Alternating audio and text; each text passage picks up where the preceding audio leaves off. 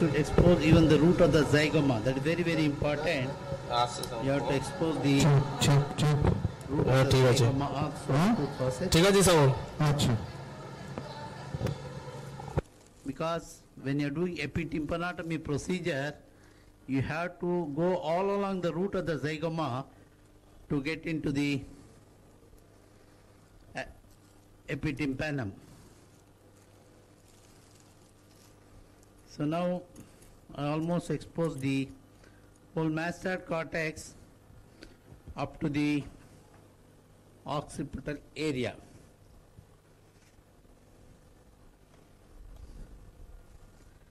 And I'll go to the neck to expose the jugular vein.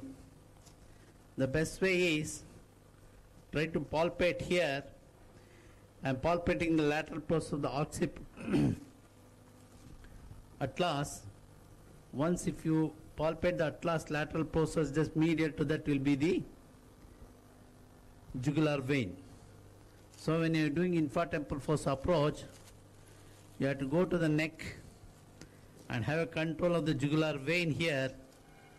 So now I am palpating the occipital area, that is the lateral process atlas. So just medial to that will be the jugular vein. That I'll show under the microscope. I'll put a retractor here.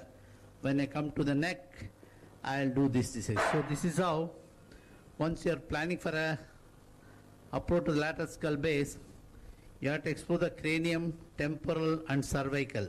All these three you have to expose. Now let us start with the temporal dissection. This is a sternocleidomastoid muscle. Should detach it from the anterior border. Now this is the mastoid tip area. That is the tympanic plate.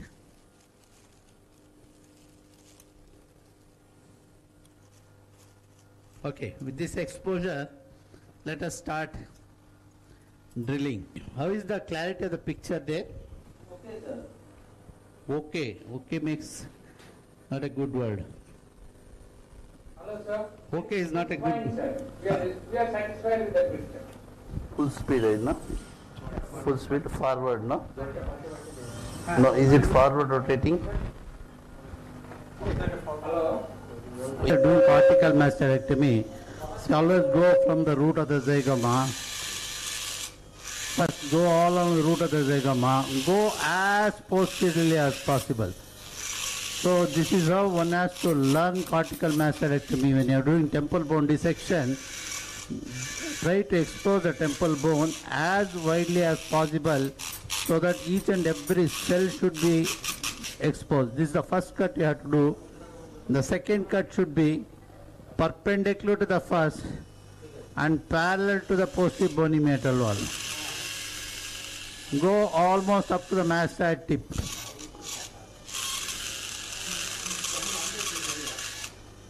This is the second cut, should be perpendicular to the first one and parallel to the black item.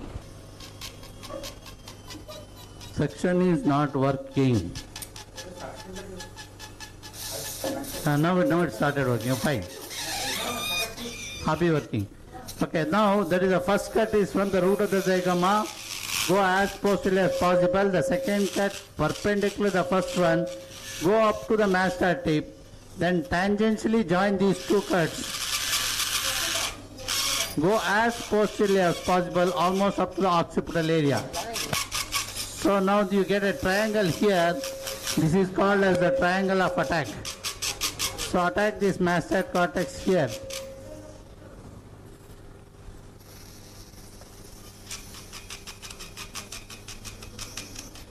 So now can you see this? This is called as a triangle of attack. So go deeper this and remove all the cortical bone over that. So always when you are doing a cortical mastoidectomy, try to do a very wide opening and then go to the antrum. Don't try to make a small opening and get with a problem. Always you should make a very wide opening, and also you should be able to see the 360-degree rotation of your ball tip, so that you should know what are the structures it is drilling. So if you see that already I have the sinus is very anteriorly placed sinus. Can all of you see that? So that's why when you make it like this, so you'll know what are the structures your ball tip is drilling, and also you will be very safe. So if you make a small opening, then you will have a lot of problems. And also here the dura is also very low line dura. Can you see the dura here? So low line dura, anterior placed sinus. So that will be a problem for me throughout the procedure. But anyhow, let me try my luck.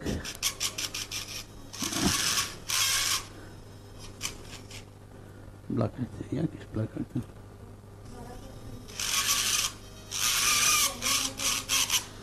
So whenever you are opening the antrum, always this is the spina fenlae, stay superior to the spina fenlae so that it will be very safe. Don't try to come inferior to the spina fenlae in this direction. I have seen so many cases of this iatrogenic fascial palsy. Invariably the surgeon will go and hit the fascia now in this direction. They will go inferiorly here. I don't like people disturbing. Too many disturbance. Okay. So you please don't talk. So now you have to go inferior. Usually this is spina fenlae. What I have seen in most of the cases of iatrogenic fascial palsy, not most of cases, almost all the cases, the surgeon, instead of going here, the antrum will be superior, that is superior to the spina fenlae. They come inferiorly here, they keep on drilling here, they don't get the antrum, straight away they go and hit the fascia now there.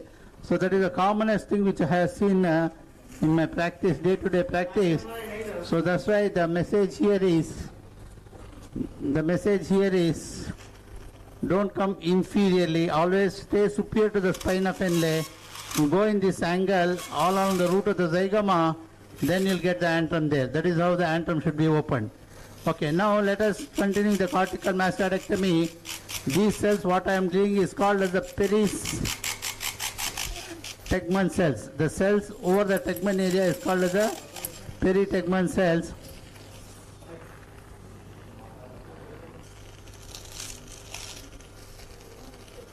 And these are called as the sinotural angle cells. Unfortunately here the sinus is very anteriorly placed. So I should be very careful throughout the procedure here. Can you see the shadow of the sinus here? Like I do. Because it is getting heated up. Now go up to the tip cell here.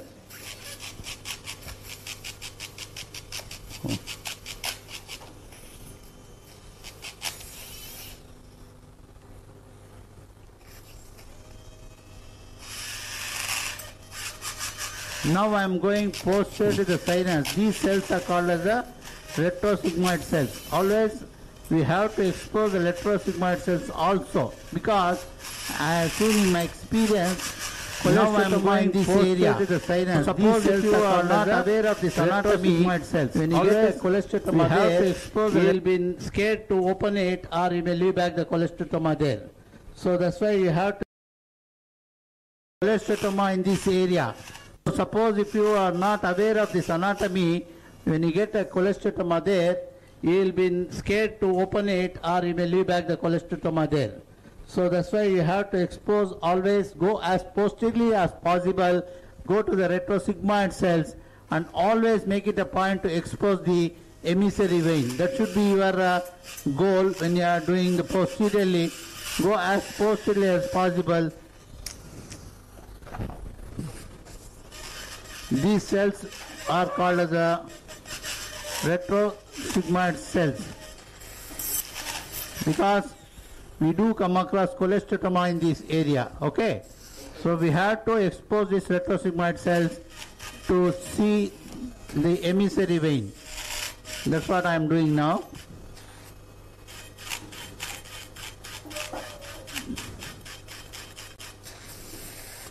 Can you see the emissary vein coming into the view there? See, that is the emissary vein. Hello? Beautifully you can see the emissary vein. So always you have to see the emissary vein posteriorly, so that you should know where the emissary vein is there. Particularly when you are drilling this area to remove the cholesteatoma, you should be in a position to make out the emissary vein. Okay, that's why always I teach that you expose the emissary vein as near its origin and where it will go and join the sinus. We do come across. And also when you are doing the ear surgery, always you should have bone wax.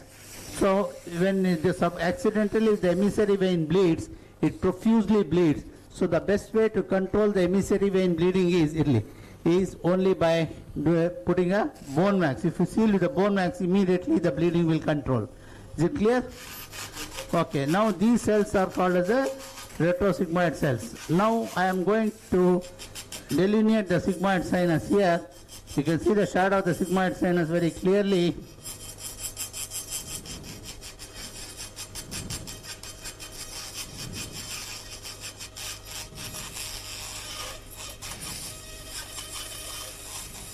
Nicely you should delineate the lateral sinus, the contour of the lateral sinus.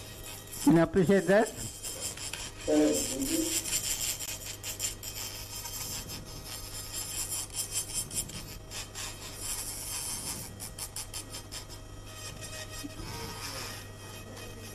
This is almost the transverse sinus here, okay? Now you'll get the transverse sinus here, huh? This is the synodal angle. You have to open up the synodal angle cells. Now I delineated the sinus here very clearly, huh? And I will show you how to ligate the sinus, huh? So when you're doing an infratemporal force approach, you have to ligate the sinus. Earlier you used to ligate the sinus. Nowadays, Professor Mariason has got a good technique. What he will do, he will expose the bone, only half of the sinus, and the bone will be there over the another half of the sinus. In between this bone and the sinus, he will pack with a surgical layer by layer, so that controls the bleeding.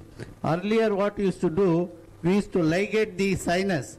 How to ligate the sinus also I will show you. To ligate the sinus,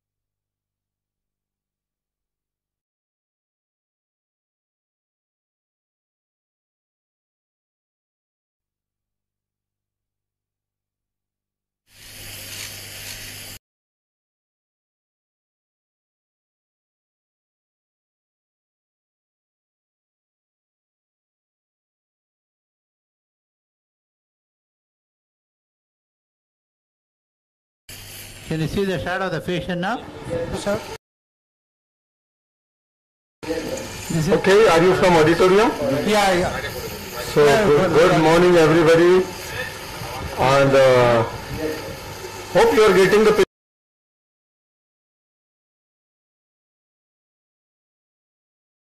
picture. Yeah, we are getting an excellent picture. Yeah, now. Which picture? Now, end of picture, sir. Okay. So first of all, sorry for the morning delay because of some technical issues on the Now cadaver. you can see that. For the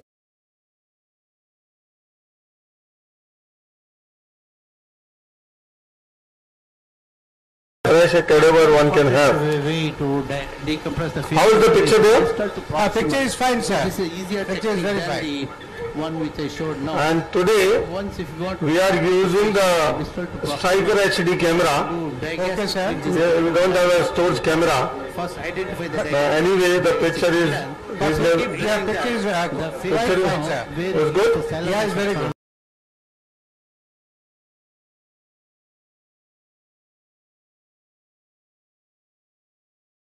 and blends with the facial now. Son, Professor D.N. Munshi and Dr. Purnanda Vikas Rai. Hello. Hello, sir. Good morning, sir. Good morning. So hope the yesterday's session, though we ran till late evening, but we could cover the variety of cases, complete surgical techniques. So follow the digastric tendon, automatically get the fascia now. Which voice is Here, coming? From distal to proximal. Which you can voice go is and coming? decompress Voice? the fascia. Is it clear? See beautifully you can see the anatomy there. Now I will remove a little more bone there and then take a diamond bar tape and nail goes. Hello. Yes, sir. So today our plan is to start with which are very important to us clinically in our day-to-day practice. The exploration of anatomy of those areas like pterygopalatine fossa, parapharyngeal space, infratemporal fossa. Like yesterday I told you we'll show the Lothrop, the various draft procedures, some flap, then the anatomy of the cellular and supracellular region, the cavernous sinus, Okay. and then the Decompression means you should not some of the relevant anatomy related to the cranial nerves, and we'll show all the decompression. surgical techniques proposed for the endoscopic skull-base surgery, all the surgeries or the approaches in the sagittal and coronal plane. Again there are chances that it may damage the fascia now. वो volume बंद नहीं हुआ That is the boss discrimination of वो surgery. Volume बंद कराओ ना Never try to drill through and through. Take a diamond bar tip. Make a thin eggshell type of bone over the.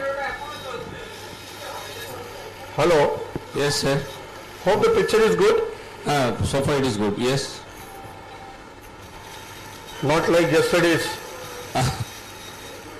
but to us the picture is brilliant here in the theater Beautifully, you can see the origin. and of I the hope flora. it should go good. Can you see that?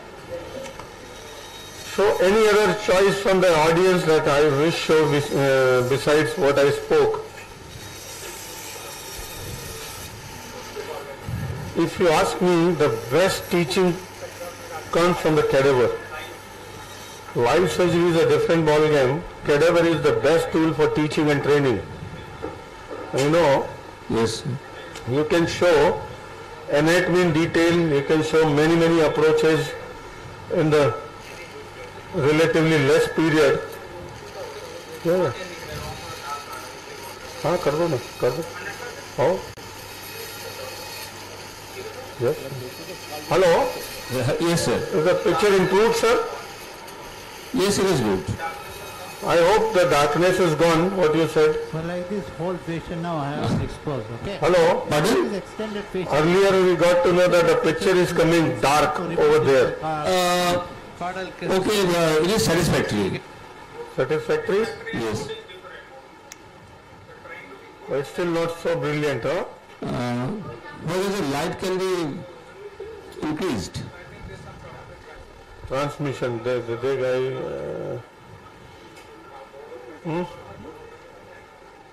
Dinesh No, Why? cavitator. Light is full. Yes, it is better now. Better now? Yes, yes. So now to begin with the anatomy on this side, or the nasal cavity, what we see here is the nasal septum, Yes. the inferior turbinate, Right. and below the inferior turbinate is supposed to be the inferior meatus. We all know the inferior meatus contains one anatomical structure, important structure in the inferior meatus that we all know is a nasolacrimal duct which opens in the inferior meatus. Can you see here? If Yes, you it go is. in the inferior meatus, it opens in the roof of the inferior meatus 1 centimeter from the Yes, anterior attachment of the, There is movement, yes. see the movement Yeah. and palpation of the lacrimal region. Okay? Yes, sir. Now, then this flat area, we call it as the atrium in the lateral nasal wall. This contains the medial wall of the maxilla. Then behind the prominence, if you go to the prominence, this one belongs to the nasolacrimal duct. Then the next one, we saw in detail yesterday also, that is uncinate process. Can you see? Yes, yes, sir. The only mobile structure in the lateral nasal wall. Then this is middle turbinate. I did a micro fracture to this middle turbinate to stabilize it along the septum. Can you see? It has got three parts. The first part is in the sagittal plane. You see that? Yes, sir. Vertical It part. takes an attachment anteriorly to the frontonasal process and posteriorly up there like we saw yesterday. It goes to the cribriform plate at the junction of medial and lateral lamella. Then the second part lying in the coronal plane. We all know yesterday we saw that ground lamella. Yes, yes. It turns laterally like this. This is turning laterally to insert on the lamina papyracea. And this differentiates anatomically, physiologically the anterior group of cells Yes. from the posterior group of ethmoidal cells. Yes, sir. This third part is lying in the axial plane. See that? Yes. Going right most of the time takes attachment to the medial pterygoid plate or the perpendicular plate of the palatine bone. It goes up to the nasopharynx roof even. Coena. Now, this next prominence behind the uncinate is the bulla ethmoidalis. And this is a two-dimensional slit-like opening between these two is the Infundibulum. hiatus seminaris inferioris. Yes. Between the bulla and the middle turbinate, there is again a fissure kind of an opening, that is hiatus seminaris superioris. This hiatus seminaris inferioris opens laterally into a three-dimensional space, that is infundibulum, into which laterally opens the maxillary sinus ostium. So in a normal situation, unoperated nose, you don't really see any natural maxillary sinus ostium. Sometimes you see some openings because of the lack of the bone in between, that is composed of two layers of mucosa on both sides, that too opened up, that are fontanelles. Those are punched out defects in the medial wall of the maxilla or the lateral nasal wall, sometimes anterior to uncinate as the anterior fontanelle and posterior to that as the posterior fontanelle. Okay? Going behind, see that? That's the Eustachian tube region, and this flat area anterior to Eustachian tube belongs to the medial pterygoid plate.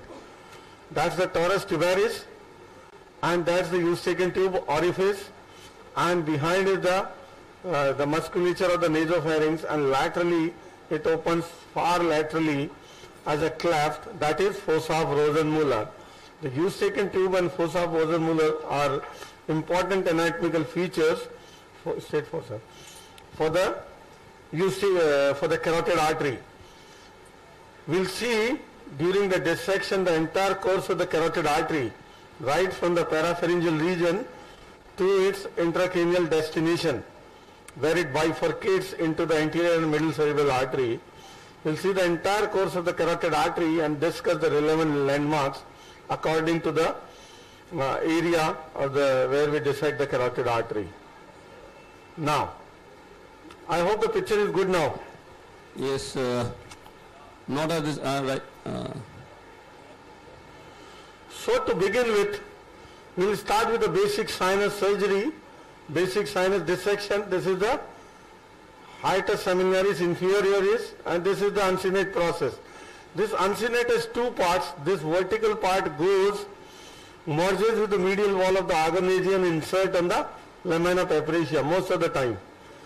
And here it turns into a horizontal part which goes to a variable distance behind, merging in the inferior turbinate and sometimes even taking an attachment to the perpendicular plate of the palatine bone. This palatine bone pterygoid process are very important anatomy for the skull-based surgery, and there are lots of important neurovascular structures related to these structures. So we'll discuss in detail the region of the palatine bone and the pterygoid process. Yesterday we saw the pterygoid process that we removed. Welcome, Madam Dr. Mondol. Pardon? Associate Professor, NIS Anatomy Department, NIS Medical College. You also join as chairperson of the session. So yesterday we see the pterygoid process, such an important structure in angiofibromas surgery, and we removed it completely. Now, to remove it uncinate, there are many ways to do it. Like yesterday I showed you, this is not a proper backbiter. You are not having the yesterday's backbiter, you are having. You need to have a sharp backbiter. The best one is the Nagashima, which you are not having for the cadaver. Anyway, you make an opening into this, open this three-dimensional space. Now this three-dimensional space is the infundibulum. And herein, laterally, if you see carefully, what is there which is opening? Can you see something? Yes, sir, maxillary ostium. That is the natural ostium of the maxillary sinus. So, you can imagine how fresh the cadaver is. It is literally bleeding. Sir, if the light can be increased a bit more. I don't know, that's why. This is... Sometimes it is good and sometimes not that. Yeah, that's because we don't have a Karl Storz HD camera today. This is the full white from the striker camera. We know that a striker cannot beat the Karl Storz in any respect. That's the natural axillary ostium. I remove the lower part of the uncinate process. Yes, sir. Now, like yesterday,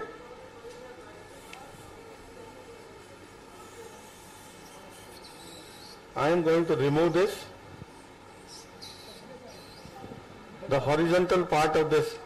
Uncinate. Yes. To complete this middle meatal antrostomy. Like take to bottom. See that? That is the maxillary sinus ostium.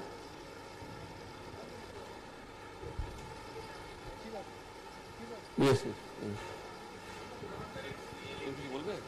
उधर dark जा रहा है. Because this camera cannot give that kind of output. No, ঠিক আছে. See, that's the natural maxillary sinus. So light is good now. It's good now? Yes. Oh, something really good. Really good, sir. So now what we are doing is, I'm widening the ostium, and you know, where can we widen the ostium? Anteriorly the nasolacrimal system, we can bite through.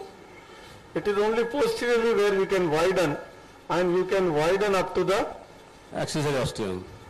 accessory ostium if there is, you can include, or you can widen posteriorly. See, this is the bone here. That is part of the perpendicular plate of the palatine bone. You can widen at that expense even up to the posterior wall of the maxilla. Go through biting, you know. Straight.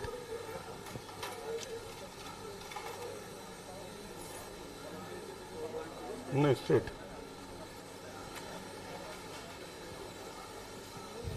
Straight through biting. निकाल लेते हैं. So the picture is improved, huh? Yes. Better? Much better.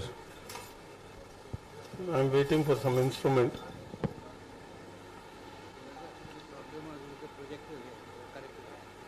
See this? That's You can widen at the expense of this perpendicular plate of the palatine bone. Can you see? yes, sir. As much as you want. Okay? Okay. So that is middle meatal antrostomy. Behind that is the bullite modalis. And that's how we discussed in detail yesterday about the variety of middle meatal antrostomies. Sir, when you are enlarging the ostium posteriorly, Yeah. this is in no way going to injure the sphenopalatine. Yeah, stenopalatine is far behind still. Okay. See, you see the posterior wall of the maxilline view? Yes. So how can it come before that? It is coming from behind the posterior wall of the maxilla. If you are keeping the posterior wall of maxilla in view, this cannot come. Okay, sir. Okay?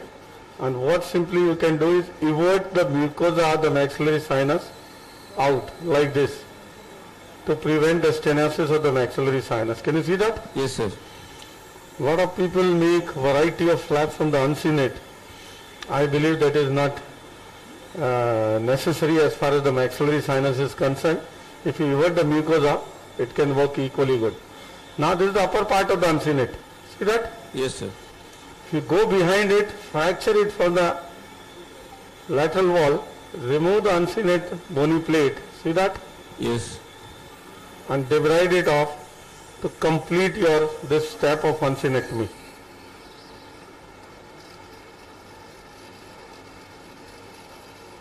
See that? This is a very, very important step. At the beginning of surgery, you can reach your lateral limit of your corridor.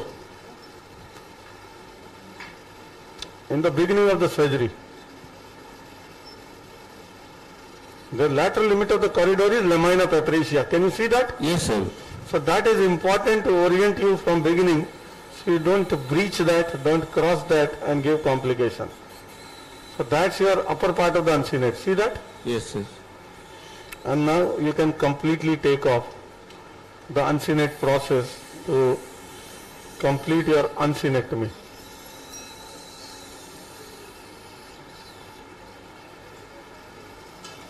See that?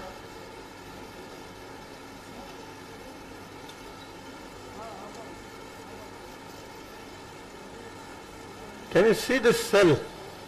There is a small Agonese cell, Yes, sir. not a big one in this particular cadaver. That's the uncinate process, the upper end, which is going laterally to insert on the lamina papricia. Can you see that? Yes, yes. Yesterday I showed you for the frontal sinus. So it is what we usually see. It is located at the axilla, near the axilla of the middle unit. What? The agonese. It is Agonese is just here, Yes, just yes. anterior to the attachment of the middle turbinate, which we Yes. call it as this is axilla. Yes. Agonese is just anteriorly here. So this cell, see this cell. If I open it up thoroughly, this is agonese. Can you see that? Yes, sir. See Yes, this sir. cell? Oh, I opened it thoroughly. yes, yes. So that's the agonese, and that is where the medial part of the uncinate merges.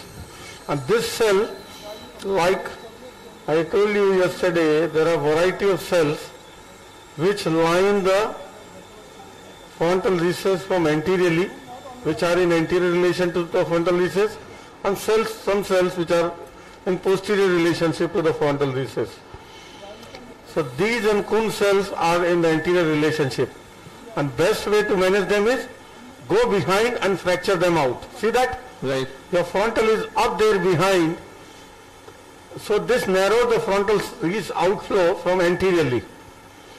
So best is to go behind and fracture it out. See the bullite modalis? Yes. That's the lamina papricia, Yes, sir. where the agonese in the bulla insert. The moment you remove the uncinate, you reach your lateral limit. Okay? Right. Here now I change to 70 degree. Kind. And show you some of the important anatomy. Go there.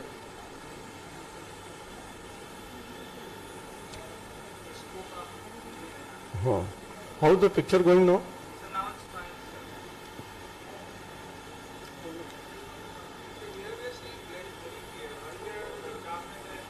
Still there is darkness?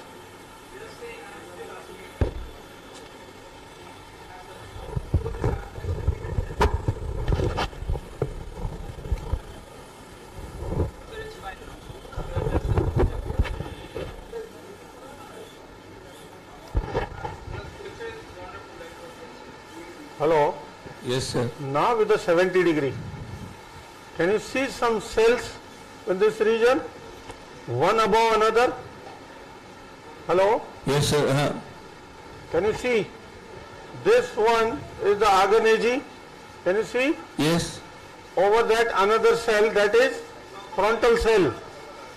If it is not going beyond the level of the beak, that is type 1 frontal cell. Can you see? Okay, sir. Okay. And medial to this, if we fracture all these, see like this, if we fracture all these and remove, your frontal outflow will be widened. Can you see that? Yes. You have to go behind laterally and fracture them out. See like this. Okay? And see your frontal, you can see the glimpse of the frontal sinus up there. The frontal outflow will be widened. So I will remove them.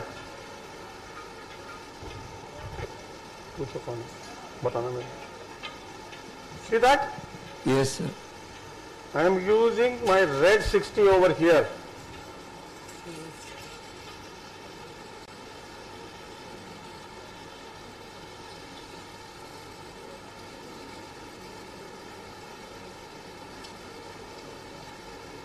See these cells? If you flush them with the lamina papyracea, see here.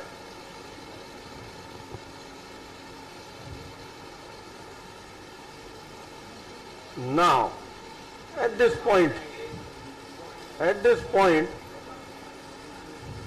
see when they are flushed with the lamina papyracea.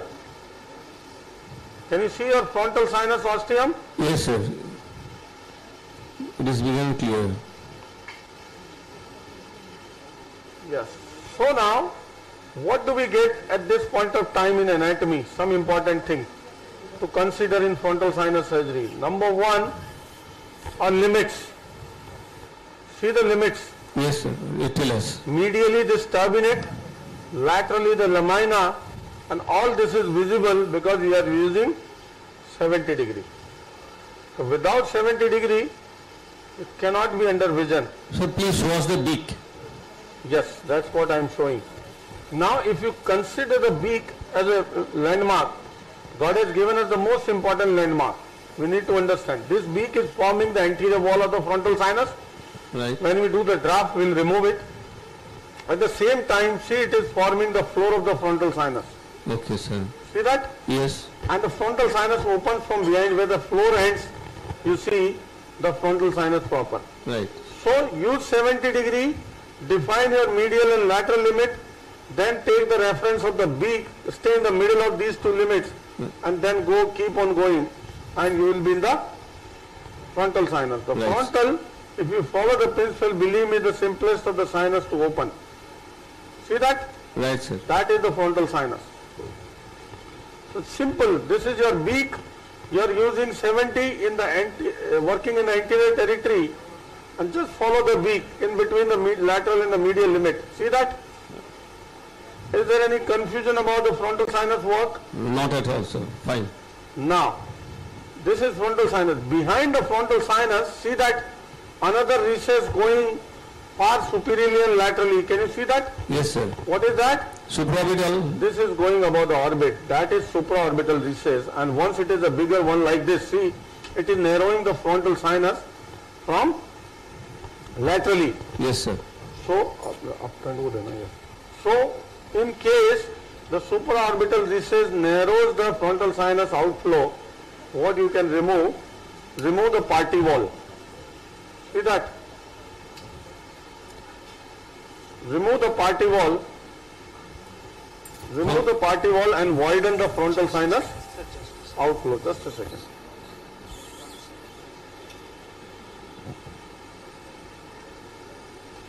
See, if I remove this party wall, you can widen the frontal sinus at the expense of removal of this party wall. Yes, sir. Join the supraorbital with the Frontal sinus. Okay. yes. This is a cadavers to show anatomy. I am removing the mucosa as well. Like yesterday I showed the mucosa is the most important thing. But here our aim is to demonstrate anatomy along with the approaches. So that's the supraorbital cell and that is the Frontal sinus osteo. yes. Frontal sinus. So you can further remove this party wall and widen the ostium to as big as you want.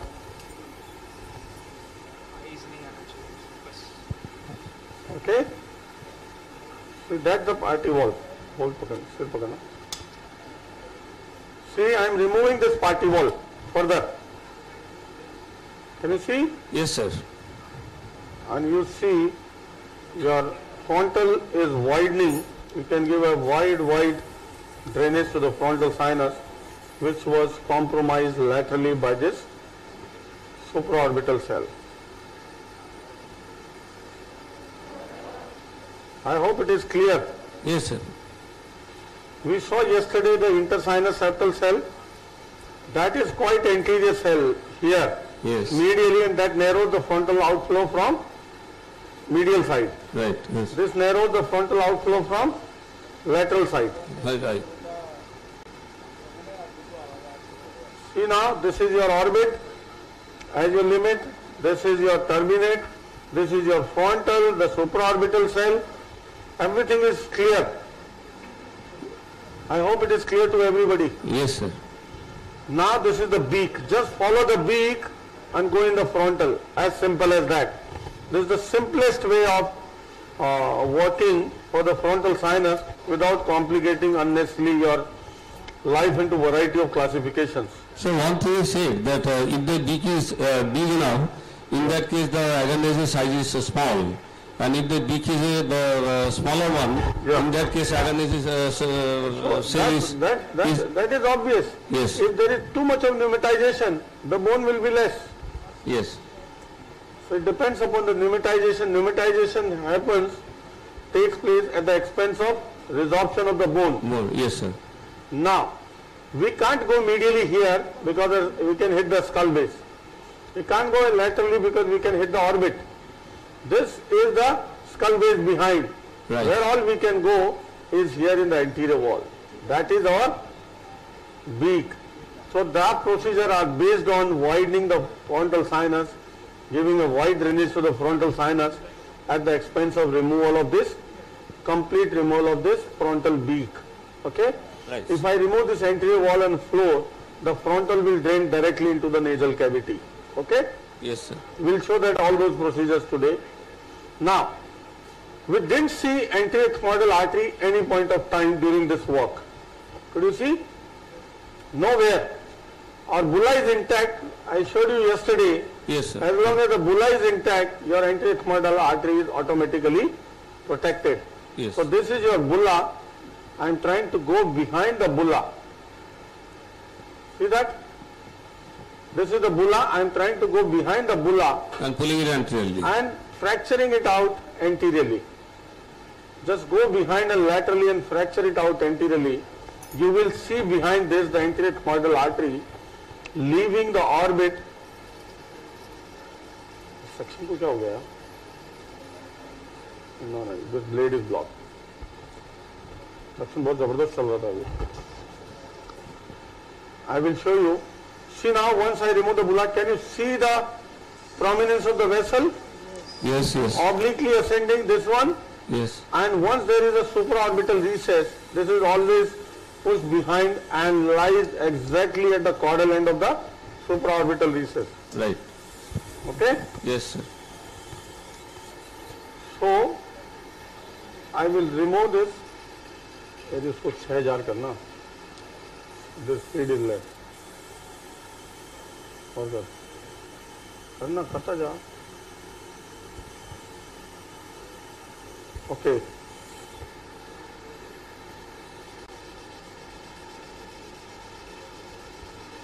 See, I am removing this bulla completely to expose our skull base.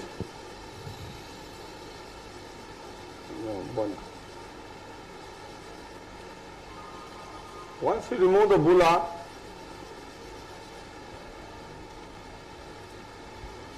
your skull base, the anterior model skull base opens up. See the lower part of the bulla? Yes, sir. And see where the bulla lies in relation to the lamina papyracea, which I am exposing here, being a cadaver. In the live surgery, you have to preserve all mucosa, like I showed yesterday.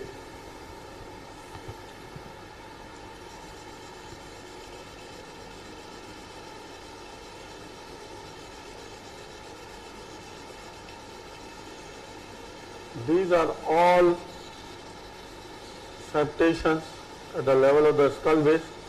And you know where the artery is? Behind.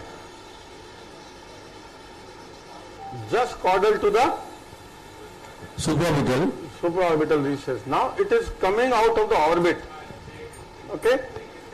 It leaves the orbit at the confluence of superior oblique and the medial rectus muscle. Yes. See, I remove this part of the lamina to show you. This part I am going to remove. And see this entire vessel canal. I am showing you the anterior model canal.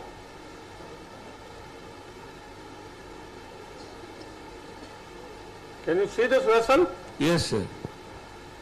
That's a neurovascular bundle. Yes. The nerve is an anterior model nerve, branch of the nasociliary nerve, and vessel is a branch of ophthalmic artery. Yes, sir. See that? Yes, yes.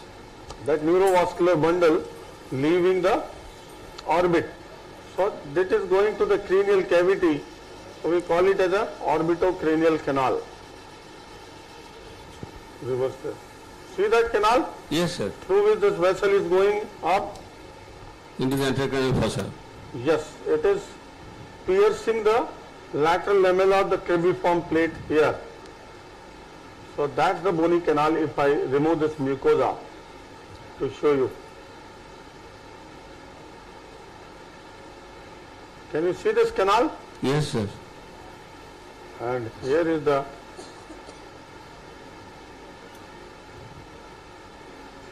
that's the vessel. See that? Can you see the vessel as well as nerve both? Yes, sir. Neurovascular bundle, yes. Yes. At this point. So I will remove the rest of the mucosa in this region with the reverse blade. That's the adenoid blade.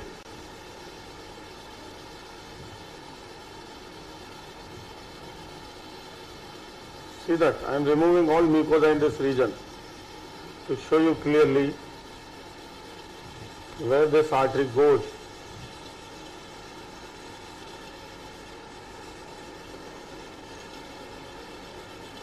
See this vessel clearly now? Yes, sir. The bare vessel. That is the supraorbital recess, and just caudal to it, that is the anterior ethmoidal neurovascular bundle. Yes. And it pierces the lateral lamella here, and at the same point, the close vicinity here. If the close vicinity, this middle turbinate, see that? Right. It takes the attachment here. Can you see? Yes, sir. It takes the attachment at the junction of this lateral lamella and the horizontal lamella of the cribriform. See the middle turbinate? It is taking attachment here. See that? Yes. So we have to be careful in manipulation of this turbinate, particularly at a higher level.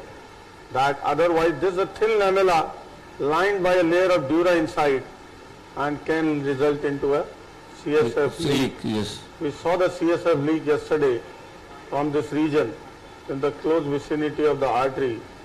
See that? That's the dura lining on the other side.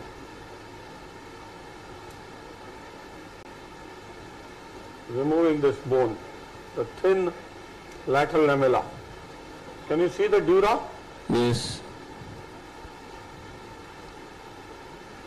See, that's the dura Yes, yes. lining the lateral lamella. So this is the bone here. This is where the turbinate was attached, and this is where your artery is piercing. This artery is a branch of ophthalmic artery. See the vessel clearly now? Yes.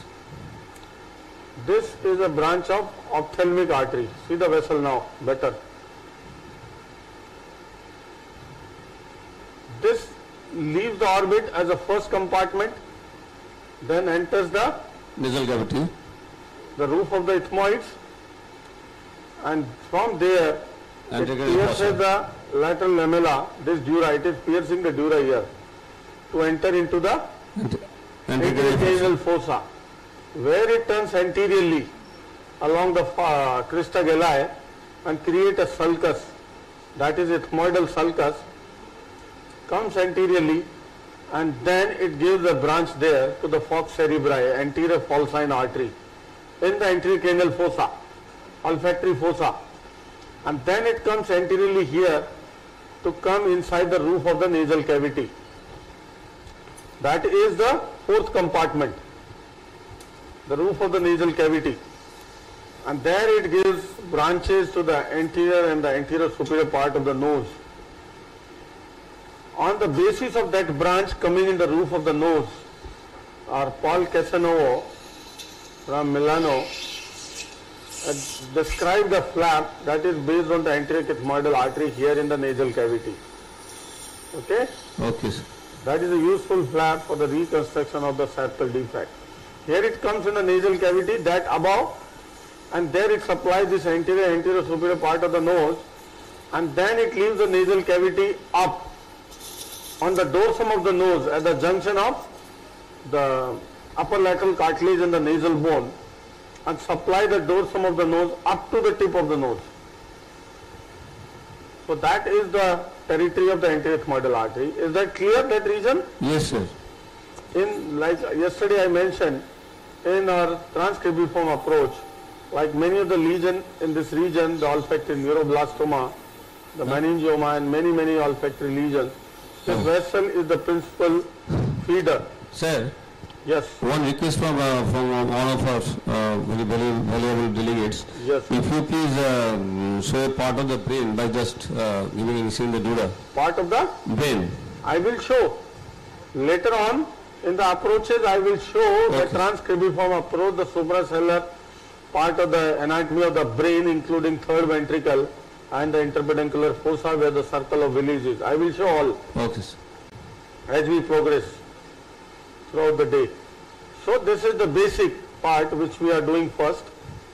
I hope this about the anatomy of the anterior ethmoidal artery, everything is clear. Yes, sir. Now I switch back to the 0 degree.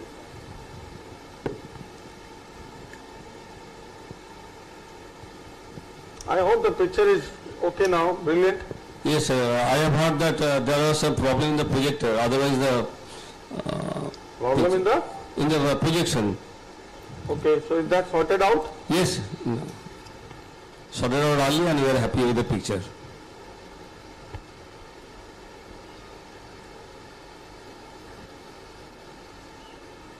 Yeah, there is a question from Dr. Amol Deshpande from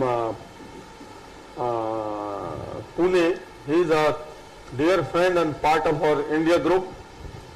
He is a very committed surgeon, and his question is to show the transcribiform approach. Amol, we are definitely going to show you in detail.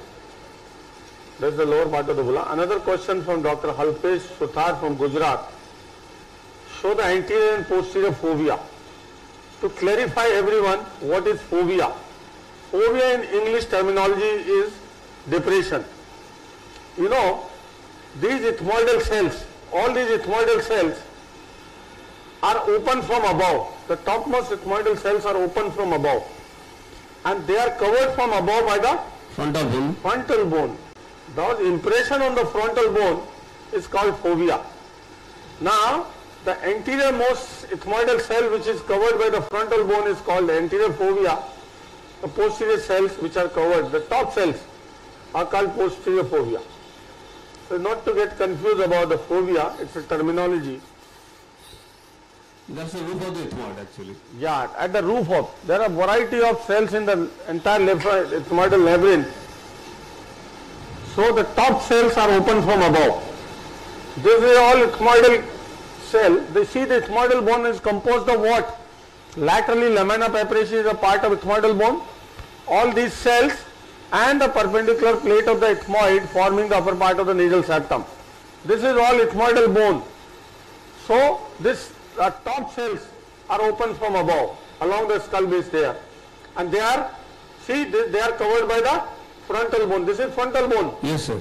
It's covering the top ethmoidal cell, and that is known as fovea. See, this is the anterior most cell here, so that is called anterior fovea. The posterior cells are called posterior fovea.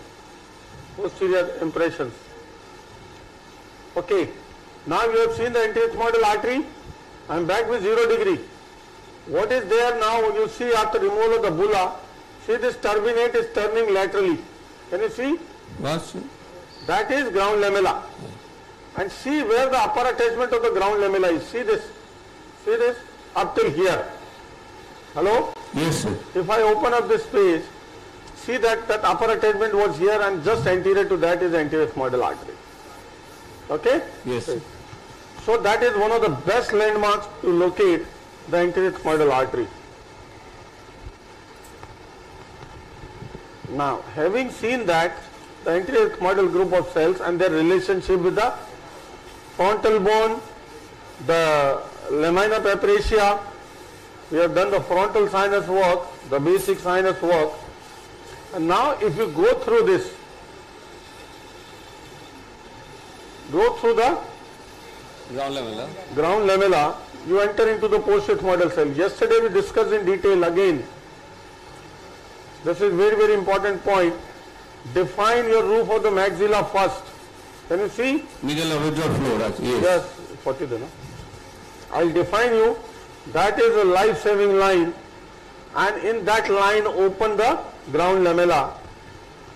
Before doing the post-ethmoidectomy, first define the posterior limit of post-ethmoidectomy, and then go ahead with the post-ethmoidectomy. So during that step you don't damage anything. See, that is the orbital floor, just to define you. I hope it is clearly visible. Yes, sir. That is the roof of the maxillar, floor of the orbit. Okay? Yes, sir. Now at this point, we'll enter into the ground lamella to go inside the post-ethmoids. Okay? At this point, I will enter into the post-ethmoid. Yes, sir. The safe zone of entering the post-ethmoid through ground lamella. Yeah, that is the safest site. And to inferior medial. And then stay medial to open up some important anatomy. Can you see the superior turbinate now? Yes, sir. Before doing posterior ethmoidectomy, I wish to see my posterior limit, and that is your sphenoid sinus ostium. Define your posterior limit and then go ahead with posterior ethmoidectomy. Now see, this is superior turbinate. Yes. And this is nasal septum. Yes, sir. Your sphenoid sinus ostium opens along the nasal septum. So first of all, I will remove this superior turbinate lower 1/3. Yes. To open up this sphenoethmoidal recess. See that? Okay. Now can you see the glimpse of the sphenoid ostium? Yes, sir. Partly can be seen. Yes. Yeah. See, always define your life-saving line. See that roof? In plane with the floor of the orbit. Can you see? Yes, sir. Exactly. See that? Both the things. Yes, sir. Idea is not to go above this level to open the sphenoid sinus. See Right. that? Yes, sir. In the same plane. Either in the plane or below, and always go flush with the septum. See that? Yes, sir. Not flush with the turbinate. Now you can widen it laterally, medially, superiorly and inferiorly. You have to be careful. Superiorly it is close to the planum. See the sphenoid cavity, and inferiorly we know is a very, very important structure. That is the septal branch of the Sir. sphenopalatine artery. Yes, sir. One question, sir. To see the lateral, inferior, medial or superior limit, of the sphenoid sinus, whether any probing is required or not. Limits of the sinus. Yes. For what? Now, for extending the sphenoid sinus ostium, how far I will go laterally or inferiorly? Yes. For So, the ball see, field, I will show you. At this point, you first see the sphenoid sinus, yes. then carry out your post-sigmoidectomy quickly. Now there is no fear of damaging anything behind as long as you stay anterior to the sphenoid sinus ostium. See that? You can remove everything confidently without fear of damaging anything. See, I am defining the skull base, removing all the mucosa. So once you reach, after having done the post-sigmoidectomy, once you reach the level of the sphenoid sinus ostium, then comes your question about widening. See this, I am removing all this mucosa to show you the clear bony landmarks.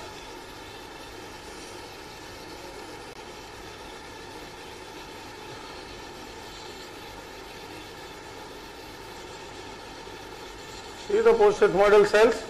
Yes, sir. And see, at every point of time we are anterior to the sphenoid ostium. At no point of time we are supposed to Go beyond it. go beyond it. See that? Yes, sir. Just to show the clear landmarks, removing the mucosa, being a cadaver. See that? Yes, sir. That's a part of the superior turbinate. Now see, that's a classical example. That's the sphenoid sinus ostium. Suppose we keep doing post-sigmoidectomy without this, looking at this limit. Like keep going behind. Where can we go? Can you see what is there? See something? Yeah. See, that is the plane of the sphenoid ostium. And Yes. see there behind. Yes, yes. If you keep doing post-sigmoidectomy without taking into reference this plane of sphenoid ostium, Only cell there. Okay. yes, there is a onodi, one of the post-sigmoidal cell is going Yes. beyond. Yes. And see this optic now, which normally lies in the posterior wall of the posterior superior lateral wall of the sphenoid sinus, is coming to lie in the ethmoidal sinus relationship. Right. See that? Yes, yes. That is what Onodi described, and that's an important thing. So before doing post-sigmoidectomy, see your posterior limit. Even if it is Onodi, you are not going to damage. The optic nerve is never going to come anterior to the plane of the sphenoid ostium. Okay? Okay, sir. So that's why that's a great landmark that you see the sphenoid sinus ostium first, straight, and then go beyond. Okay? Right. Now, I will widen it at this level to show you something. That's the posterior wall of the maxillary sinus. See clearly? Yes, sir. Now at this point, see the floor of the post-sigmoid. Many a times, if you don't thoroughly examine, you leave the cells behind. We have to excentrate all these cells in a comprehensive work. 40. See that complete post-sigmoidal cavity. Right. 40. So before doing the sphenoidal work, finish off your work, stay anterior to the sphenoidal ostium and then go beyond.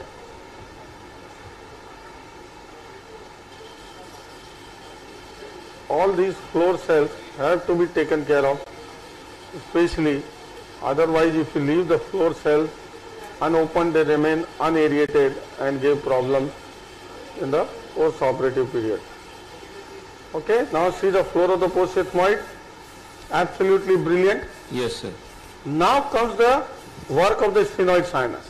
Okay, now yesterday you were asking about the sphenopalatine artery. See this, the maxillary sinus. See, that's the perpendicular plate of the palatine bone. Yes, sir.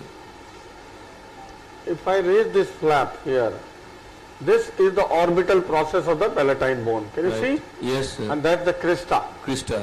Below it, yes. Yes. And if you elevate this flap, behind the crista, that is the vessel.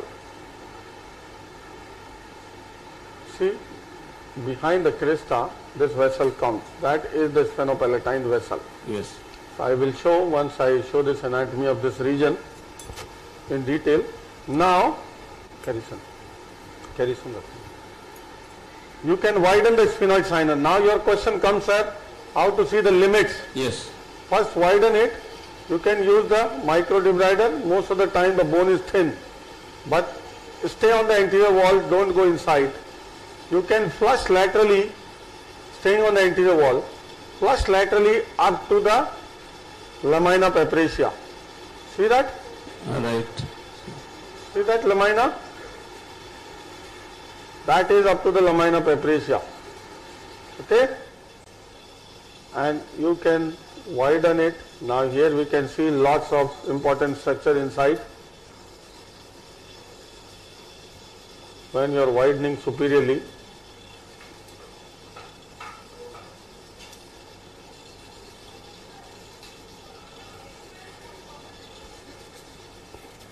can you see the optic now? Yes, yes. Carotid artery, some more landmarks inside. Yes, sir. Section done. I will show all these landmarks, what all these are. Sphenoid sinus is like a universe in skull-base surgery. As almost all approaches in endoscopic skull-base surgery pass through the sphenoid sinus, and relation of the sphenoid sinus with the surrounding neurovascular structure is very, very important to understand for a promising skull-base surgeon. See that? What all you see?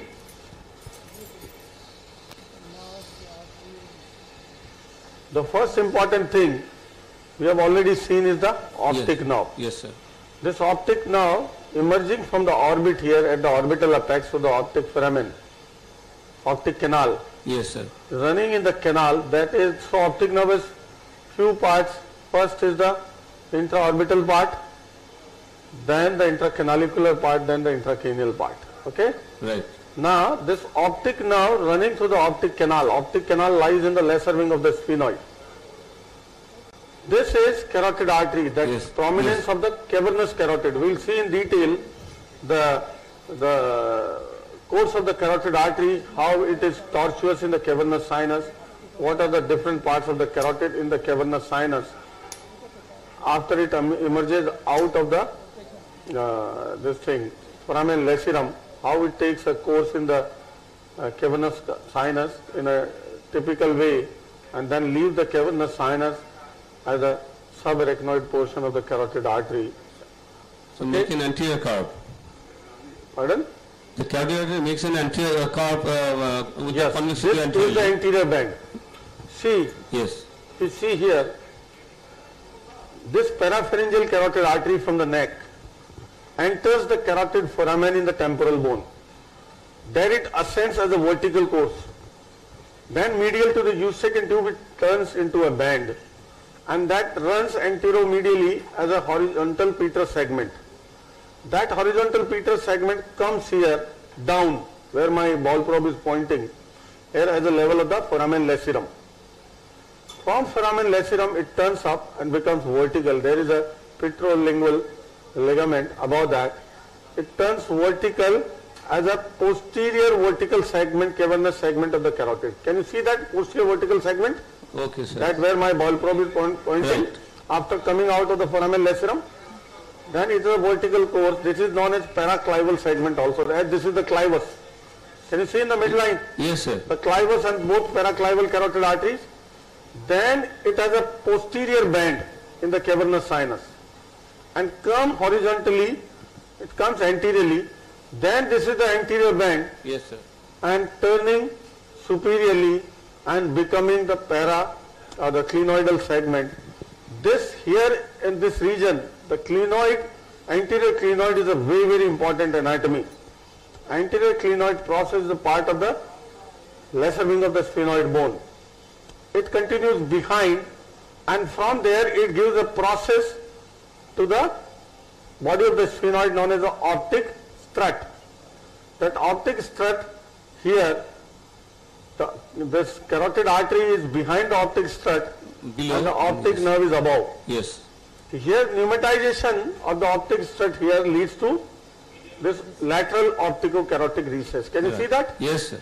This optic strut separates the optic nerve from the superior orbital fissure anteriorly. Yes. Superior orbital fissure is below the level of the optic nerve, separated by the optic strut. Okay? Yes. This is the anterior band of the cavernous carotid, which goes here in the relationship of the anterior clinoid process. This gives two folds of dura as the carotid artery leaves the cavernous sinus, one from the upper border of the clinoid process, one from the lower border of the clinoid process, the thick fold of dura wrapping the carotid artery, and that small segment of less than a centimeter is known as clinoidal segment of the carotid artery. Beyond that, it becomes subarachnoidal. Okay? Right. Then medial to this cavernous band of the carotid artery, this prominence belongs to the sella turcica. You see that? Right, sir. We'll see the entire detail of the anatomy of the sella and the suprasellar region as the day progresses, and that below is the clivus. Yes. Hope this is clear? Yes, sir. Very clear. Now there is a question. Dr. Permanent Chauhan from Pune defined the posterior ethmoidal artery and explained its complete course. Yes. Yesterday also I mentioned. See, this is the optic nerve. The posterior ethmoidal artery is always few millimeters anterior to it. Okay? And since the posterior ethmoidal skull base is thicker, we generally don't appreciate it. Today, let me show you the course of this is anterior ethmoidal artery. Generally, according to the literature, which is not fixed, the distance between the anterior posterior ethmoidal artery is 12 millimeter. Between that and the optic nerve is 6 millimeter. That posterior anatomy is relatively more reliable, the distance between the optic nerve and the posterior ethmoidal artery. This is, give me the stylus. I will drill this bone and show you where the posterior ethmoidal artery is running. Dr. Permanent Chauhan's question. Dr. Kailash Prasad Verma's question. Yesterday witnessed a brilliant demonstration surgery. Kindly demonstrate draft procedure, some street smart tricks to save patient as well as surgeon's life. Dr. Kailash Prasad Verma's question is valid, and I am going to show all the draft procedures today. Now, yeah. Part of the paracellular nerve. Clinoidal? No. Once it goes beyond the paracellular part, it becomes clinoidal. पानी डालना, पानी चालू करना, नहीं आ रहा, पानी क्यों नहीं आ रहा? आ गया. Now see, I am कम करने हैं. Hello. Yes, sir. I am using my stylus और कम करें. See, that is the level of the optic now. Hello. Yes, sir. I am drilling the skull base a few millimeters anterior to it to show you the posterior ethmoidal artery. Can you see something coming up? Yes, sir. Can you see something? Yeah, we can see it. White is stuck. So that question was from Dr. No, Dr. Permanent. Yes, he wanted to see the posterior ethmoidal artery. See that? This is a very, very important landmark in skull base surgery, posterior ethmoidal artery. As this is the posterior limit of your transtibiform approach, and this is the anterior limit of your transplanum approach. This is the posterior ethmoidal skull base.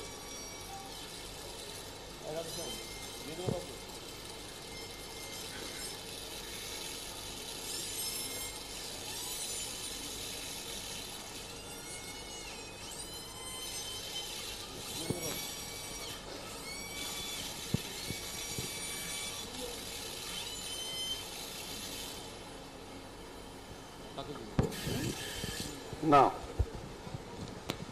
going into the orbit, So, ever to me, like we saw the anterior ethmoidal vessel, may I request Dr. Ramakrishna to felicitate Dr. P.B. Rai? See now, I am going into the orbit. Removing this lamina. See here. Dr. Ajay Arya, To show you come to chair the how the post model artery. Can you see above? Dr. Dev Rai, Can you see there? coach. The post model artery and the nerve. Yes, sir. So see, this is a thick post model skull base. Yeah. And see the level of the optic nerve. Yeah. This is buried in the thickness of the skull base over here. Okay, sir. And I just removed the lamina over here to show you how it emerges of the, see the artery there properly. Right, sir. So this is the posterior limit of the transcription approach? Yes. Okay. And So more in that- importantly, this is the anterior limit of the transplanum approach. So in that case, See the vessel? yeah, this vessel needs to be defined. Yes, coagulated. Oh, no. Thank you, sir. These vessels, the model vessels, are the principal supply to the tumors in this region. That's the advantage of Right. the endonasal approach, that you first coagulate the feeders and then go into the tumor. So you can devascularize the tumor first as compared to the transcranial approach. Can you see the vessel? Can you see the vessel? See the foramen, the posterior. See how thick the skull base is over here. Dev Rai ne kaka. Hello? Dr. DP Parekh, You see how thick the skull base is? 4 chairperson. চলে এসো sir এবার দিচ্ছি So Dr. Kailash Verma's question that I am going to show all the draft procedures today. Now after having done this basic, Sir, can you again see this posterior ethmoid? yes, Because it looks very, very far above and very, see this is the optic now. yes. Relate with the optic now. See the optic now emerging out of the orbit here. Yes, yes. See that? Yes. That's the optic now. That's the thin bore over it. That's how you do decompression. See this? This is called optic nerve decompression. If the bone is thick, you first thin out with a diamond bar, leave a papery thin bone and then fleck it out with the your periosteum, this Cottel's elevator. See that? That's the optic nerve itself. What I have done is the optic nerve Decompression, yeah. decompression. So relate the post-ethmoid with the optic nerve. See this is the optic nerve? The post-ethmoidal artery is roughly 5 to 6 millimeters. This is the post-ethmoidal artery. Yes, sir. A few millimeters anterior to. That is the most constant landmark, rather than relying on the landmark of anterior ethmoidal artery. See that anterior ethmoidal artery? Yes. That is post-ethmoidal artery. Sometimes you see the middle ethmoidal vessels, like yesterday we saw. Okay, I hope it is clear. Yes. Please clarify anything you want to see without any hesitations. We are here for this interaction, and this is a pure teaching program. You are most welcome to come out with your queries, your suggestions, whatever you want to share.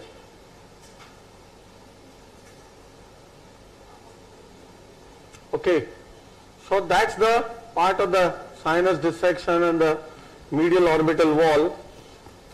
At the same time, let me speak a few words about the orbital decompression. Orbital decompression indications are very limited, but mostly we do for the Graves' disease once it is not coming under control with the medical treatment, steroids, everything, then you decompress the orbit. In that situation, you leave above in roughly 1 to 1.5 centimeter this bone close to the frontal sinus ostium, so your orbital content do not prolapse and block the frontal outflow.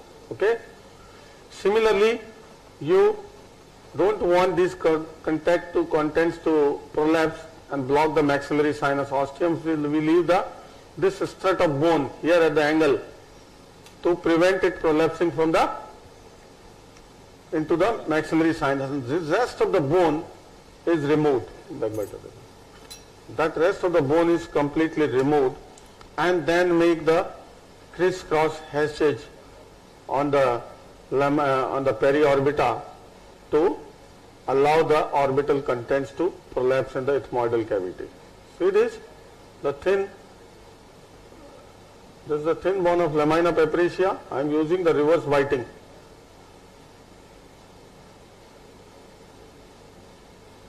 Once you are doing the orbital decompression, always come from anterior to posterior.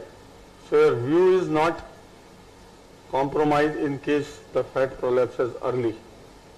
Okay? So this, and we leave this inferomedial orbital strut, that bone, to prevent the diplopia.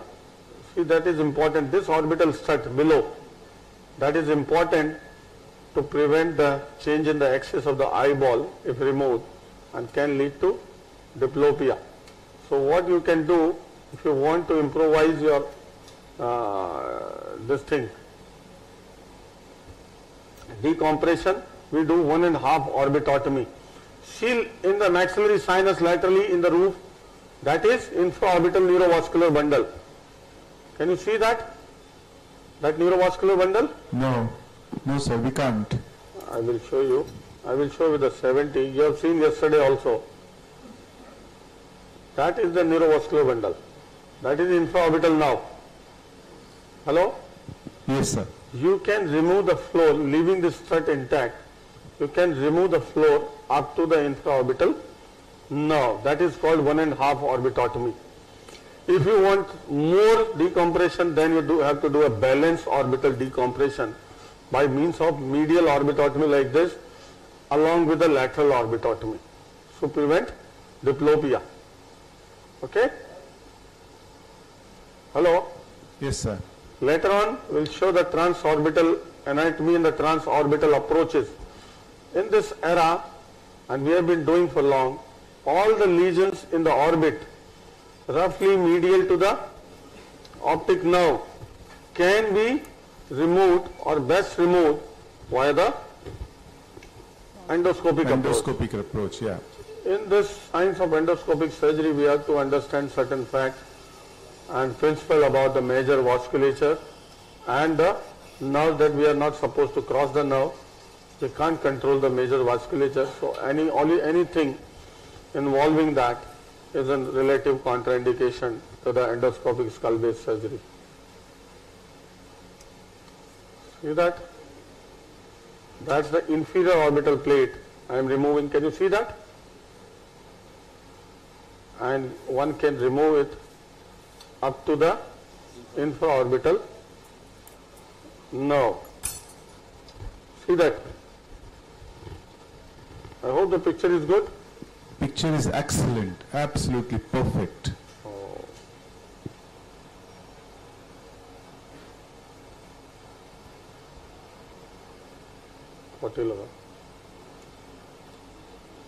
See, I removed this plate of bone, and this is up to the infraorbital neurovascular bundle, and we call it as a 1.5 orbitotomy. You see?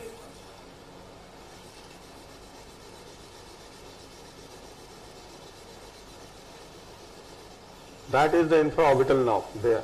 Can you see? I will show later.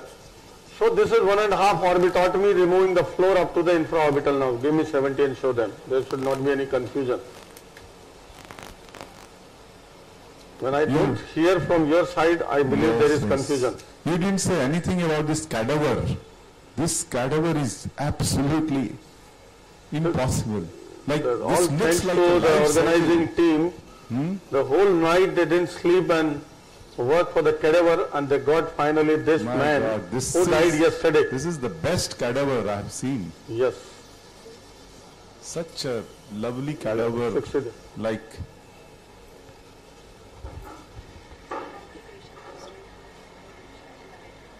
there's another question from Dr.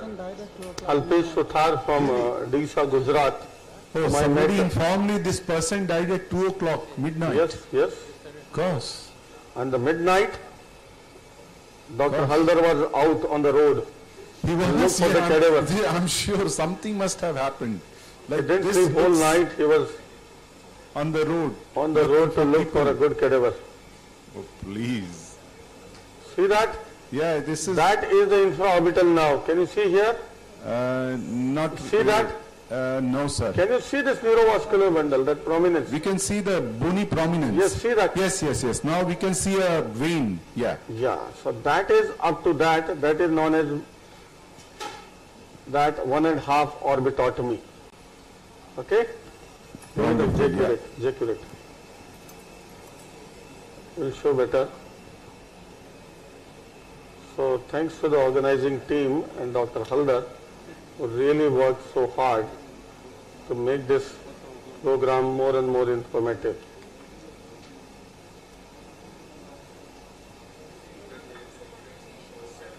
Yeah, see here, I reached to that level, and that's how the 1.5 orbitotomy is done.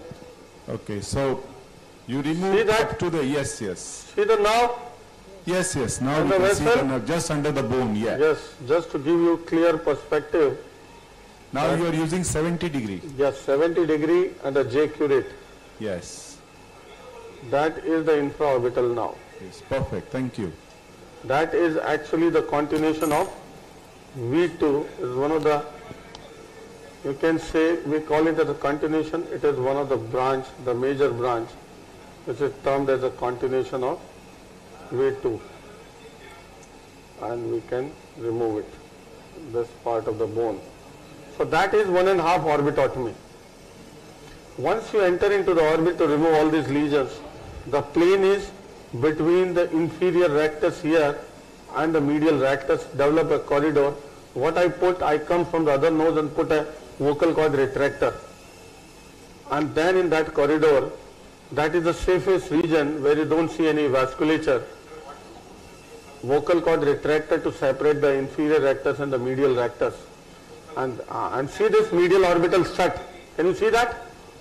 Hello? No, sir. This bone at the Which medial bone? angle of the orbit below. This is intact Okay. to prevent diplopia. Okay. Now again, when you are making cross hatches in the periorbita for the fat to prolapse, what more you can do to prevent diplopia is, you can make cross hatches everywhere. Leave that sling of the orbit. See, from here to here, leave that periorbita intact to hold the orbit prolapsing medially to prevent changing its axis. Right from here at the medial end of this strut to the lateral end of this strut. Can you see? Yes. Keep that periorbita intact, and rest of the periorbita you can remove and allow the fat to prolapse. That can give a very good decompression. It can give change the orbital proptosis by you can say 5 to 7 millimeter. But that orbital sling we keep intact. See that? That is called orbital sling. This part of the periorbita from both sides of the orbital strut. This thing to hold the orbit in place to prevent changing its axis. This is all exercise to prevent diplopia. Okay? Yes, sir. Sir, generally, Yeah, this who bone, does this? there is a who does question. this? Which part of the bone is this? Can you see this? Anybody? Which part of the bone is this Is forming the- the orbital strut? Yes. Parietal bone. Yes, that's the orbital process of palatine bone. Yes. Palatine. Palatine bone. Yes. Okay. Now coming to the another question from Dr. Gautam Purohit from Pune. Can you show the post-ethmoidal artery? We have seen Alpesh Suthar, complication in post-ethmoidal artery, damage and management. Suppose whether the anterior post-ethmoidal artery, posterior is more dangerous, the damage to the posterior is more dangerous. What happens? Suppose this artery is damaged here close to the exit from the orbit. See the anterior ethmoidal artery? Yes. If you are working here, if it damages in the middle, it gets a puncture, you can seal with a suction bipolar or press with something, it will stop. Medially, if you hit this, see this lamina is so thin. Yes. Before you damage the artery, the lamina is damaged and you get a CSF leak. Laterally here, if this vessel happens to get transected and retracted into the orbit, it can keep bleeding inside the orbit. Now see, the orbit is a closed structure.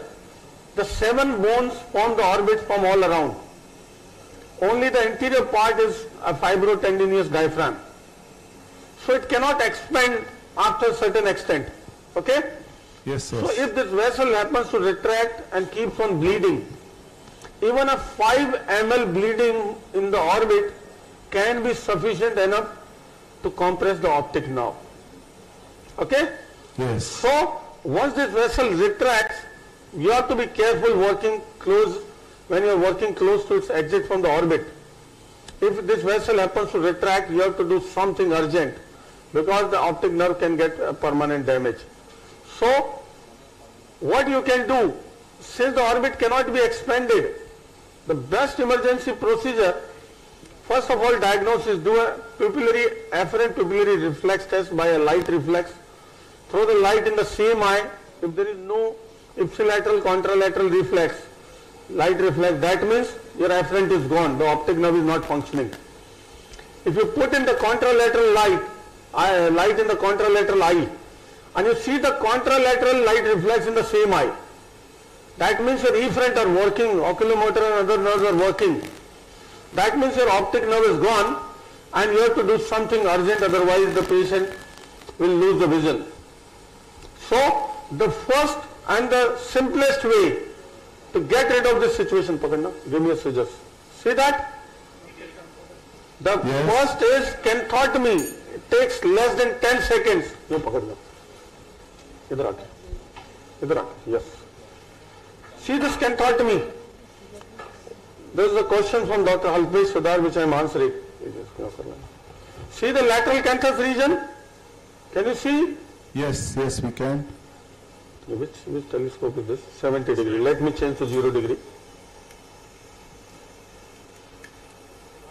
Lateral canthotomy can be done by anybody at the same time in less than 10 seconds. And what happens? It releases the globe anteriorly and the pressure is suddenly released. You can't catch the vessel inside the orbit. Can you see the lateral canthus? Yes, yes. See here. Have a catch hold of the lateral canthus here and cut with a scissor for a centimeter or so. It allows the eye to bulge forward. Can you see? Yes. And that takes care of the pressure which has built up inside the orbit. It releases the pressure roughly by 14 millimeter of mercury. You can't go inside the orbit and catch the vessel. You can traumatize more.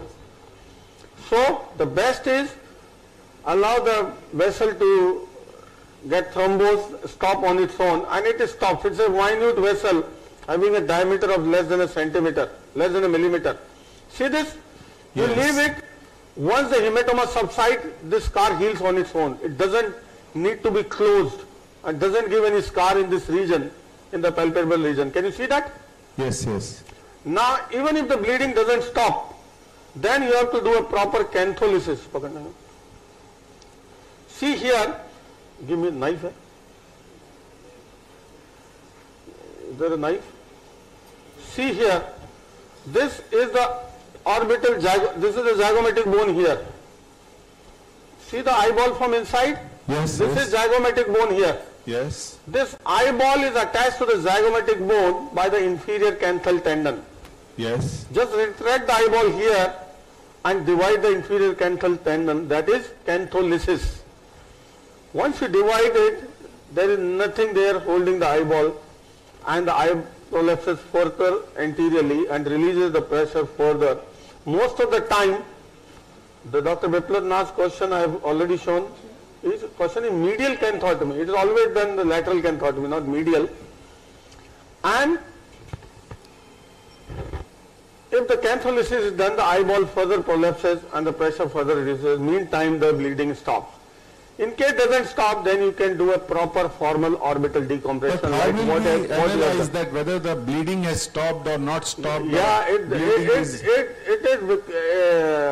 You can ascertain by means of the pressure inside the globe. Once the bleeding happens inside the globe and continues, the globe becomes completely fixed.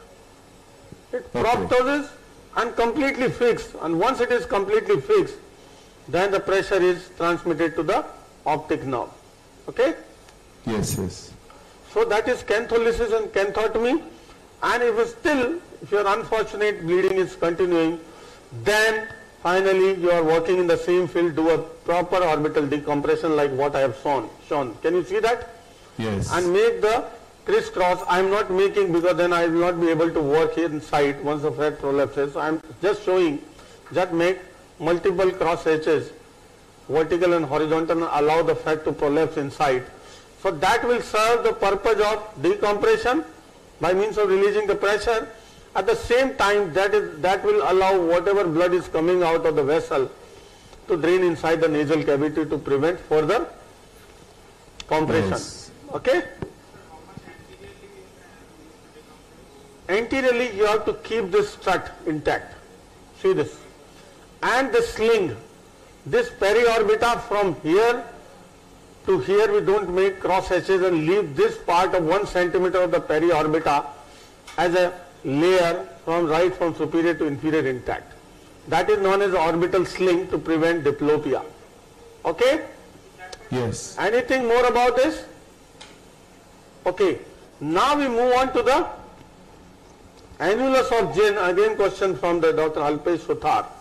See, annulus is what? It's a fibrotendinous structure at the orbital apex. Here is the orbital apex.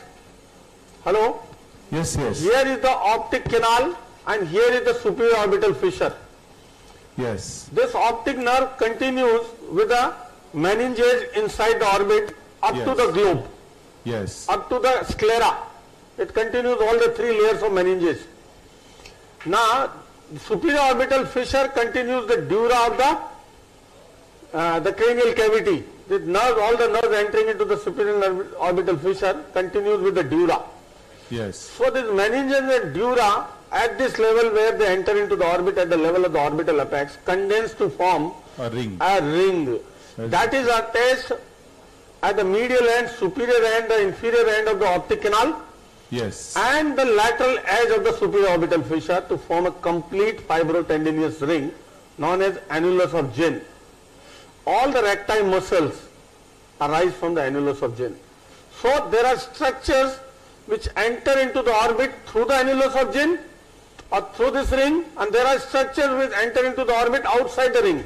This is important to know for the people who are doing orbital apex surgery. It is very, very important information that I am sharing with you. We have been doing this orbital apex tumor for quite long. So what is the importance? See this optic nerve along with the ophthalmic artery run in this optic canal. Okay? Yes. That passes through the tendinous ring. Now there are many nerves I will show when I come to the superior orbital fissure dissection. I will show the entire anatomy of the superior orbital fissure once I reach there. The third, fourth, first part of the 5th nerve, that is V1, and the 6th cranial nerve pass through the superior orbital fissure over here. Okay? Say again, please. Third, fourth, V1 and 6 Yes. pass through the superior orbital fissure. Yes. So the structure passing through the orbital optic canal pass through the tendinous ring. Okay? Yes. 6th nerve pass through the tendinous ring. Okay? Hello? Yes. Yes. Yes. The 3rd nerve pass through the tendinous ring. Yes. 4th nerve passes out of the tendinous ring. That goes superiorly and turns medially from at the level of the roof of the orbit. Yes. Just underneath the periorbita, this 4th nerve running in the roof of the orbit turns medially to supply the superior oblique muscle over here. Yes. See this anterior artery leaves at the confluence of medial rectus here and the superior oblique there. Yes. So this 4th nerve comes out of this tendinous ring and supplies the superior oblique over here. What other nerves come out of the ring? The structure with other nerves which come out of the ring are some branches of the V1. V1 gives 3 branches. The nasociliary nerve enter this tendinous ring between the 2 divisions of the oculomotor nerve. The oculomotor, the 3rd nerve, enters through the ring, through the superior orbital fissure over here. It divides into the inferior and the superior orbital, superior division. Okay? If you want, I will show during the dissection.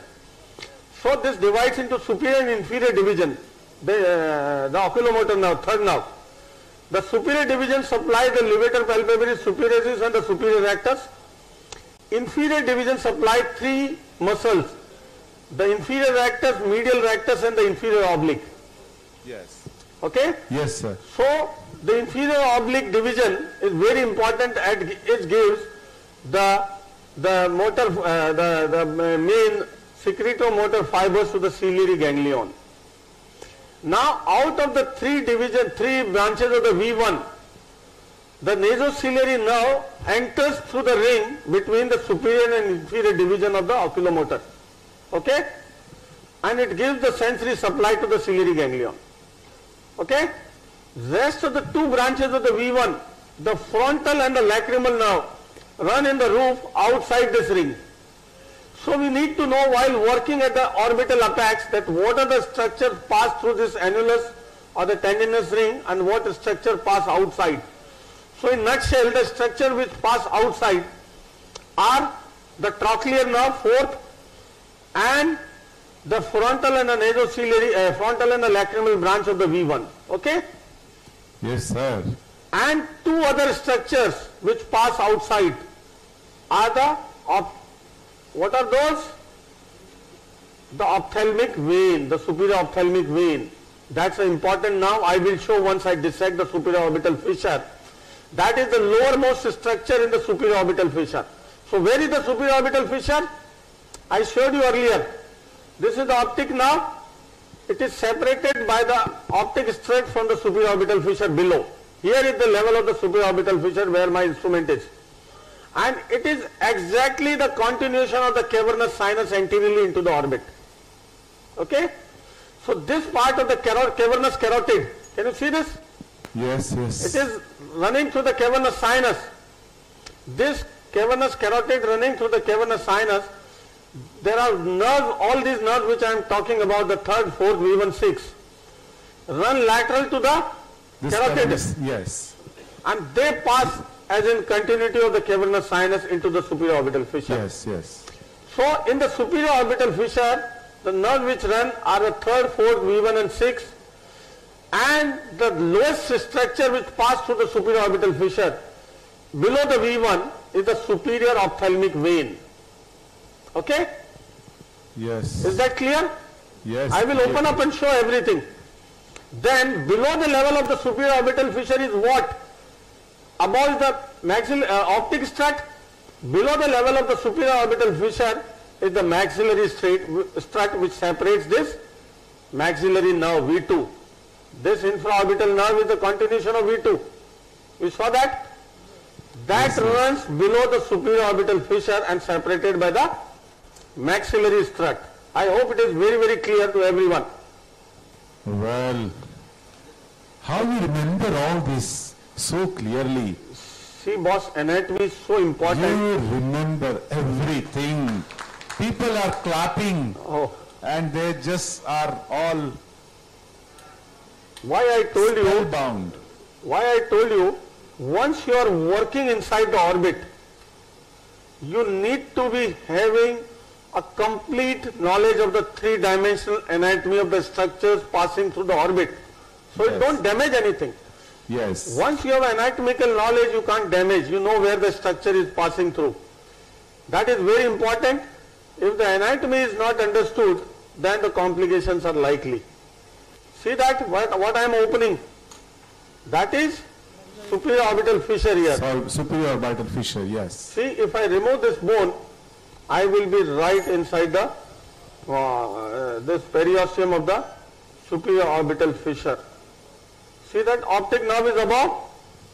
Yes, and you can if see I that. remove this bone, see this bone, that is superior orbital fissure here. So if I open that periosteum, you will see everything there. See, remove this bone. I will remove more of this bone. See, that's the cavernous carotid. Yes. Out of all these nerves I talked of, the abducent is the one which passes truly through the cavernous sinus. Rest of the three nerves, they pass in the lateral wall between the meningeal and the periosteal layer of the cavernous sinus. Can Yes. you see now? I am showing something, some transition. See, that is optic now. Yes. Optic strut is here. Can you see the optic strut? Can you see the optic You strut? can see the strut, yes. See this bone? That is coming from the anterior clinoid process Yes, laterally yes. to the body of the sphenoid. Yes. The carotid artery is behind that strut. That is part of the strut. See that? Yes. The carotid is behind, and below this strut, this is supraorbital fissure. Okay? Yeah. This is all supraorbital fissure. Now see below the supraorbital fissure, can you see another bony strut? No, sir. Can you see this bone? Yeah, we can see, The yeah. floor of the supraorbital fissure. Yes, okay, okay, yes. See that? Yeah, yeah. That is the maxillary strut. See that? Yeah. The limits of the supraorbital fissure you can see. Is that clear or not? Yeah, it's clear. You can ask me 1,000 times if it is not clear. I will never mind. See that? That the bony strut below the level of the supraorbital fissure. Can you see that? See where my instrument is. Yes, sir. See that the end of the supraorbital fissure, that is known as maxillary strut. And what is there below? Below that strut? See, that is maxillary strut. Okay? So our supraorbital fissure is this region only. Can you see? Hello? Yes, sir.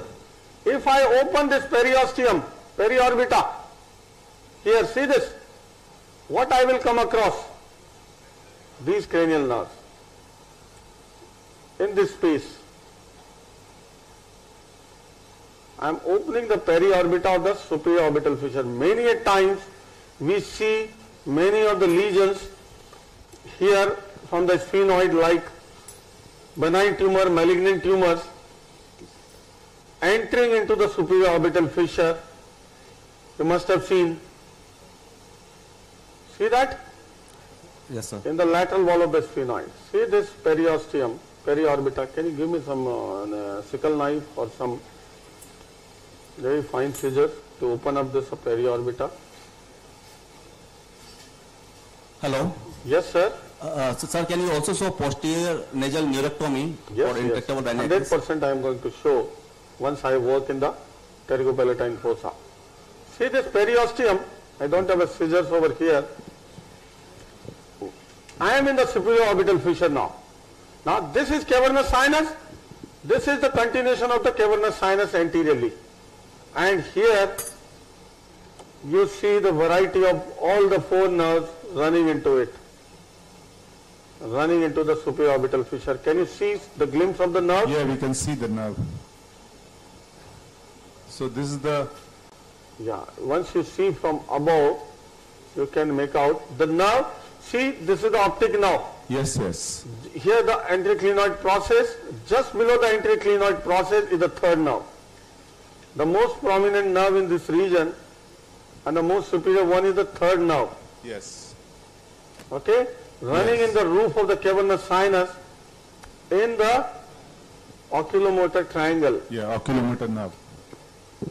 Then are the fourth, which is little laterally, and the V1. Actually, I didn't want to show this dissection at this time. We'll show later, just to orient you where the supraorbital fissure is.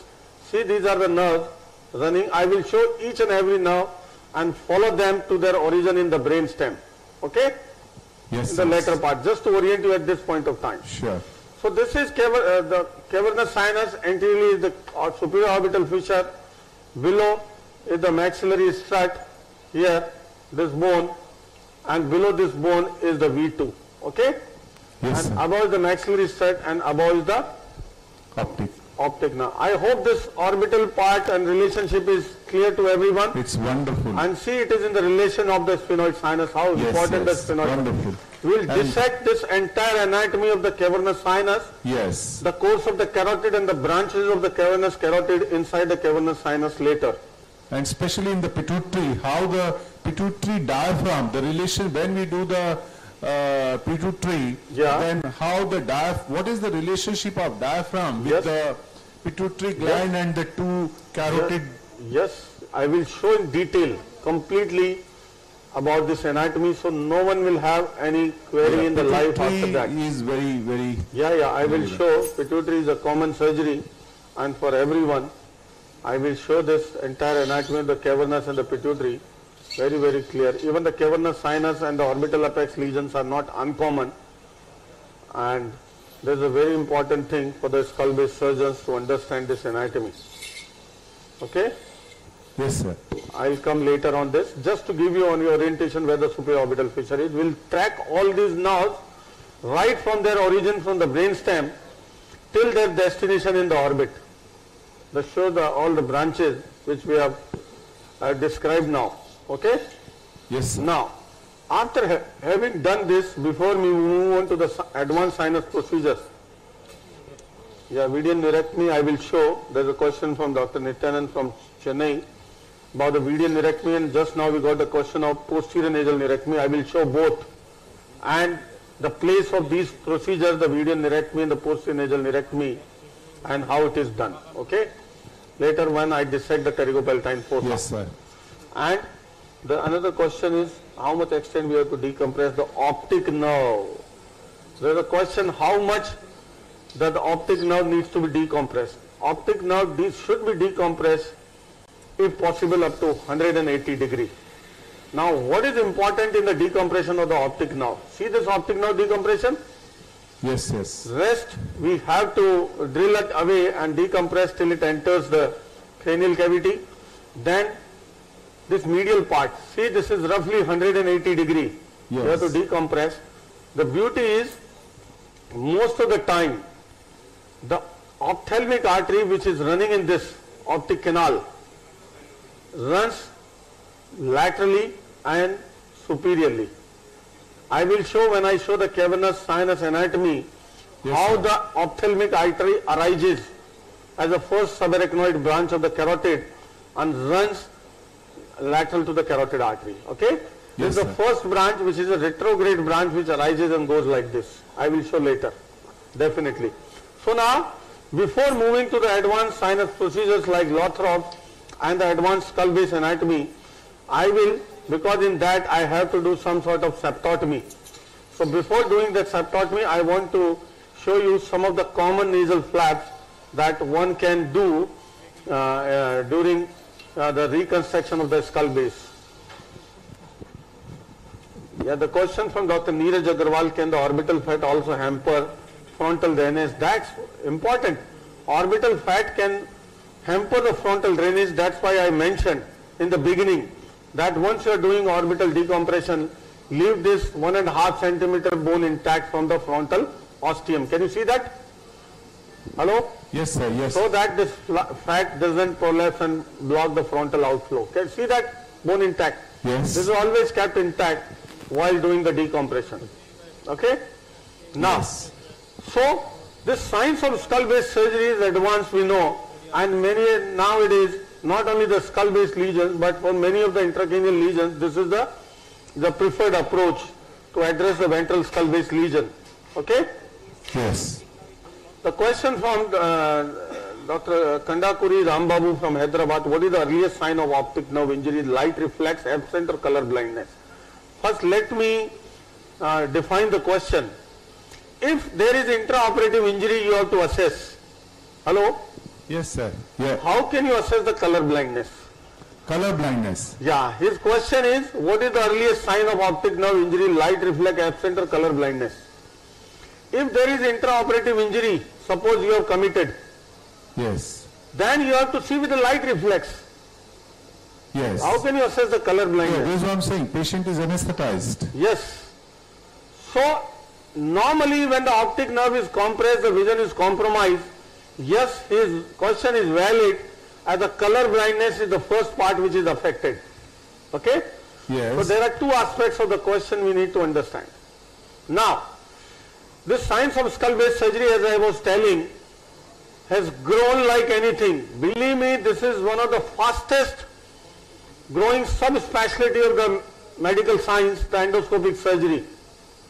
And this is attributed to certain regions.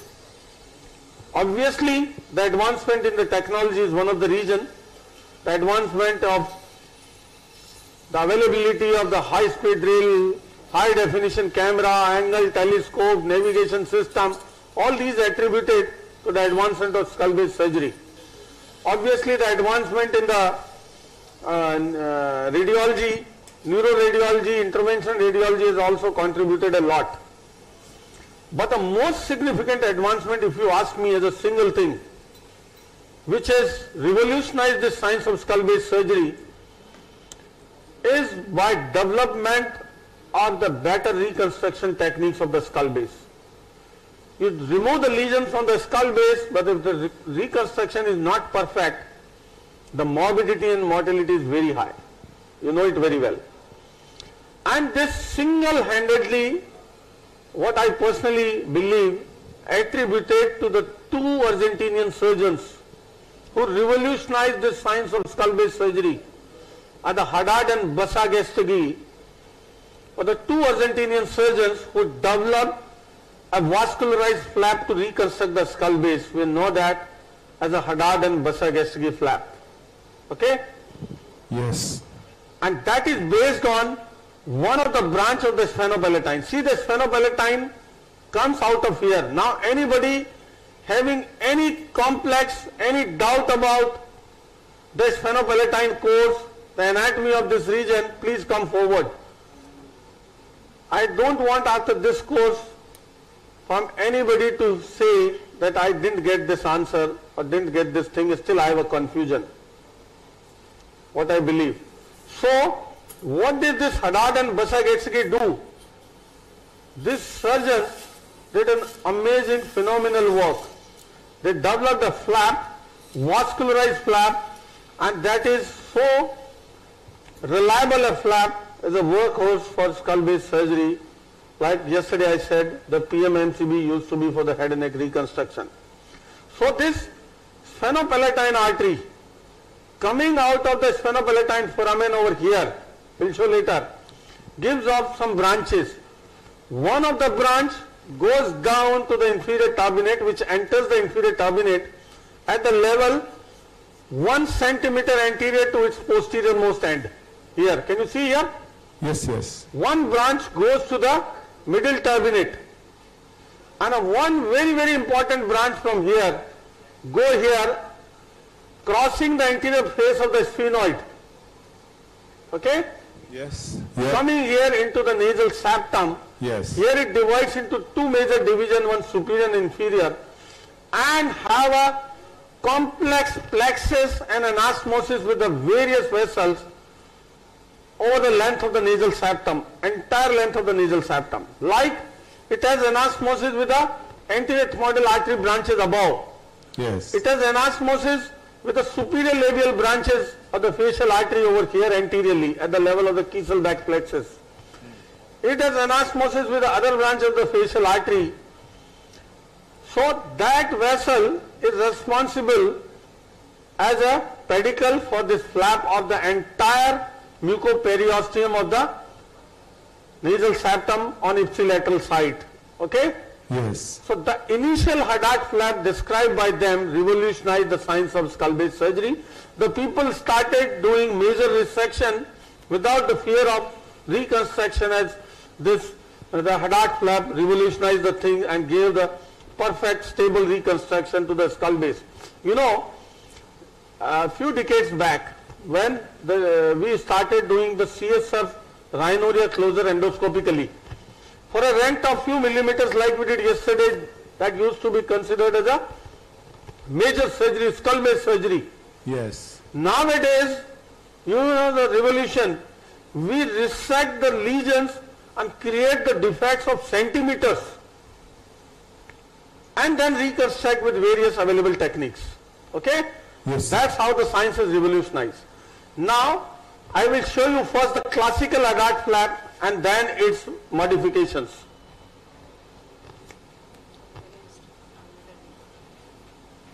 Yes, another question from Dr. Deepak Liuva from Himmatnagar, Gujarat. Here's the lateral canthotomy. I have already shown Dr.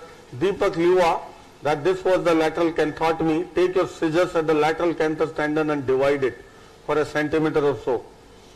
Another question, this is already shown. So the classical Haddad flap involves this preservation of this pedicle. I'll show first the classical and then modification, and then the other possible flaps if the Haddad is not available. Suppose you have a tumor here which has already destroyed the nasal septum, involved the nasal mucoperiosteum, the septal mucoperiosteum, or involved the sphenopalatine artery which needed to be sacrificed, then this flap is not possible. You can understand. What's my point? Then we need to know the other possible flap. Now we have variety of flaps that we have been using in our practice for this particular purpose. So in a classical Haddad, you raise the ipsilateral mucopericosteum and a mucoperichondrium like you raise for the septoplasty or SMR completely, and we ENT are used to this. So the anterior limit of this flap is at the anterior mucocutaneous junction. Okay? Yes. The superior limit, it is like I'll show the incision. I would take the entire ipsilateral septal mucoperiosteum perichondrium except this posterior superior part here where the olfactory mucosa is there. Okay? Yeah. Inferiorly, you can go along to the edge with the septal, the nasal floor. That is the classical Haddad. Now in the modification, you can take the entire floor as well and widen the flap. Okay? Yes. Then another flap is the lateral nasal wall flow. That is a complete lateral nasal wall. There are two types of flaps, based posteriorly on the inferior turbinate branch of the sphenopalatine. Yes. And based anteriorly here on the branches of the anterior ethmoid and the facial artery here. And facial artery. Yes, the facial artery supplies this region. Okay? The branches of the facial artery. So you can raise the lateral wall flap, both types, based on the inferior turbinate branch, and raise this entire thing and take this to the skull base, or make a flap based anteriorly for the anterior skull base. Okay? Yes. Those are the two flaps if the Haddad flap is not available. Now a Korean surgeon recently described a mega flap, joining these two flaps with two pedicles. The Haddad flap based on the septal vessel, yes, and this lateral wall flap along with the floor based on this inferior turbinate vessel, and this right from the roof of the septum, completely this part, the floor and the lateral wall as a whole, raised posteriorly based on these two vessels. Got my point? Yes. That is the mega super duper flap. You can reconstruct your entire skull base right from the beginning of the cribriform plate to the foramen magnum with single flap. Foramen magnum. Got my point? Yes, sir. So that is a superb description of that flap in the laryngoscope, and that is amazing. Then there are variety of other flaps for the smaller defects of the skull base, like the middle turbinate flap. What you have to do is, it is easier in the live surgical situation. And when the turbinate is robust, then only it is possible, not when the turbinate is floppy. See that? Make an incision on the head of the anterior surface of the middle turbinate, raise the mucosa, mucoperiosteum on both sides of the bone. See this is floppy, so it is a little difficult. Can you see this? Yes, yes.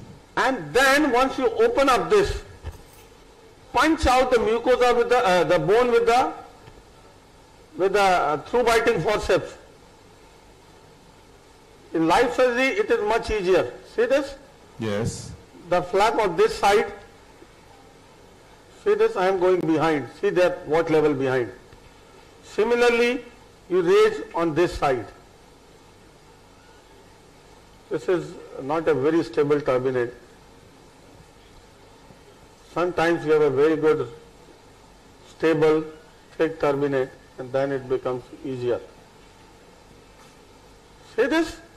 Yes. The mucosa on both sides is elevated. Yes. It is difficult, but still it is elevated. Yeah. You can see. Then punch out this bone completely. Give me first the forceps to You pull can out. also divide the lower edge of the turbinate. Yeah, completely, the, complete. Right from the upper to the lower part. See this? The turbinate is hollowed out after removal of this bone. Can you see? Hello? Yes, sir.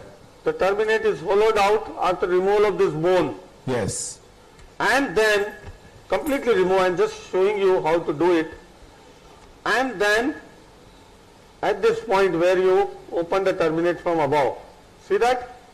Yes, yes. Divide this. Now open this bag completely. See, I didn't remove the bone completely just to show you the technique. Yeah. Yeah. Open this bag completely. The vessel is coming from below. Open this like if you are doing some cribriform plate defect, then you can use this vascularized flap. See? So where is the blood supply coming from? It is from here, from the stenopalatine. Basal lamina. Yeah. See, remove this bone completely and then apply on the skull base like this. Yes, sir. Okay? Yes, sir. I'll remove this middle turbinate. People are clapping, sir. Oh. This is middle turbinate flap. Okay? Yes, sir. Sir, we are having coffee. You can also have some coffee, sir. So, you can continue, sir. Huh? You can continue. No, just, means in the hall. So you just... So I'll have later, sir, as we have already running behind the schedule. So we have to cover up the time. So now, having seen this, the middle turbinate flap, can you see the septum now?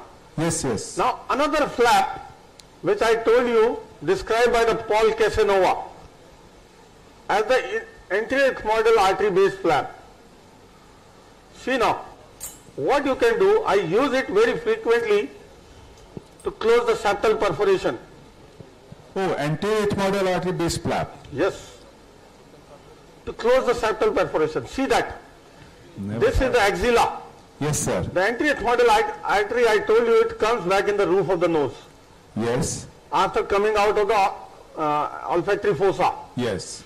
So roughly, if you have a septal perforation, suppose at this region, Yes. suppose 2 centimeter septal perforation. Yeah.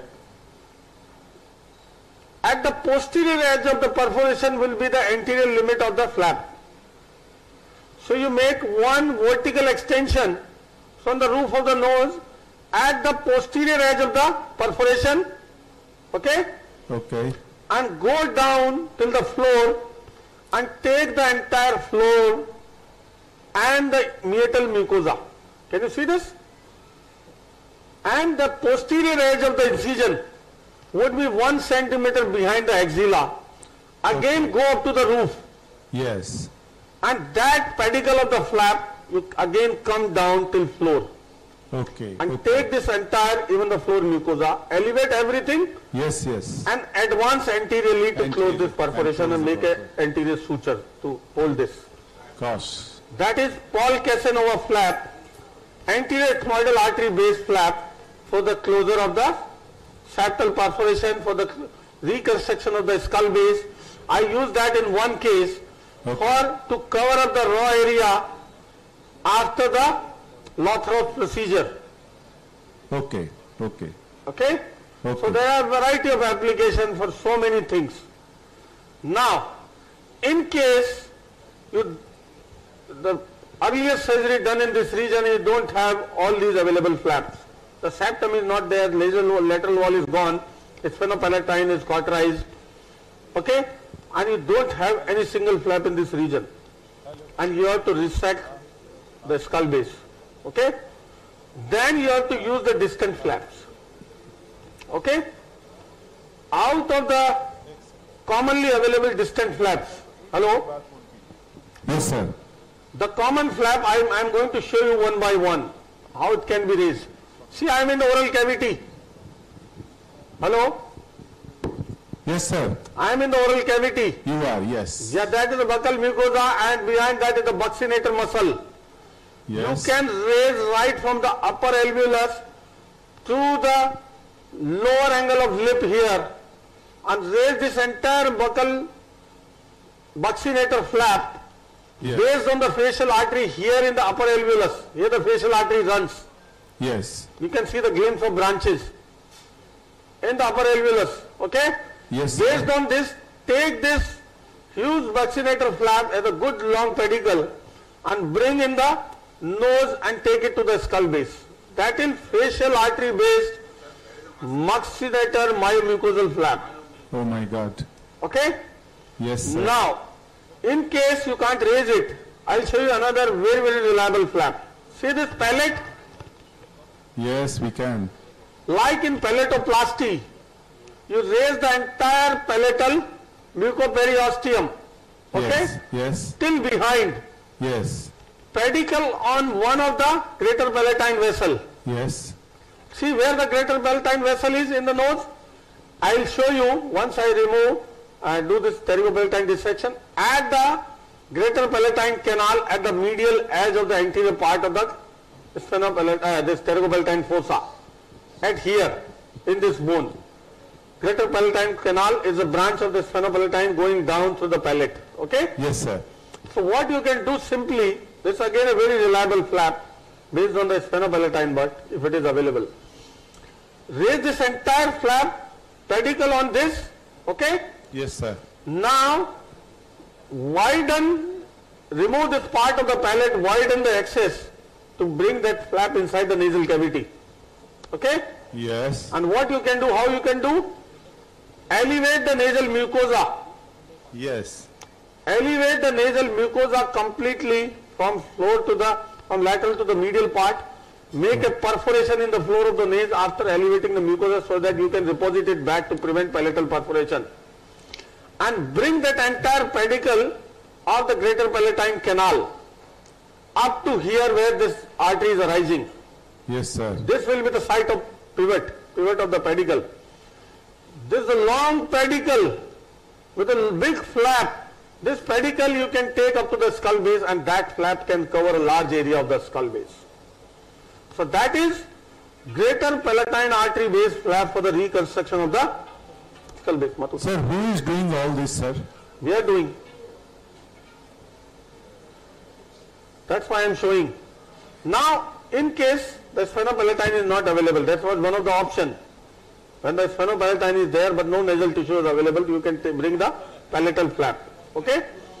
Now, even if it is not available, you know, the most reliable flap for the skull base reconstruction once you are doing open approaches, the neurosurgeon, is the pericranial flap. Yes. How it is raised? See this? Raise a bicoronal, make a bicoronal incision from preauricular region to the preauricular region. Yes. Okay, preauricular to the preauricular region. Raise the scalp completely until the supraorbital ridges, based on the supraorbital vessels. Okay? Yes. And then below the galeal plane, that entire pericranium of this width, from temporal fossa to temporal fossa, entire pericranium based on this, you can raise. Now the question is how to bring it inside. Once you are doing endoscopic work, there are two ways.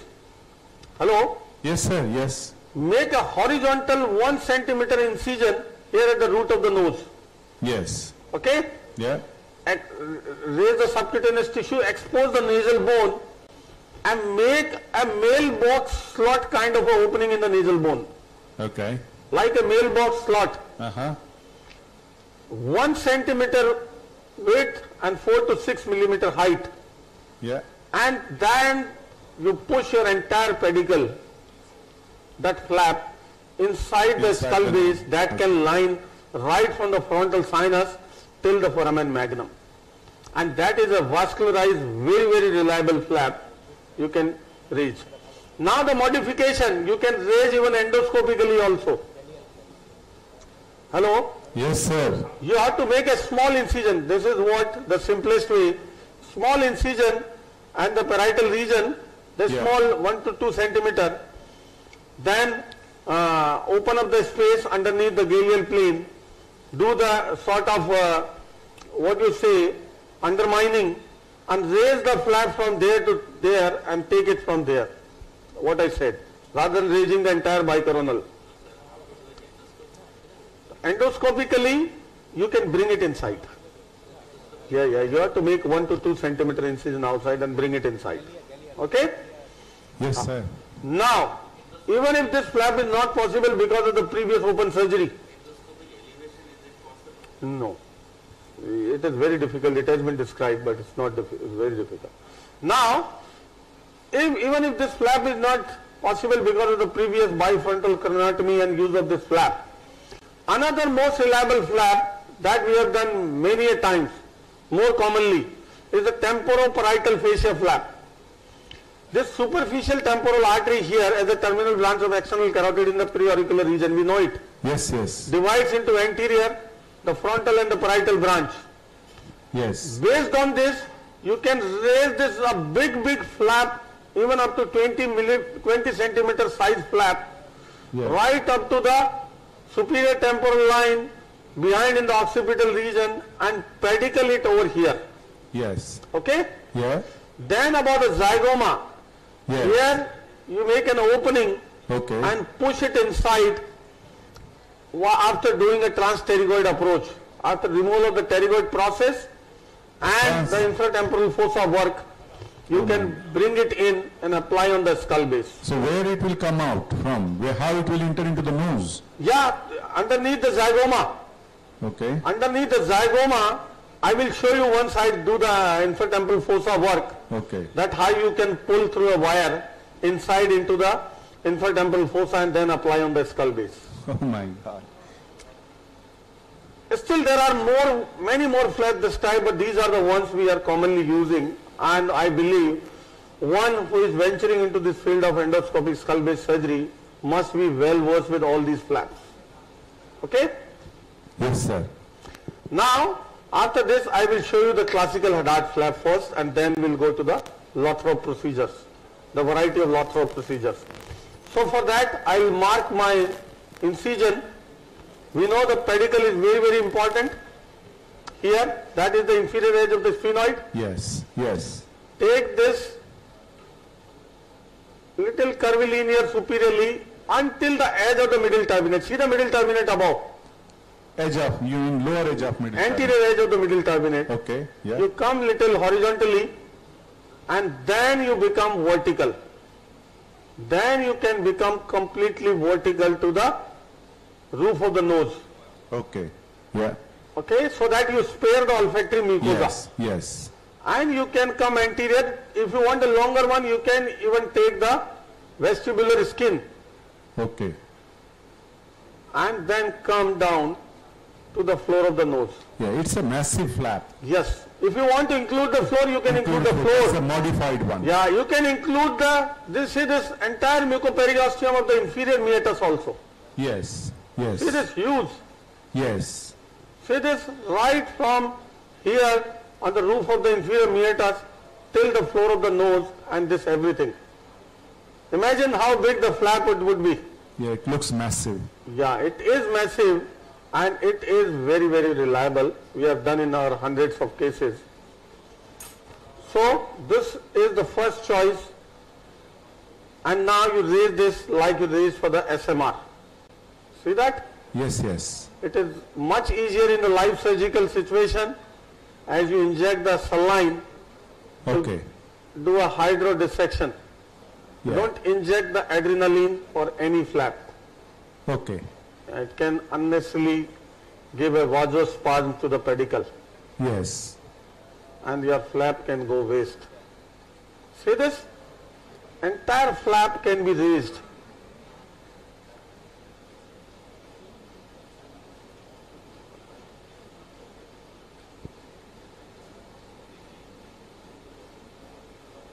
See, no time can be raised.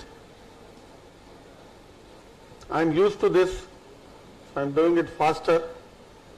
Anybody, any query or anything can How come. many Haddards have you done, sir, so far? Approximately. I don't remember, but hundreds.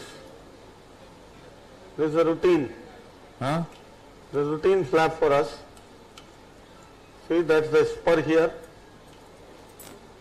you have to be careful.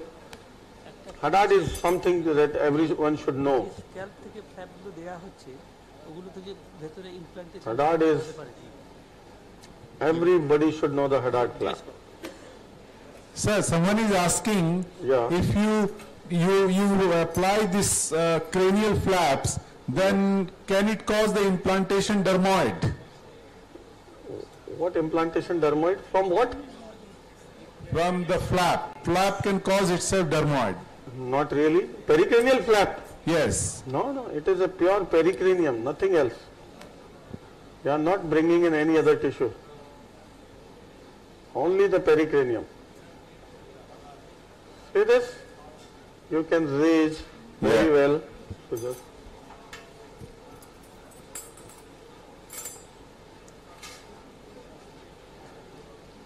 believe me, this flap raising is much simpler in a live surgical situation than in the cadaver. This cadaver is so good, it looks almost like a live surgery. Live surgery.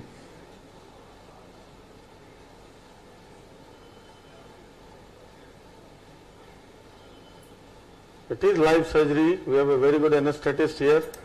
Yes. Yes. Now see the superior part? Yes, yes.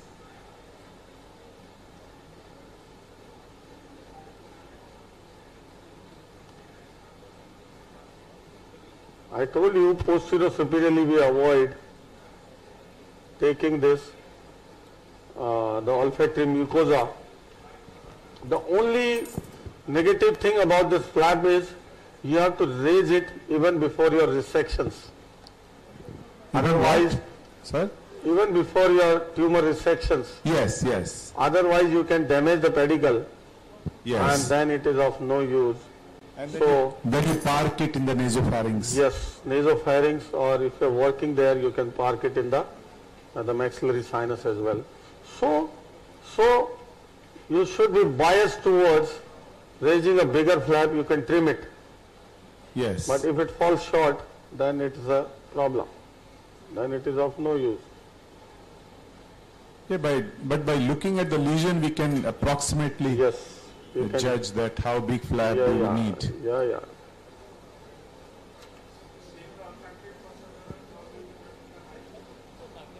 Yeah, the middle turbinate.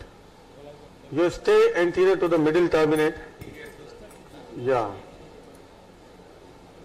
Don't go superiorly at the level of the middle turbinate. That's the only way.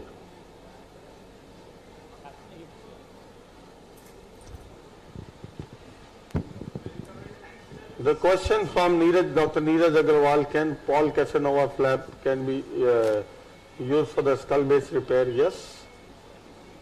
Yes, can be used. Definitely. Delegates. See, even the Hadad and Bessegestige may not be knowing when they describe this flap that this could be so versatile a flap. So once some flap is described, the science is evolving, the application. Dr. Satish Jain yes, sir. Is dedicating this workshop, this cadaver distal workshop in the memory of Dr. Shankar Mohan Sen, and, this would be taken as his oration on this issue. So Dr. Shankar Mohan Sen oration is being delivered in the form of a live cadaver dissection by Dr. Satish Jain. And yes, give him an applause and thank him. Thank you. Okay. Can you see this pedicle being elevated? Yes, sir. So the picture is excellent, sir. Please continue. Okay, thank you. See this? Yes, entire pedicle being elevated. You can lengthen the flap by elevating the pedicle further. Sometimes if it is falling short at the anterior part of the skull base. See this? See the huge flap. Yes, it is. See how simple it is to elevate. We, being ENT surgeons, are used to the septoplasty and SMR procedures. And see this. Can you just show where it can go? How far it can go? It can go wherever you want to take it, boss. Right to the. See this? Yes, yes. See the frontal sinus above? Yes. and still you can increase the pedicle. Yes. See Yes, this? wonderful. Yeah, absolutely. Another flap is a Janus flap, described by Janus as a bilateral flap. See this? Yes, How yes. nicely it lies on the skull base. Yes, yes. It's just I can further increase the length of the pedicle by bringing it more laterally, elevating it more. yes, sir. And this is my biggest gift from the Haddad and Bessegesege to the skull base surgeon in this world. Yes, sir. What they have given. See this? I can further bring it up. See that? Yes, Use, yes. it can cover every part of the skull base. See that? Yes, yes. Now the other flap described by Janus is a bilateral nasoseptal flap. You can cover a huge defect right from the foramen magnum to the lamina to lamina to the frontal sinus. If you raise bilateral, okay? Yes, sir. The rescue flap I described, showed you yesterday what is rescue flap. That in case you are doing some transsphenoidal surgery, and if you are finding the flap may not be needed but may be needed at any point of time, thus raise this pedicle based on the inferior vessel, bring it down the mucoperiosteum, punch out the sphenoid, and in case the flap is needed you can use it, otherwise replace it. That is rescue flap. Then the other flap to cover this raw area. Now see this, we have this raw area. Yes. So what the reverse flap described to cover this raw area is, what is that? Periosteum. Reverse Haddad. Yes, so what you can do is simple. Add this, see this is the raw area. Add this muco-cartilaginous, the bony cartilaginous junction. See that? Yeah. I am separating this. Yes.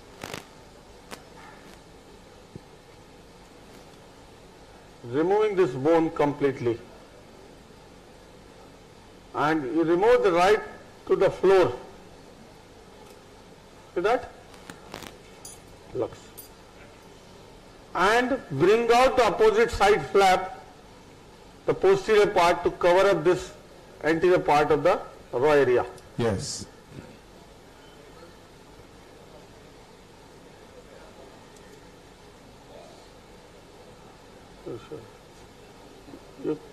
A lot of people caught it as a reverse Haddad. It can't be termed reverse Haddad. Haddad is a different entity.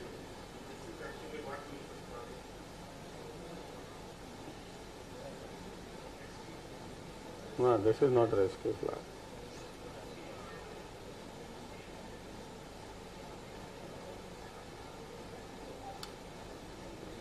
I believe cadaver is a better teaching tool in workshop. You can show many things rather than live surgery where you are focused on certain things. My personal opinion, cadaver is the best teaching tool as far as the workshop are concerned, provided it is a fresh cadaver. You won't be able to see anything had this been a dry cadaver. See that? Yes, sir. Up to the floor, the roof. You can raise this. I am using the reverse biting.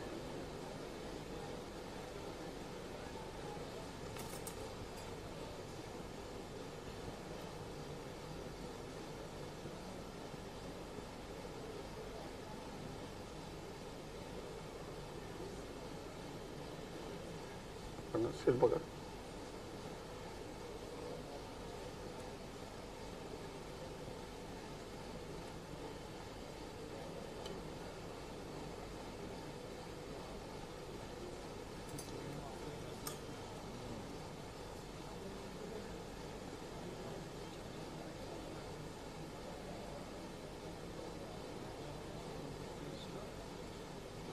See that?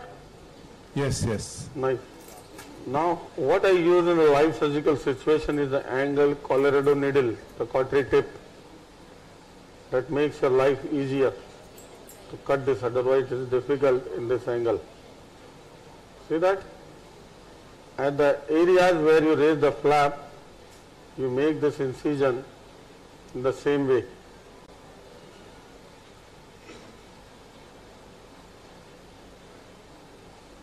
Colorado needle is the best thing one can use, and bring it up and see this entire flap.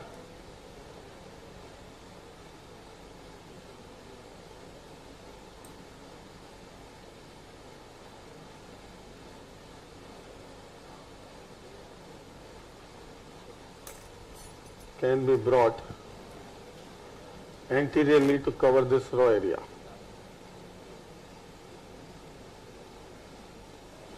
Can you see this? Yes, yes.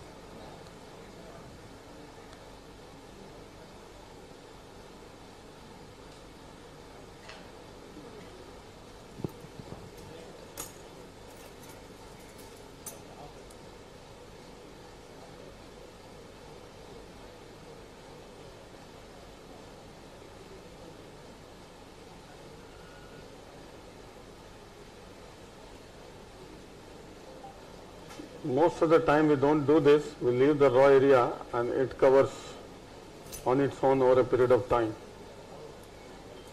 But this is one of the options.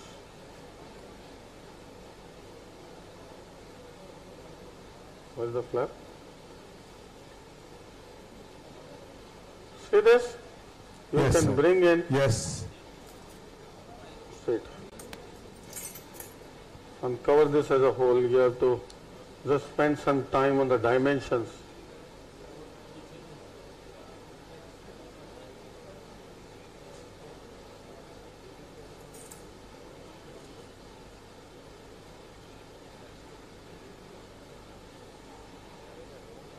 And suture to this anterior margin.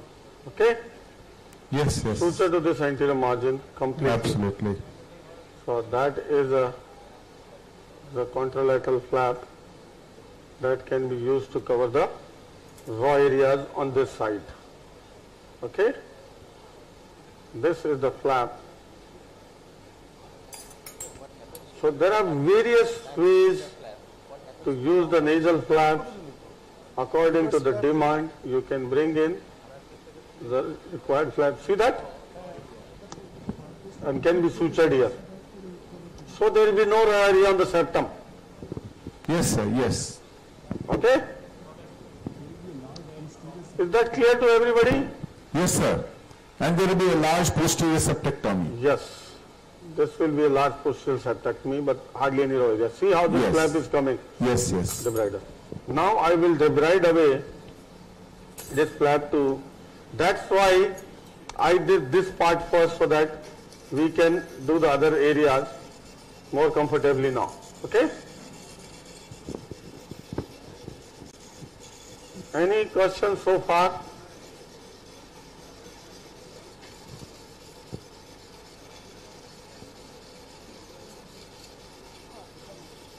Now we have enough space to show the deeper anatomy and the advanced procedures.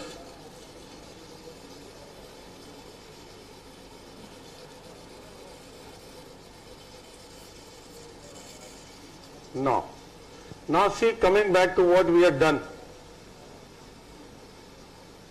The sinuses on this side.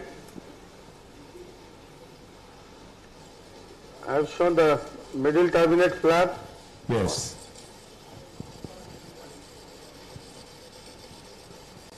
That's the remnant of the middle turbinate. See where this middle turbinate goes and insert. This is very important to know to prevent unnecessary CSF leak in this region.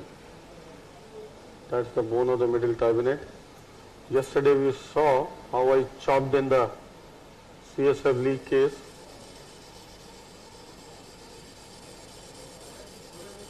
That's the region of the middle turbinate. And you see immediately that the uppermost part of the nasal septum. Yes, sir. That is the axilla. Now coming to the question from Dr. Kailash Verma about the draft procedures. What we have done is draft 2A, widening the ostium. Yes, sir. Widening the frontal recess is draft 1, without working to the level of the frontal ostium. I hope the picture is good. Very good, sir. Very good. Now, Excellent. what is there in draft 2B? I'll show all the modifications also of the draft. Yesterday you showed draft 2 as well. Yes. So, if I remove this anterior wall and the floor of the frontal, this will be draft 2B. Yes. How it is carried out? Make an inverted flap. See, this is the axilla. Yes. This is the lateral wall level. Yes. Coming anterior to the axilla to the level of the lateral wall. Yes. Because the lateral limit of the bone removal will be the outside skin. Yes. And the anterior limit of bone removal will be again the outside skin, the forehead skin. Yes. The entire flap in the live surgical situation, you can elevate as an inverted U flap, and you can utilize this mucoperiosteum very well to line some of the areas, raw areas in that region after the draft. Okay? Yes, sir. Here I am sacrificing this. See that? Raise like this. See that? This is anterior and lateral to the axilla. Yes, sir. See that? Then the most important thing, to define the safety limit of the draft. Now see, while coming behind with this flap, why I raise to expose the desired area of the bone removal. At the same time we'll define our posterior limit. We know this region is safest for working if there are no critical neurovascular structures. Okay? Olfactory neurons will be there. Yeah, the posterior limit is the cribriform plate. Yes. The beginning of cribriform plate. Yes, sir. Anterior to that is the frontal sinus, and there is nothing like a critical region. So you raise this flap and define your posterior limit of bone removal. Yes, sir. See that? See that? Yes. Where the cribriform starts. Where the cribriform starts. Can you see something? Yes, the first neuron. First olfactory neuron. Yes, absolutely. That is your limit, posterior limit. Posterior limit. Staying anterior to it, you can do any damn thing. Yes.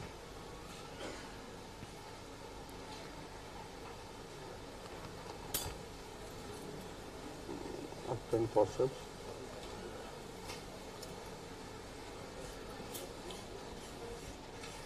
डाल लेता हूँ.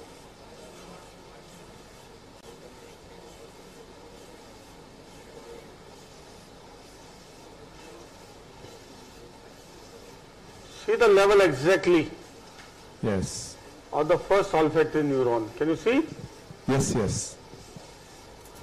In live surgery you preserve this flap, but here I am, for my convenience, I am resecting it. But where you keep this flap? Because when you do here a only. draft, then Here only. it gets trapped into... No. It is here lying posteriorly, the draft you are working here.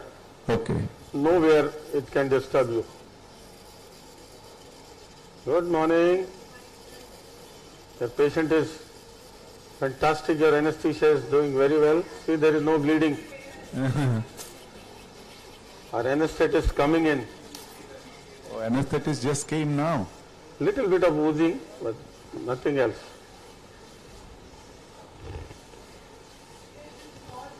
See, that's the beginning of the cribriform plate. Yes, sir. Okay? Yeah. Now, this is the entire area exposed for drilling. Can you see? Yes. This entire bone, if I remove, what is going to happen? The entire frontal sinus is going to open up in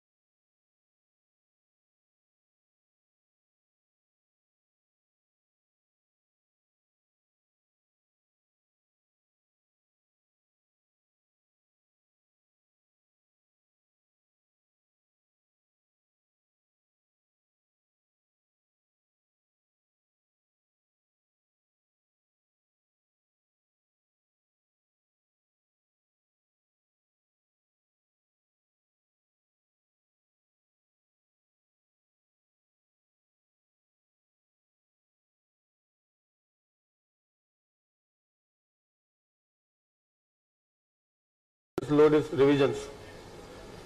And we have to do very frequently these procedures. Okay.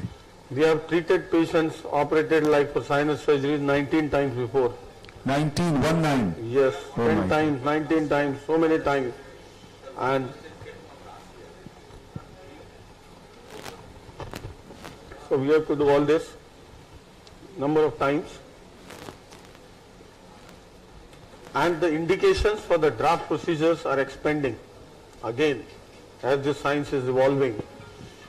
Like not only for the sinusitis, many times for the tumors of the frontal sinus, the benign tumors, even for the malignant tumors, sometimes for the resectable lesions, as an approach to the skull base. Yes. Like for the transcribiform approach, transfrontal approach. Then for the closure of the CSF leaks coming from the frontal sinus, this is one of the preferred approach now. So the indications are expanding and the surgical technique is improving. Earlier, the draft was utilized to address the midline lesions and the borderline, the borderline was the medial wall of the orbit. Any lesion going beyond the medial wall of the orbit could not be accessed by the draft. Yes. Now we can reach far laterally up to the lateral limit, even up to the pterion through the frontal sinus.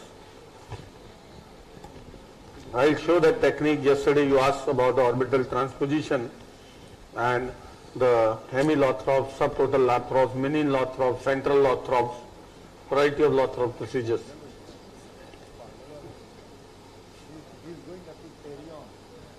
The question from Dr. Neeraj Agarwal, how to raise inferior turbinate base pedicle flap. I'll show on the other side. Yours? So I will raise on the other side and show other side is intact. Okay? Then opinion about using free radical flap in the skull base repair. Yes. Still there is scope of the free flaps. When you do the open massive resection for malignancies, transfacial, translocation approaches, you need free flaps, not only for the lining but for the coverage of the defect. So free flaps are still, and that science is evolving more and more as more and more radical resection are now being taken up. And we have used latissimus dorsi and the anterolateral thigh flap sometimes. So what is the name of the flat round tip instrument being used for raising the haddock flap? This is the man of the match, I call it, for the skull base walk, which I have been using from yesterday. This is called the Cortels elevator. Can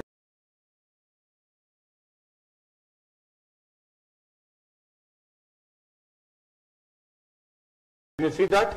Yes, we can. So this was the question from Dr. Kar from Culcutta. And another is the question from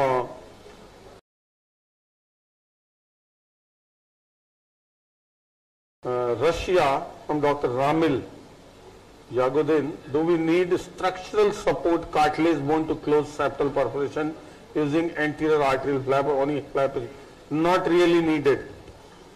Not really needed the structural support to close the septal perforations. You can do the SMR with only to close the septal perforations. Hello? Yes, sir, yes. Besides what I have shown you, this flap, the other technique for the bigger perforation and difficult situation is the open rhinoplasty approach we use. By means of open rhinoplasty approach, you address the septum from above. Then you can raise the margins of the perforation circumferentially. In a better way, you can use microscope and then place whatever tissue you want to place in between. Is it going? Okay? Yes, sir. Another question from Dr. Siddiq Osmani from Afghanistan. Oh gosh, you are getting questions from Afghanistan and Russia. Yeah, yesterday also we were getting questions from Qatar and Iran and Iraq. Yesterday 2,000 people logged in from all over. So it is, did you use navigation system with endoscopic system in skull-based surgery? Yes, very frequently. Navigation is very, very useful. Lovely. And nowadays I've been using the fusion for last 10 years. Using what? Almost 10 years. The Medtronic fusion, where you can fuse the CT and MRI both. Now I am showing you this. वो आपके बर लाए क्या? कहाँ है? नहीं उनके पास थी ना बर. 3 mm तो लाओ. ये वो आपने दिए क्या? अरे. So now I am showing you the draft 2 and I am having the cutting bar here. Hello? Yes sir, yes we can see. Is it angled or straight? Yeah, that is again 15 degree. I showed you yesterday. Okay, 15 degree. Yes, okay. Fine. See now, that is the level of the axilla. Yes. You have to start below and anteriorly to define your anterior limit first. Yes. In my clinical practice, I use the coarse diamond. I showed you yesterday.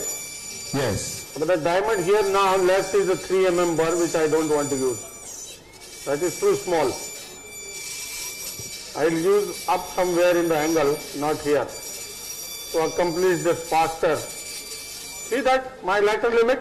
Yes, yes. Can you see this periosteum? Yes. This is outside periosteum, here. This is here at this level. Can you see? This is outside periosteum at this level. Hello? Yes, sir, yes. See this, where I am working. Here. Can you see this elevation? Dr. Devroy, please come check this. Can you see the movement? Dr. Ashish Saha, next. Dr. Soumik Das and Dr. Bhalla. Hello? Please come to chair the sessions. This is the area where I am working, okay? Yeah, okay, sir. I am defining my lateral limit first by coming from anterior to the axilla. Don't press on the bar at all. This is a very high speed bar. You just have to use it like a pen. See, it cuts like butter. Just keep defining your lateral limit. Can you see that? See the periosteum? Yes, sir, yes. Telescope पे डाल कहाँ डाल रहा है डाल डालना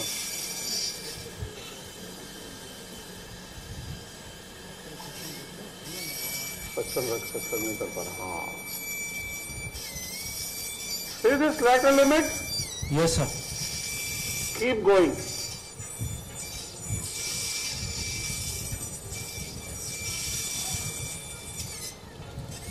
What can be a better tool than this? The best part of this bar is it is 15 degree angled, so the shaft of the bar doesn't come in the way.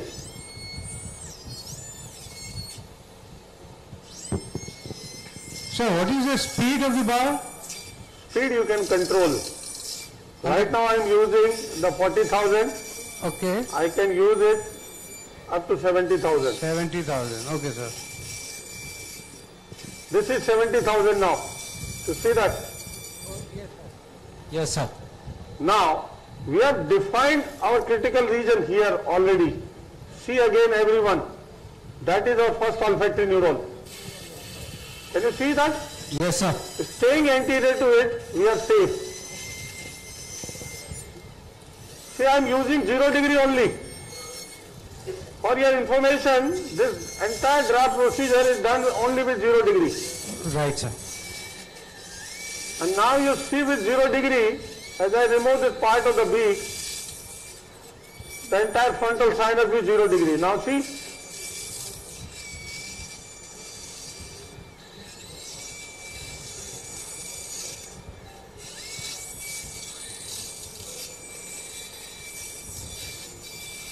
See, cuts like butter. I told you yesterday you can finish in 10-15 minutes this draft.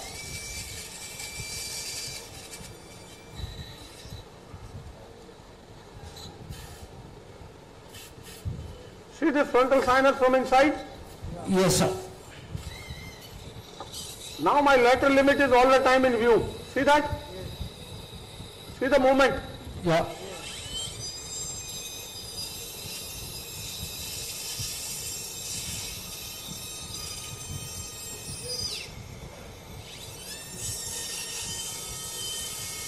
And anterior limit will be the anterior skin. Okay.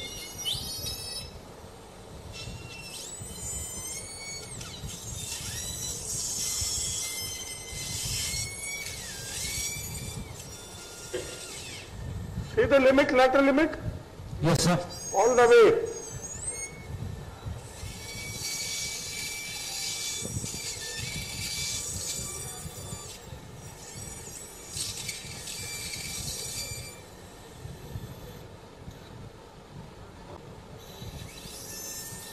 See how thick the beak is.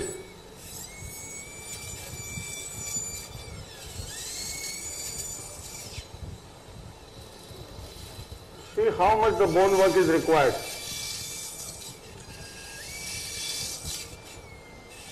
There is another approach to this to stay on the safer side for the beginner, described by Dr. Richard Harvey, published in International Forum of Otolaryngology and International Forum of Allergy and Rhinology is the American Rhinology Society Journal. That is outside in approach to the frontal sinus. I will show you what he says. He is a dear friend of mine, is a very good surgeon. He is in Australia.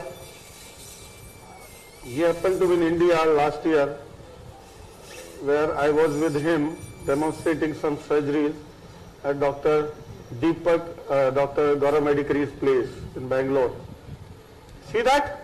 Yes, Frontal sinus coming into the picture further. Keep widening first. पानी ज़्यादा मत डाल यार. इसको कम कर देना तो 50 बार कह दिया.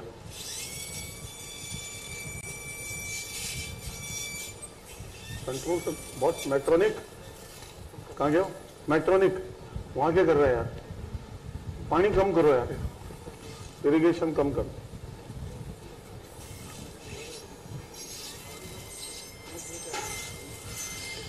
See the lateral limit. This is important to widen it. See the control on this drill. The best part of this drill is you can handle it like a pen. Control it like you are using a pen without imposing any pressure on it.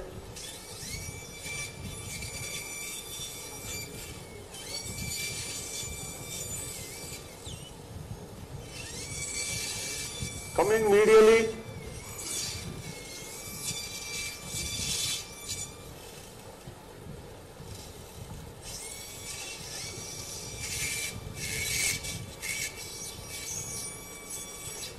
coming towards the midline, that is the intersinus septum. Okay, right, sir. Can you see? Yes, sir. I remove the intersinus septum. In draft 2 we are not doing that. Okay?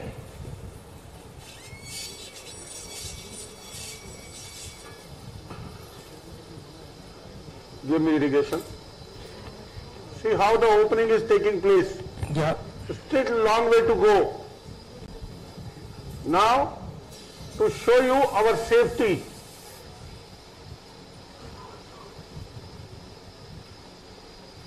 see where is the olfactory neuron.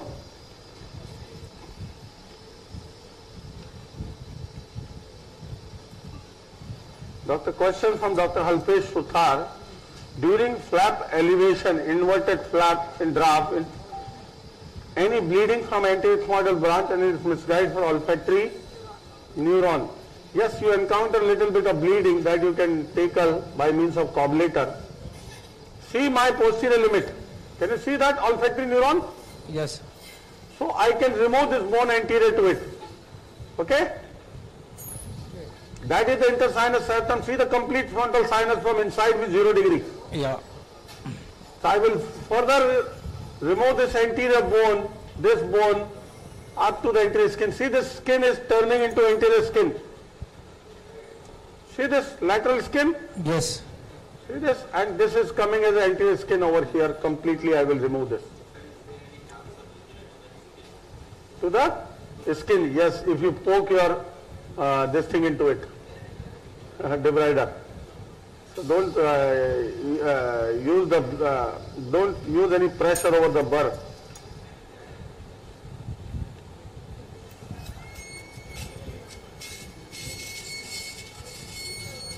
Okay, I am working towards the midline and raise this, remove this bone anterior to the cribriform. And soon we will finish this side of the draft. Now I will show all the modifications after this. Every sinus surgeon must be able to do all these variety of draft procedures. They are very, very useful. It's not that you do sinus surgery and not able to do a frontal sinus wash and then you refer to someone else. What all you need is the orientation, the anatomy of this region, and then see the intersinus septal? Yes, sir. Completely drilled away. That is the opposite frontal sinus.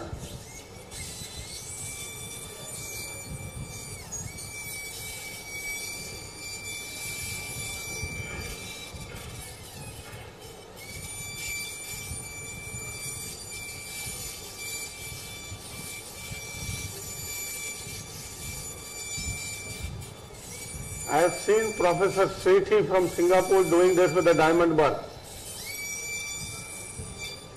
A few years back when he was in Hyderabad.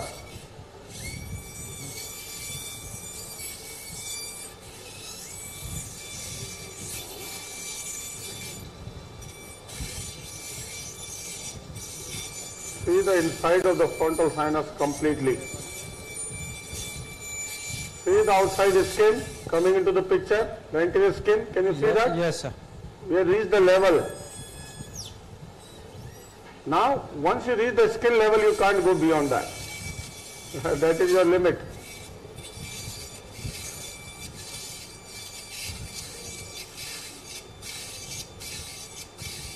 Intersinus septum being completely drilled away. One down. Fine.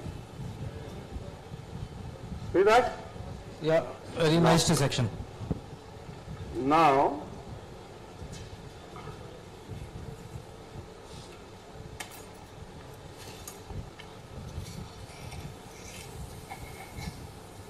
I told you yesterday, this is draft 2B. Yeah. Without doing the intersinus septal removal. It's draft 2B. We have already removed the sinus septum. Now I will show all the modification and the importance. How is the picture? Lovely, very nice. Now, coming from the opposite side, now see, through the septal window, get a better picture of the lateral side. Sorry, so soft enough. That's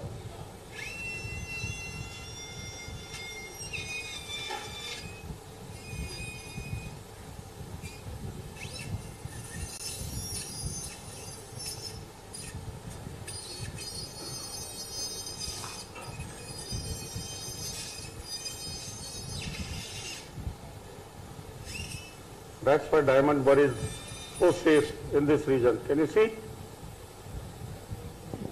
Diamond will never poke through, never damage the soft tissue. Now, we were talking about the lateral access to the frontal sinus.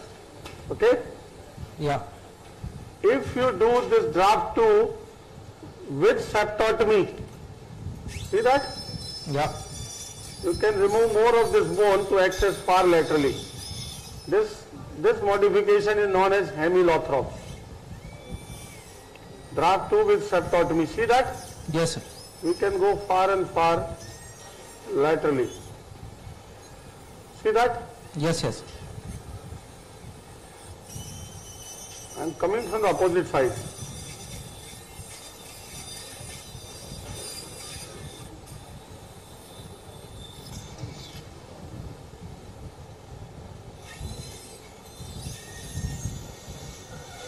What you are seeing is through the septotomy from the opposite side with 0 degree. And my burr is also coming from the opposite side.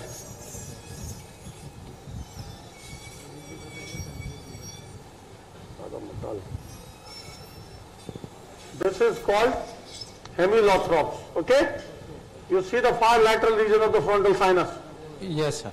Now, in addition to it, if I do the orbital transposition, I will show you what is that. You can access more laterally into this region. See, the superior part of the orbit is coming in the way.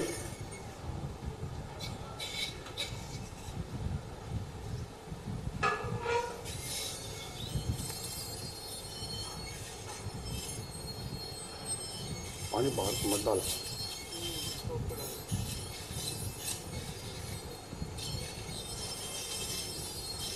I hope everyone is getting what I am trying to show. Yes, very clearly. The lateral part. I can drill this bone up to the level of the anterior ethmoidal artery.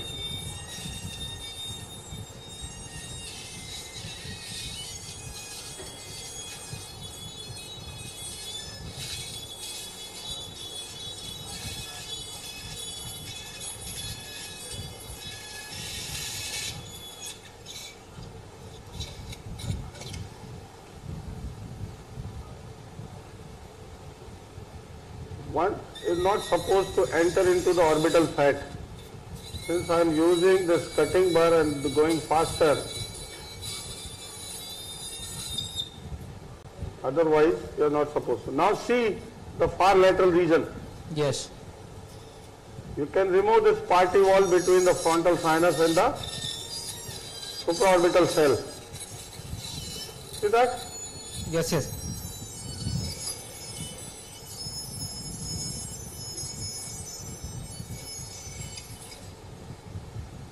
See that? Yeah. The party wall removed. Stop kar. Give me the wash. Wash kar, wash kar. Oh, clean kar.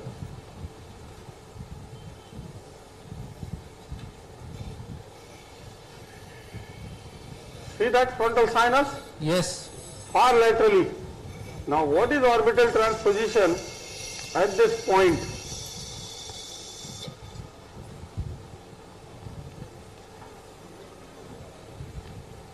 You just remove the bone, keeping the periorbita intact up to the anterior ethmoidal artery. See that? Yeah. Still there is thick bone.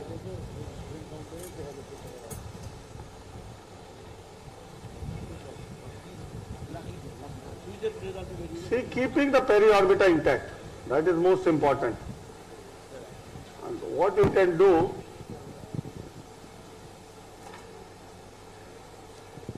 elevate the periorbita. Sir pakadna. Hello. Yes, sir. Sir, Elevate the periorbita from this bone. See that? What I am showing? See that? Hello? Hello? Hello? Sir, Can you see the orbital contents being elevated of the bone? yeah, yes, sir. I can see. Keeping the periorbita intact. This bone up to the anterior ethmoidal artery. This entire bone one can remove.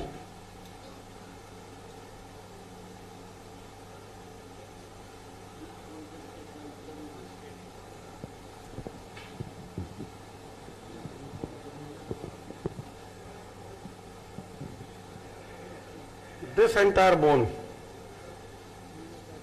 See that? Yes, yes, and we can see. keep on elevating this superior bone. This orbital content I am elevating. Right. Provided the periorbita intact. Yes. Yes, we can see clearly. This is much simpler in the live surgical situation. I tell you again. See this? You can go far laterally. Now imagine if I remove this bone, what will be the excess? See that? Yes, we can the see bone very clearly. superior to the orbit and the medial wall completely removed. Why it is easier in the live surgical situation? In live surgical situation at the low current bipolar, you can bipolarize the periorbita to keep retracted. Okay? Okay. So it becomes, see this, up to the anterior ethmoidal artery. Okay. This entire bone, see that? Yes, yes. This huge chunk of bone you can remove. See? Yes. And that bone if you remove, your access to the lateral part of the frontal is amazing.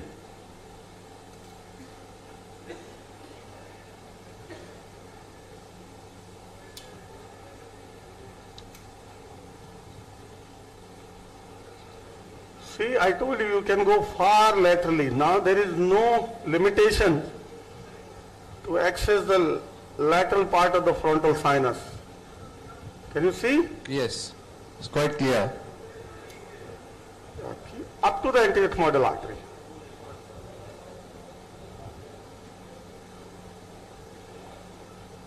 See that? See the lateral part of the frontal? Yes. And yeah, that's clear.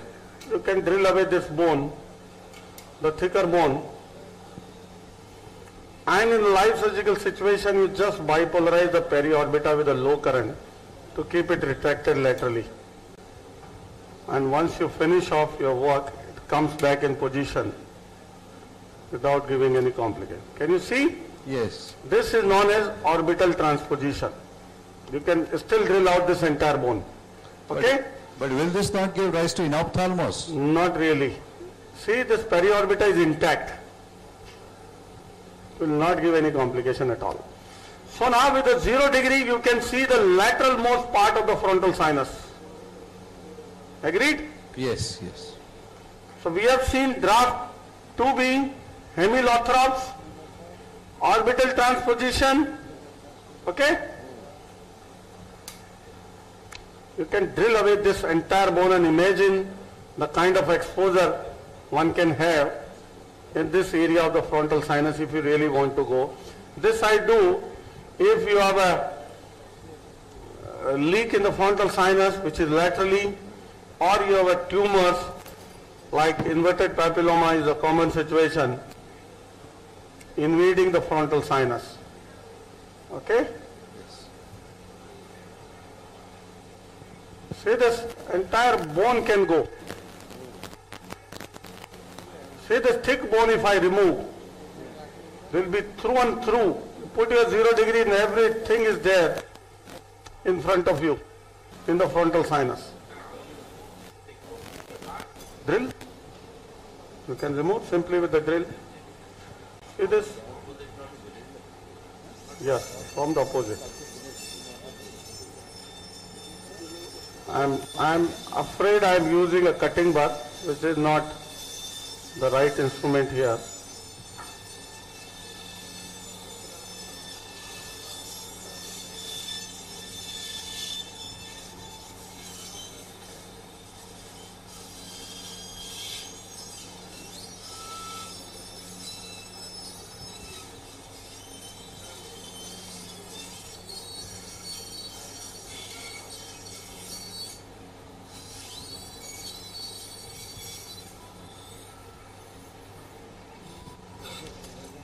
Anybody has any questions on this part? No, there's no question from the audience.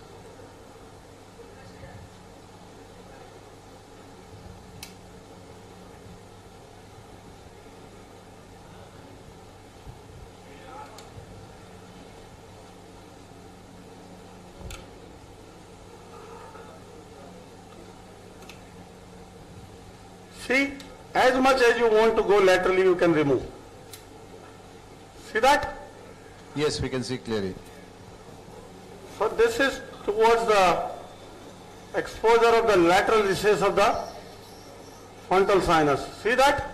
Yes, yes. The supraorbital cell, frontal sinus, completely. Still you can remove the anterior bone, and still you can remove the lateral bone if you want to. Okay? Yes. That's your anterothymoidal artery. Now, we have seen draft 2B hemilothorax. Now, if you combine this, watch this. Draft 2B with hemilothorax. Hemilothorax means combined with septotomy. We have already done. If you combined with intersinus septal removal to drain the opposite sinus into it. Can you see this? Yes. What we have done?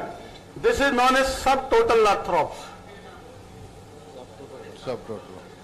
So again, what is subtotal lothorax? When you do the draft 2B with a septotomy with intersinus septal removal, without doing draft 2B on the other side, this is modified subtotal lothorax. Okay? Yes. Hello? Yes, yes.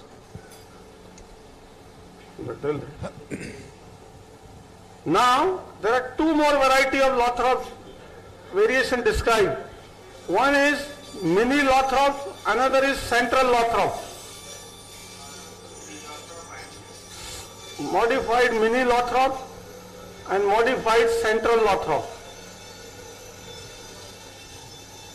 I am reducing this frontal T, we call it T. Once you do the lothorax, then you will understand what is T. To facilitate the drainage. To increasing the anterior-posterior. See that anterior-posterior dimension? Yes. Yes, we can see clearly. So you can increase by removing this bone anterior to the first olfactory neuron. You can reach right up to the first olfactory neuron. Okay. Okay? Yes. That's your first olfactory neuron. See here. Yes. I reach right up to there. I can remove this further part of the T.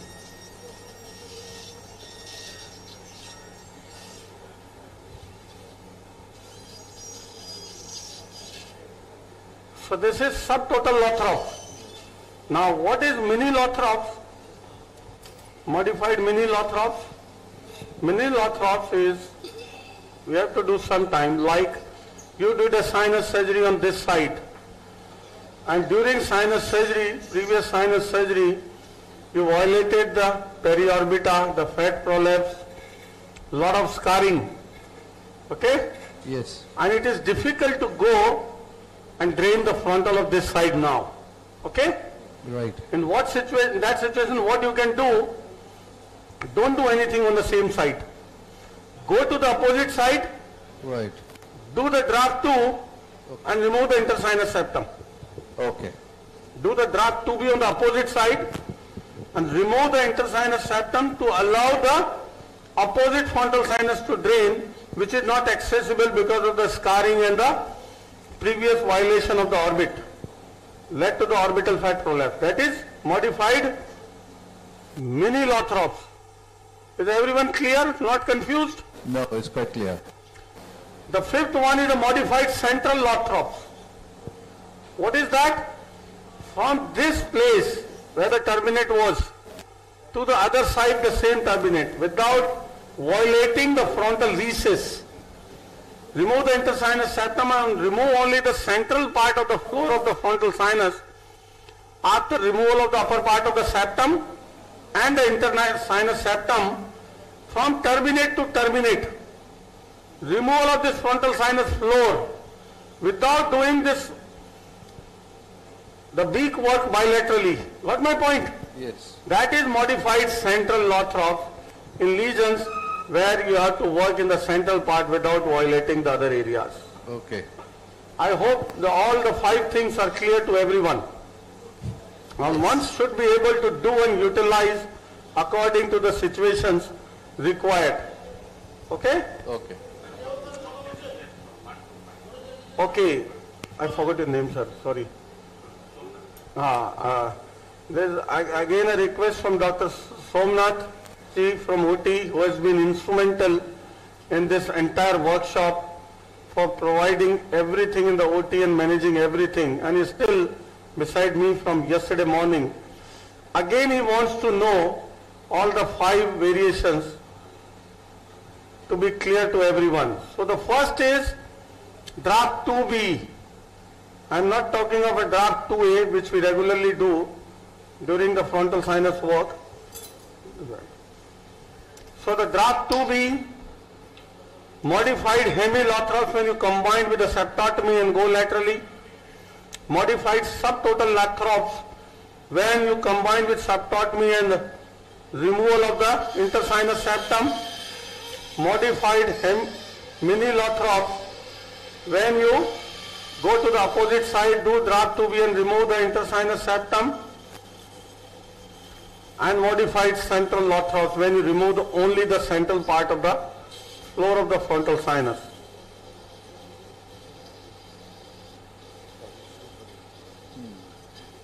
See, going to the opposite side, can you see? Yes. That's the opposite middle turbinate. Yes. In the live surgery, cobbletter helps a lot.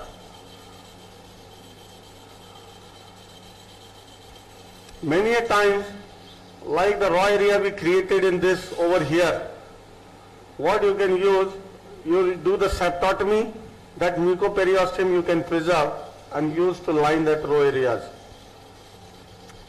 See, there are so many maneuvers one can use according to the need of the situation. Once you start doing it, you start getting to know all these things. Yeah. That's the opposite side. That's the opposite middle turbinate.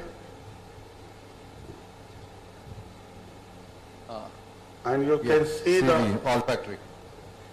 Opposite. This is not olfactory neuron. This is a nerve which commonly comes over here. See the olfactory neuron behind. See, don't get confused with this nerve. Far anteriorly, and that is the olfactory neuron. Okay. Compare with the opposite side here. See exactly the same level. Okay. Look. The same way, if you repeat, you can do on the opposite side, and that will be, if draft 2 on both sides with septotomy and intersinus septal removal, will be draft 3 or modified lothrop. See the septum, the turbinate is preserved below. You can see.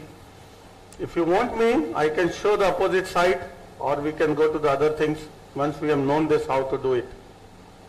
No, you can. Do I show? Yeah, I think so. I think you can show. So now I'll show outside in what Richard Harvey described. What he described is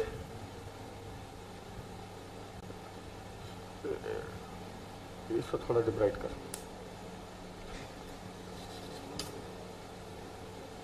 First, define your lateral limit. Define your posterior limit by means of first olfactory neuron, and come directly from above rather than going from below, because you enter into the sinus cavity earlier.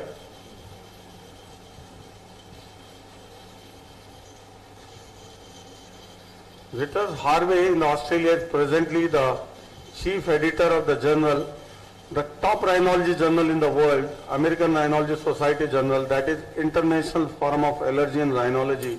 I rate it as the best. No other rhinology journal is even closer to it. They publish guidelines from time to time, and I, being the member of the American Rhinology Society getting them, and it's amazing.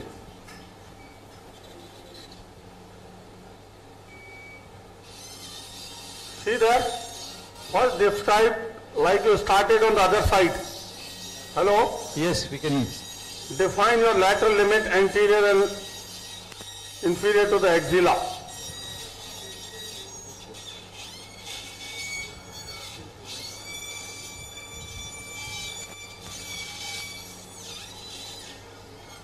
See, that is your lateral limit. See the change in colors? Yes. That is your lateral limit, okay? Now, you have already defined your posterior limit, okay? Yes. Yes. So now this is the safest region. Yes. If you go here directly into it, come from above. His proposition is come from above. See that? You are in the frontal sinus. Traction. See, I am in the frontal sinus already here. Okay. So his proposition is, once you have known, I damaged my burr point unnecessarily by rotating there. देना है ना यार, अपनी वाली निकालना। हाँ निकाल, दो थी ना। Hello. Yes. By mistake I turned that I was looking at him and I run the blade while it was stuck. Sorry. And we spoiled one burr point. You know, this translasal burr we all know. Hello. Yes. Yes. Is such a useful burr point, burr drill. But you know how much it costs?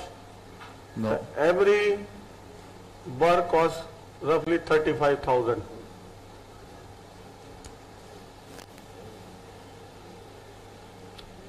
I went little above.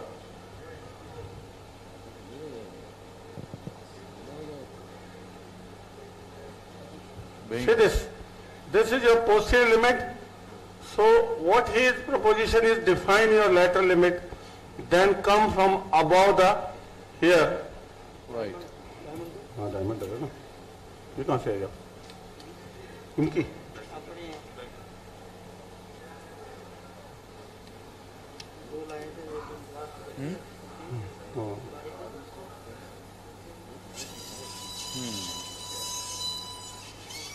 It comes from above, like this, above the level of the olfactory neuron. First he creates the lateral trough.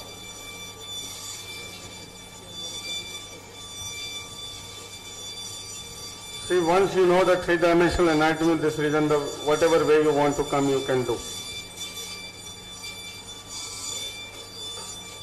See the lateral trough? Yes. Now I am using the diamond. Yes. See how good it is. See? Yes. The same we were using earlier cutting one, and this is the diamond one.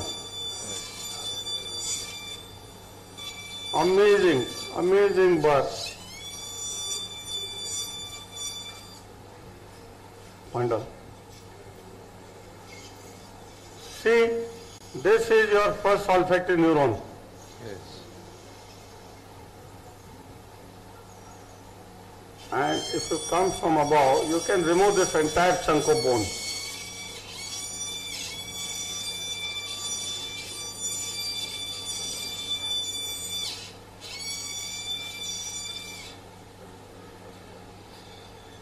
Funny.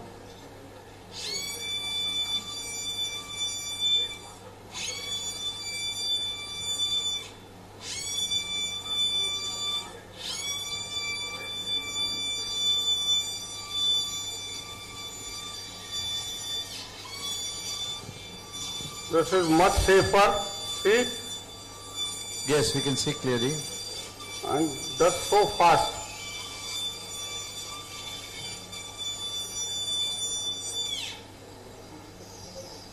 That is your posterior limit. After seeing this lateral trough, you can come from above.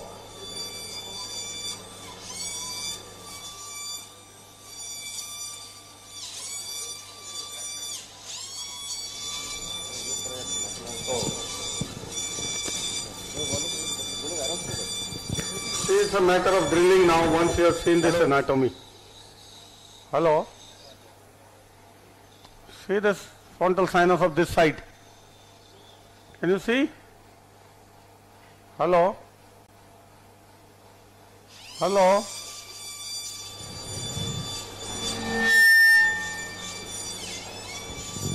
yesterday's winners, Panology quiz.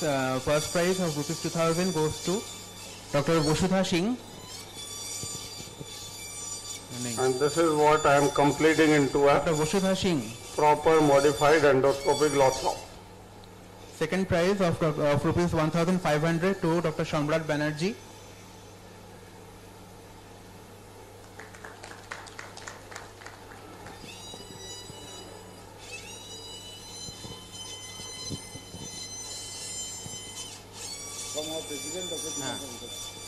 From our President, Dr.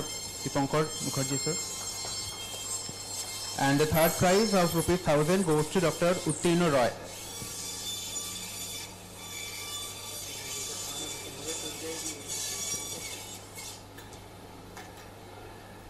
See, completing to a modified lothrop. Shomik Das. Funny.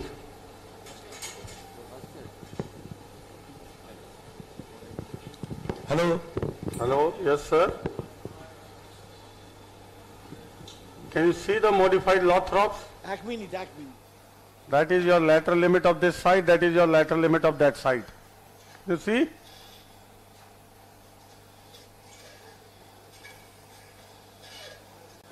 That is your frontal recess, which I am going to communicate now.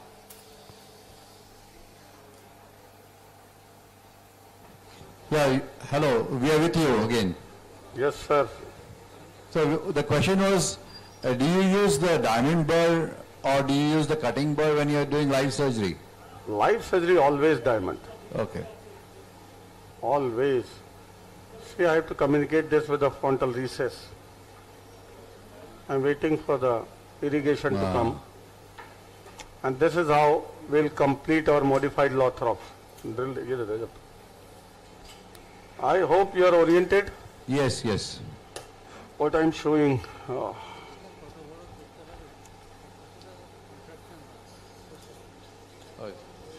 One question from the audience is, how big this opening should be and what is the contraction post-operatively? Yes, it contracts.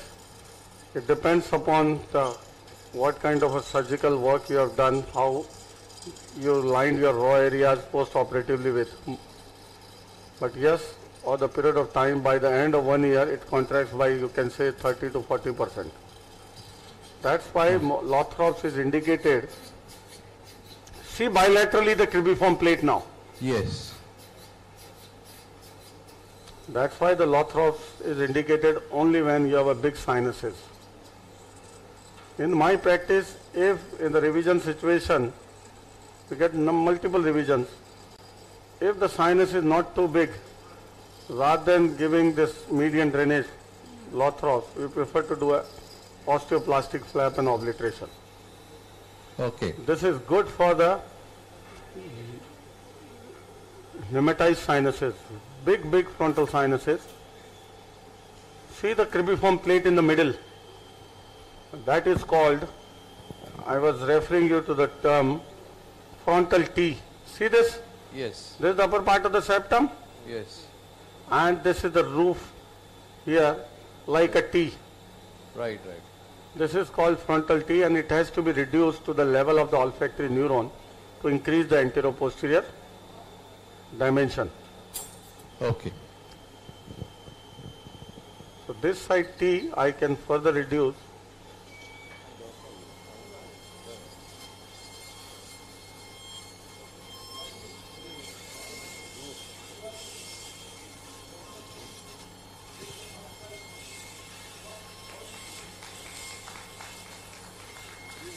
See, flush to the level of the cribriform plate. That is the limit beyond which you cannot go. Congratulations. You have joined the quiz. You get first. Why you are second? Any question?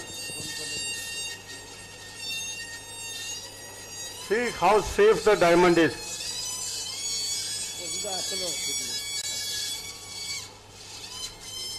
I am coming from the opposite side. See that? That's the role of septotomy.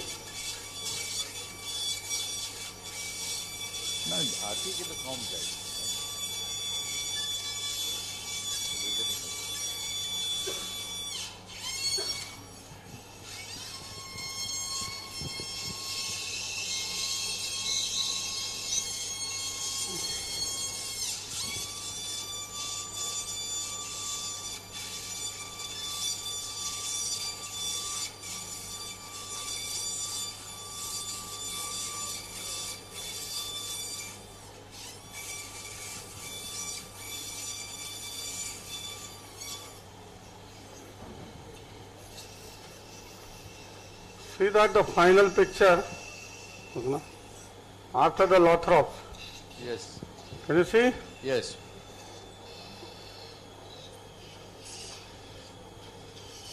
What is transcribiform approach? We have to remove the cribiform plate in toto. See this? Yes, we can see. Lateral limit is the orbit on this side, orbit on the other side, do the complete frontoethmoidectomy on the other side. Anterior limit is just being anterior to the cribiform plate here in the floor of the frontal sinus here, posterior table. Make a horizontal cut and join that from that to the lamina to lamina, and the posterior limit is at the level of the posterior ethmoidal artery. And remove this entire cribiform plate and block. Along with this crista galli which is going up, which is attached to the fox cerebri, coagulate the fox and remove the cresta, and that is known as transcribiform approach. Now why this Lothrops is commonly done along with that? So that you don't lead to in the future the frontal sinusitis by means of blockage of the frontal sinus once you obliterate this region.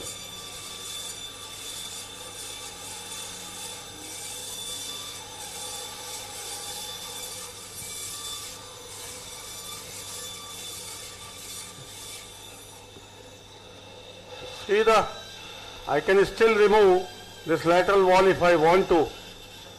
See that? Yes. Is that clear? Yes, it's quite clear and very good demonstration. Now coming to the opposite side now, before we move on to the other skull base procedure,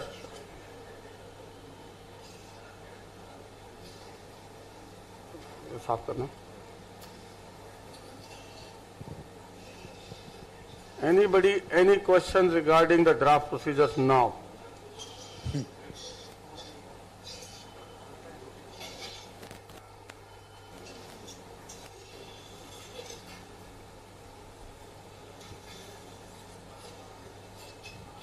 This is the opposite nasal cavity. That's the septal deviation. That's the turbinate. Yeah. And you can carry out, see the bulla uncinate? Yeah. If we carry out a complete face on this side as well, we can do a transcribiform approach simply by making one cut here parallel to the lamina, then one anterior cut anterior to the cribiform in the posterior table of the frontal sinus, and one posterior cut horizontal at the level of the posterior ethmoidal artery. And this entire one piece cribiform plate removed. This is very commonly we do for the olfactory neuroblastoma which arise from here, olfactory meningiomas which are above. And see the brilliant exposure it gives after the Lothrops. Okay. So these skull-based techniques need a lot of exposure, a lot of drilling, and then you can do really a good job and reconstruct this entire thing like you saw earlier with the Haddad flap. Haddad comes right up to here and you can cover everything in one Haddad. So that's the beauty of the Haddad flap, that you resect and it reconstructs the skull base very nicely. Okay? Hello? Yes, we can hear. So let me... The question from the audience is, how do you close this? Is it with a single Haddad? Yeah. Central Haddad? Okay. What central Haddad? Now, are you going to close the raw area with... Yes, once you resect the cribiform plate, yes, you have to reconstruct the skull base. Okay. And then you can use the Haddad. Simple.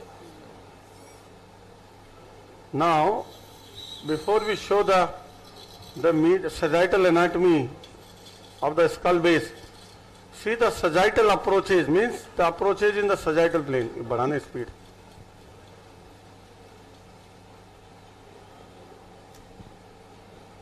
I'll show you all the sagittal approaches once I remove this.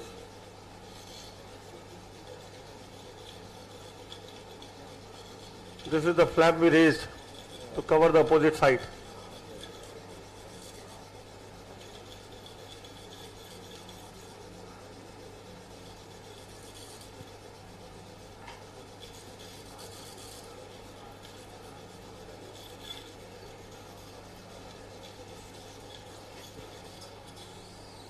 Now, approach, what is there about this, the frontal lobe of the brain?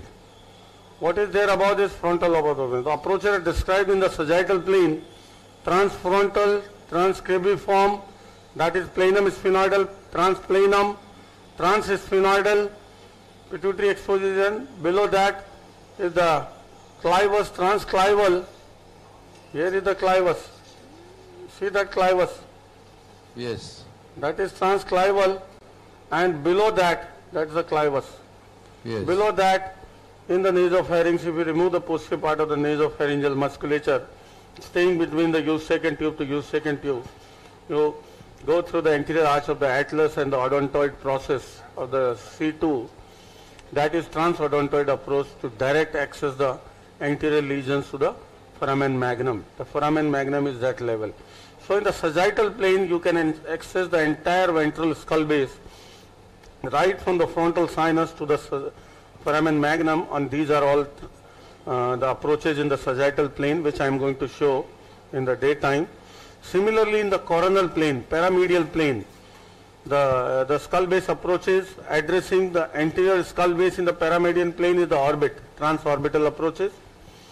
In the middle skull base, in the paramedial plane, are all according to the course of the carotid artery, the horizontal vertical course of the carotid.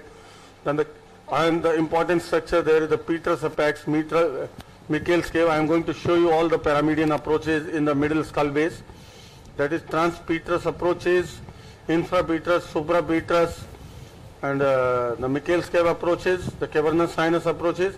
Then for the posterior skull base are approaches according to the course of the parapharyngeal carotid artery and the hypoglossal nerve, jugular foramen. You can address all the posterior skull base in the paramedial plane. In the middle skull base, you address the temporal lobe, and the posterior skull base, you need to address the posterior fossa in the paramedian plane. So, our paramedian plane approaches requires a transpterygoid approach to access. See, here is the medial wall of the maxilla. If I do the Denkers and remove the pterygoid process, all the skull base is in front of you. So that's why that is known as the transpterygoid approach in the paramedian plane. Okay? Yeah. Yes. Yeah, I will show the transpterygoid. One skull base surgeon described it as an artery recently, just before. See the. I see the first, just before the first neuron. That is a nerve. That is not the artery. Whoever described whatever, anybody can say anything. Another question from draft Dr. Kailash Prasad. What is draft 2C? Draft 2C is nothing. It is nowhere existing now as a classification. I have already given you the classification of draft approaches. 2C is nowhere.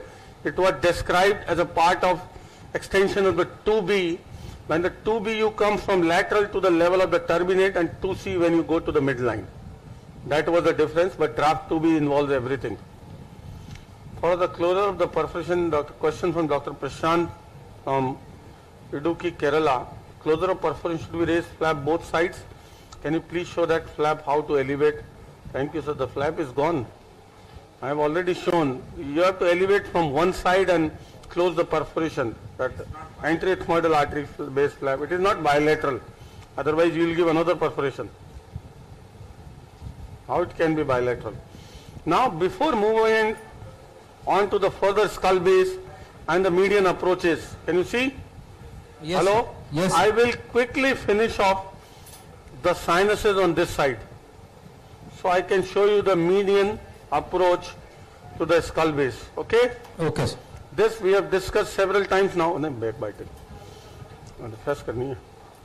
40 लगा ball probe. So I will quickly finish off this. Okay, sir? Hello? Hello, sir. Yeah, I will quickly finish off the sinus surgery on this side. We have already discussed several times. This ball, the backbiting is gone, boss. Anybody, any questions? Meantime, for anything what we have done since yesterday, we can take.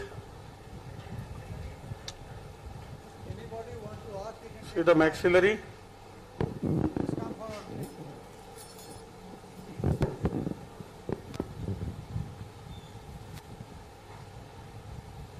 See, for every skull base surgeon, whatever he is doing, a skull base is one unit. You can't describe the lateral skull base, anterior skull base. This is for our convenience to approach it. For any skull base surgeon must be well versed 360 degree with the skull base anatomy. Whatever anatomy you are seeing, you should be able to correlate transcranially. You should be able to correlate from laterally and anterolateral approaches, transtemporal approaches. The structures are same, the orientation is different, and one should be able to orient from all around. The skull base is one unit, can't be divided into the anterior or lateral or whatever. Hello, sir. Yes, sir. Sir, can you please tell me the boundaries of lamina papyracea endoscopically? Boundaries of lamina? Lamina itself is a boundary, medial boundary of the orbit. Till where does it extend? Above it joins the frontal bone and below it joins the maxilla. See this flat bone, this entire flat bone. See this? Above it joins the frontal bone and below extend up to the roof of the maxilla. Yes, sir. Thank it's you. a thin flat bone, the part of the ethmoidal bone.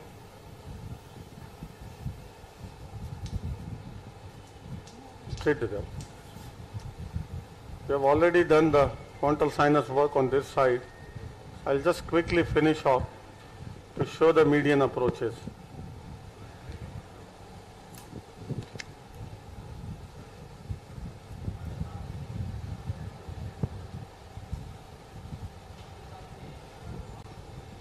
That's the middle turbinate.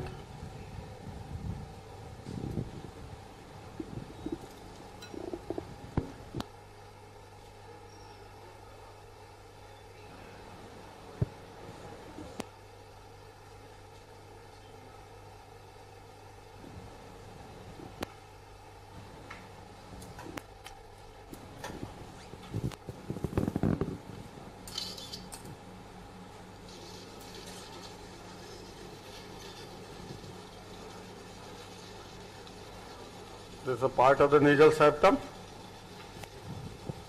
Hello? Yes, sir, we can see. That is the rostrum of the sphenoid. Yeah.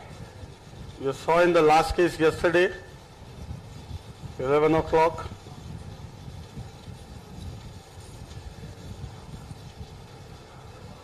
That's the bulla. I'm just finishing off to show the further skull base approaches. What a cadaver, amazing. Thanks to Dr. Subir Aldar and Dr. Somnath.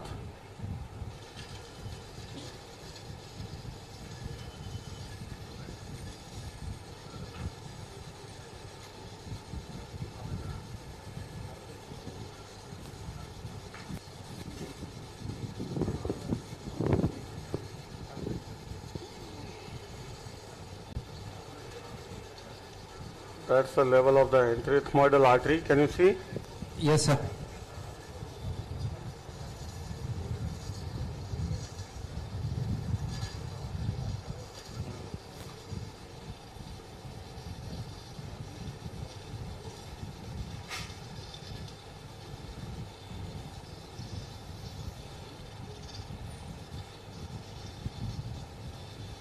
I'm just finishing off.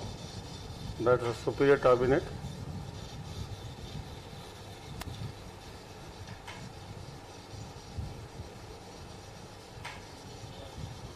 See what an important tool the microdebrider is. See that the rostrum. And now you see the entire cribriform plate in the midline. Regarding this rostrum, what are the instruments you can use to break this? So question from Dr. Somnath, sir, about the rostrum, what all you can use to remove the rostrum. Yesterday I showed the Gaussian hammer, then the drill. Anything you can use. Drill is a more sophisticated thing. You can remove it precisely. Gauss and a hammer, you can remove it faster.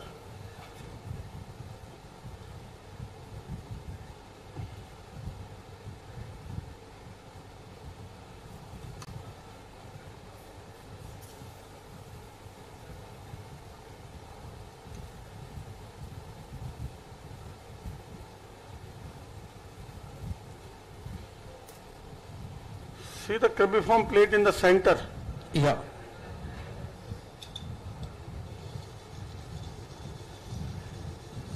This is a part of the turbinate here.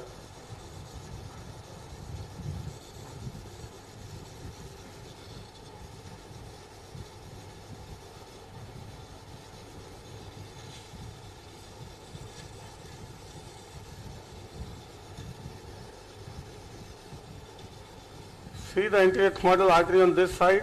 Yes. Here is the vessel on this side and this side. And these vessels are coagulated once you are dealing with lesions of the cribriform plate. Okay. To devascularize them. I am just defining the cribriform plate so that once you remove it, I will show it later after the transsphenoidal approach, suprasellar anatomy and the intracranial anatomy of this region.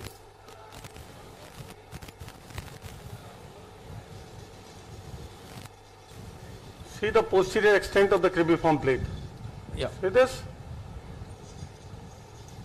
And surgical limit is the posterior ethmoidal artery.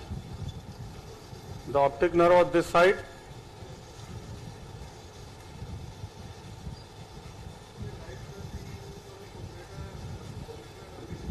Yeah, live surgery, more and more coagulation where the bleeding is expected or bleeding is happening. See that a complete cribriform. Yes, very clearly. This is your optic nerves. This is your level of the postethmoidal artery here, anterethmoidal here. Similarly, we can see the level of the postethmoidal artery here on this side. Give me the forceps.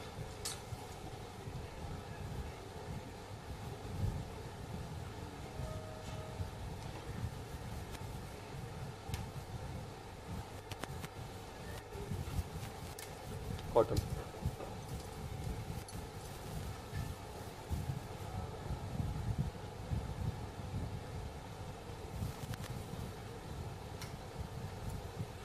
Can you see that? Yes, clearly. That's the postethmoidal artery. Here. Yeah. Passing through this thick skull base. Looks like this is the vessel. See that? Yes. Yeah. Yes, sir. That is the optic nerve. Give me the drill. To clean this region further, I hope the picture is good there. Very nice.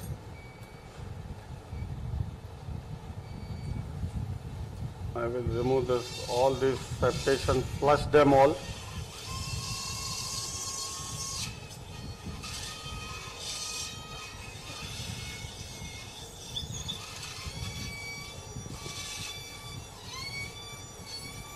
So that is where the postethmoidal artery is.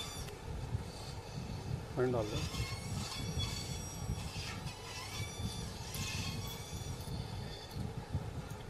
पानी का संपर्क सही नहीं बैठ रहा.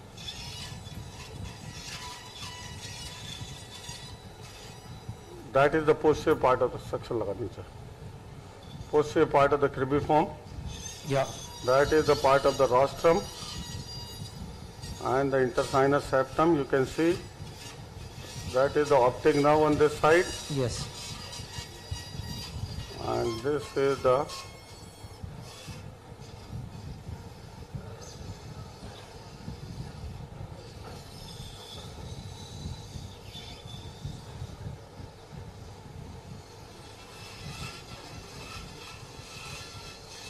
that is the plenum sphenoidal.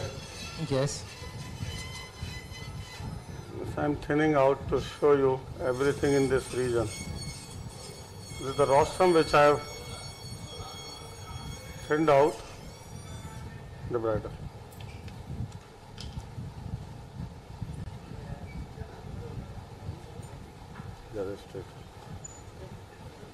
See the rostrum? Yes, sir. Somnath sir was asking how to remove the rostrum, what all you can use. I will show you. See, removing all this mucosa.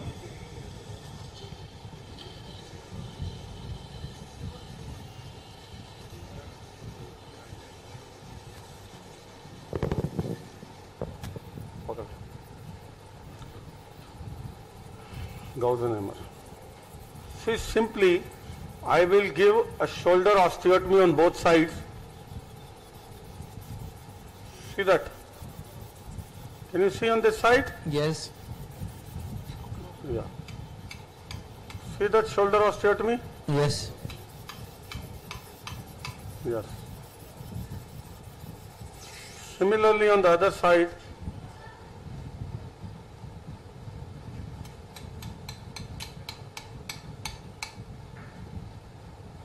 yes, yes, okay? Yes. Then you can remove the floor.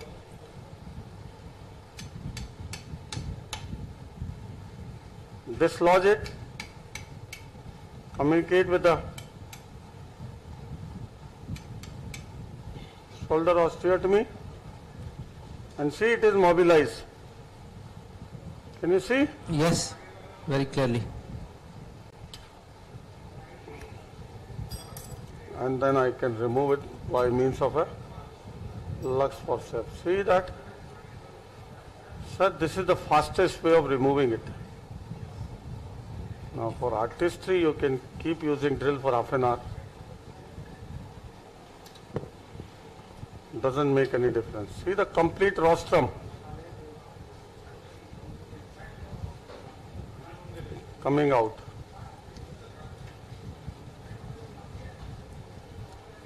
This is to give a good transsphenoidal exposure. See, these are the septations. We saw yesterday septations going towards the critical structures.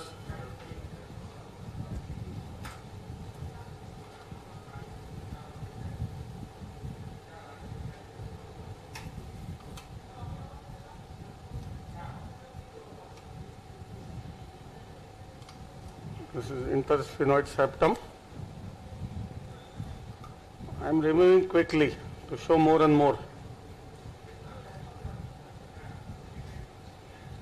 That's the face of the sella, you can see.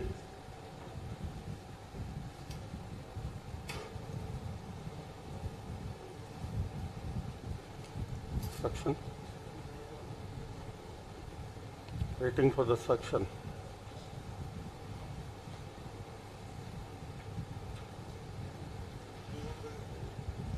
See the panoramic view? Yes.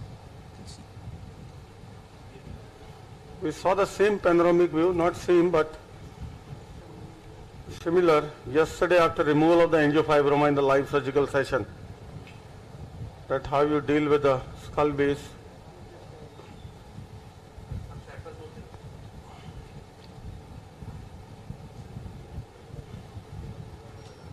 See, you have to get used to identifying the anatomy again by means of acquiring the knowledge of anatomy. Anatomy is the base on which the surgical work is based.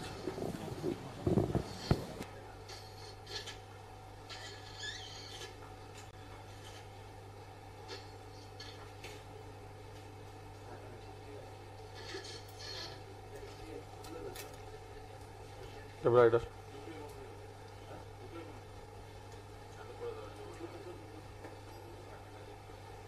Anybody, any questions?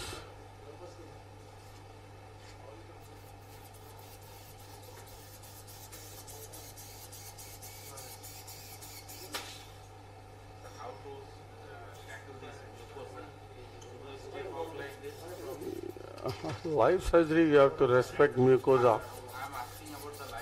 Yeah, live surgery use debrider and sharp instrument to preserve the mucosa. Yesterday you have seen. Yes. Live surgery you have to respect the mucosa, which is the most important thing. But in the skull base, yes, again when you do drilling, lot of work, you have to remove the mucosa.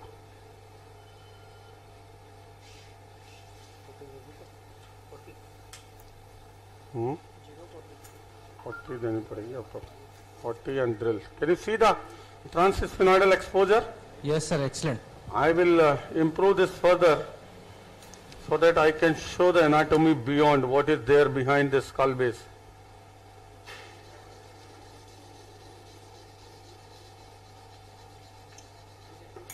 Clogged.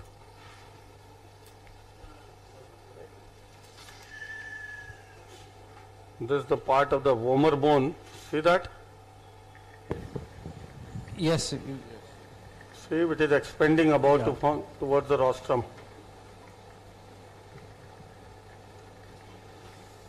Here it gives to vomerovaginal canal. I will show the palatovaginal canal.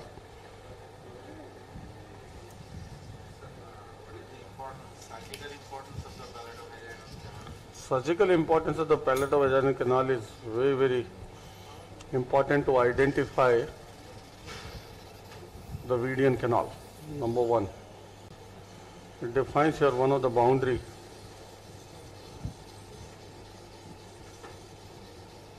ये मजेदार नहीं है.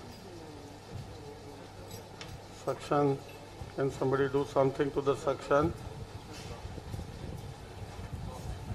See the paraclival carotids? Yes, sir. I will just reduce these septations.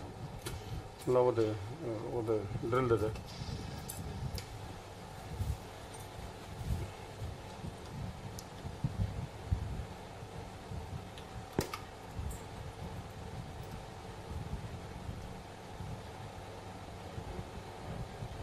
See, that's the floor of the sphenoid. Yes. Yesterday, if you have seen in the last case of the mucocele of the sphenoid, I flushed with the floor.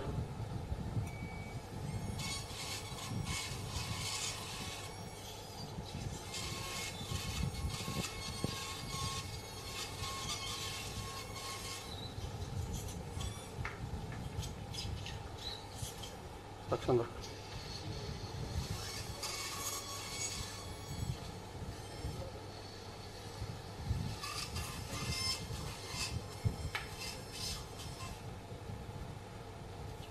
Suction. वो suction कैसे धोखा दे रहा?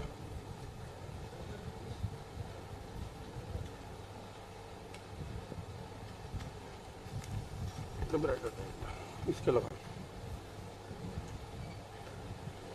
I'm waiting for the suction to come into.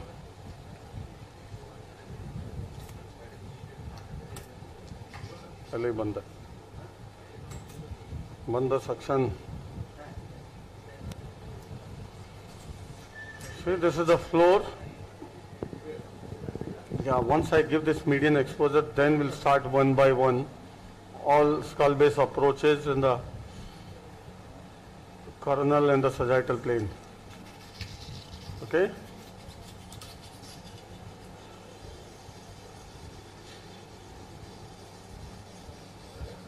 बंद है यार ये. It's not working like what it was yesterday.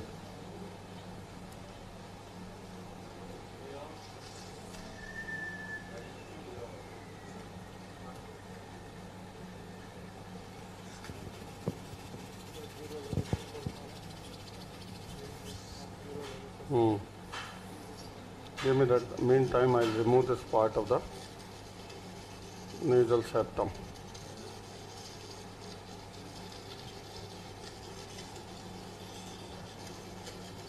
That was our Hadad flap. That's right. I'm removing. Yeah.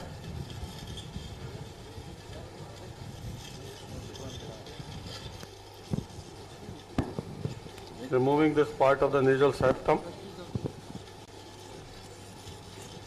and giving a common exposure.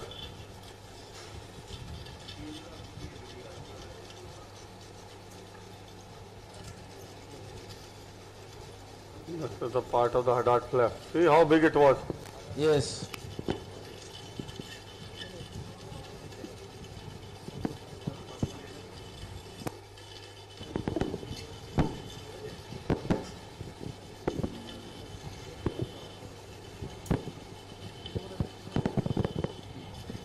Now, what you see in the nasopharynx?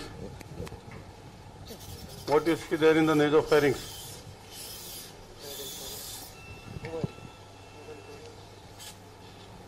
That is the sphenoid sinus. Okay. And this is the nasopharynx. Yes. So I have given exposure for the later on our transodontoid approach as well. And see the Eustachian tube to Eustachian tube. To stay in the midline away from the parapharyngeal carotids. We'll show you the complete landmarks and the course of the parapharyngeal. We'll expose the carotid artery.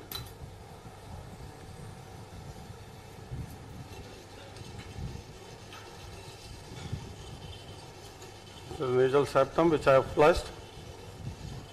See now, there will be no obstruction to our approach. Can you see the carotid, the Eustachian tube to Eustachian tube? Yes, sir. This is floor of the sphenoid sinus. Yes. Which is to go. This is the nasopharyngeal musculature consisting mainly of the longissimus capitis muscle and laterally the rectus capitis anterior. Beautiful exposure, sir.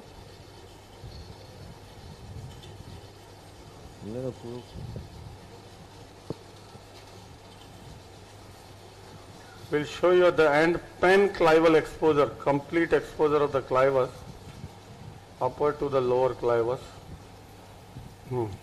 Or the drill there. See now the panoramic view. Yes, sir. Maxillary sinuses on both sides, orbit on both sides, the optic nerves, the carotid arteries.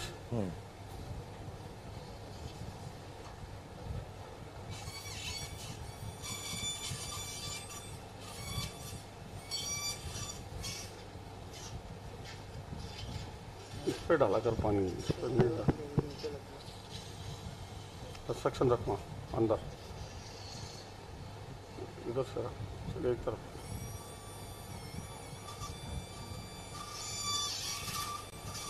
I am removing this little more bone from the floor. Okay.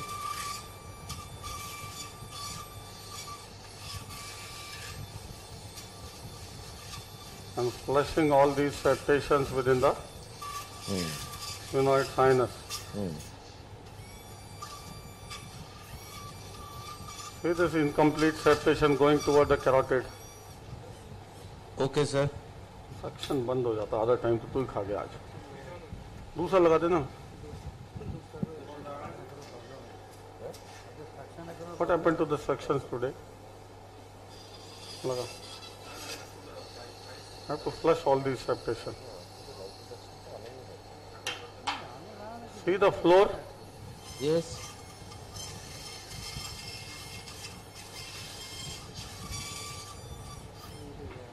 Suction boss not working. Can't work without suction boss.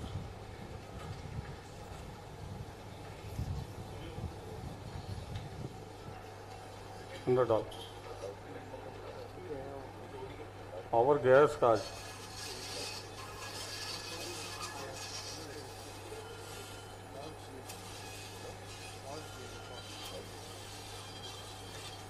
See on the anterior face of the sella. Yes, sir. All these incomplete septations.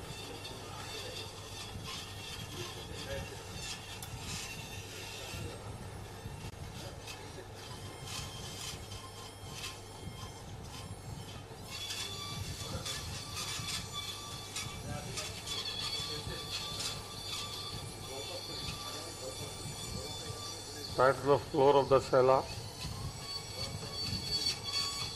And that the clivus behind. Yes.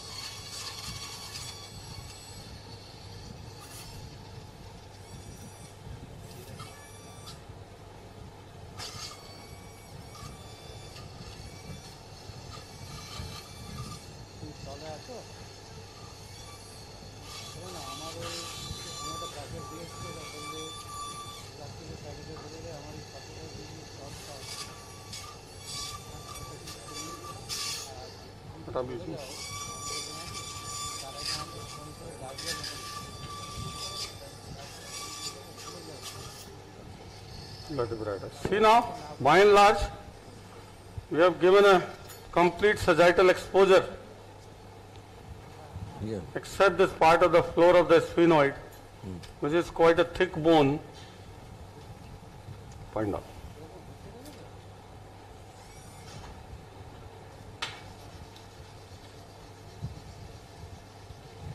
Section तो चल ही नहीं रहा यार, तो दे देता पकड़ा देता इसी में उसमें आ रहा है वो बंद है। मोस्ट क्या हुआ दोनों सेक्शन? सर किसी को बोलो ना सेक्शन कुछ इनको थोड़ी पावर बढ़ा दे इनकी। दोनों ले लो, दोनों चल रहे हैं बोल रहे।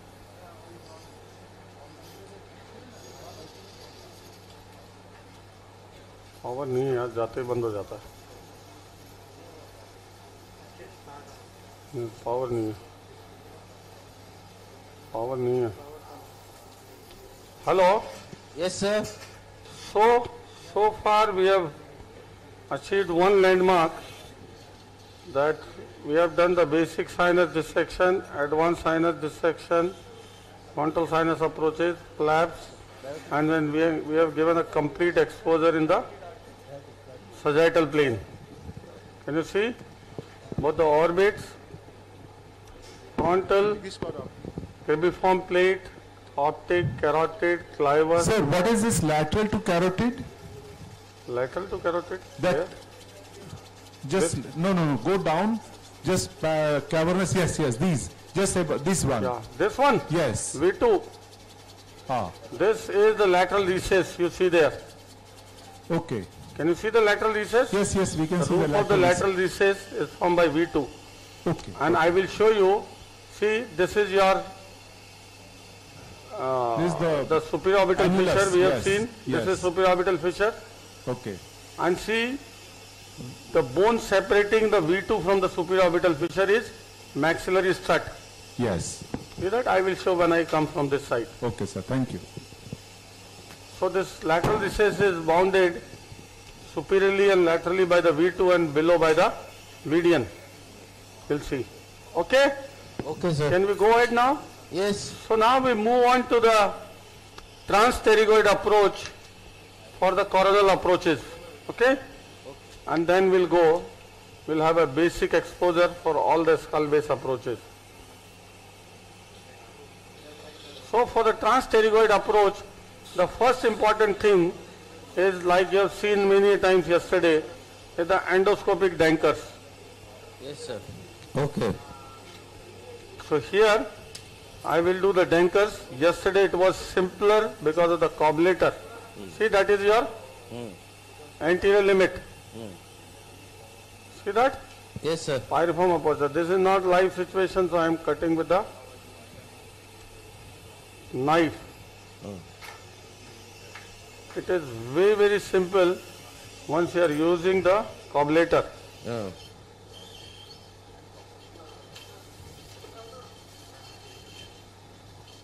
I will remove all this mucop. अरे बंद हो जाता है यार. Removing this mucoperiosteum and the inferior turbinate. See that? Yes, sir. Completely to give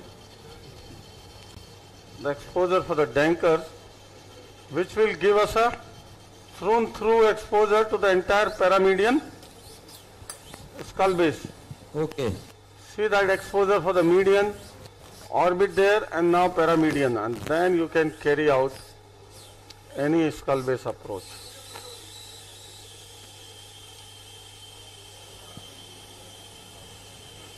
Anybody, any smallest thing in mind about the anatomy, please come forward. Now see what is there opening in the inferior meatus. See what is that? Nasolacrimal. Yeah, that is the nasolacrimal duct going. See that? Yeah. See that? Yes, sir. Give me the kerosene. I will show. Open it up and show you.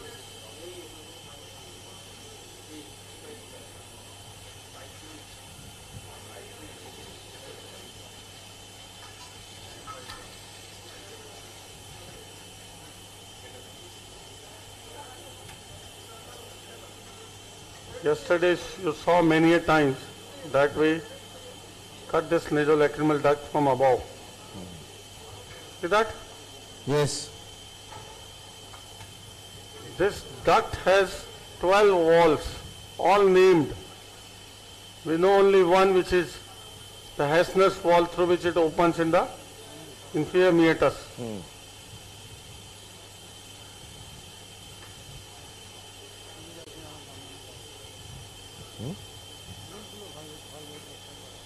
I am using the Kerisons.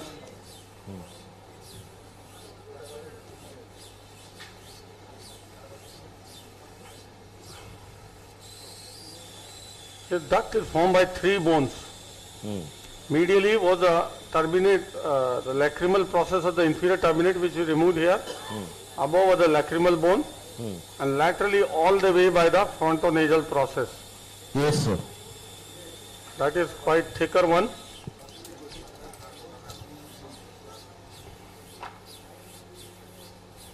See the orbit in close proximity behind. Yes, we can see.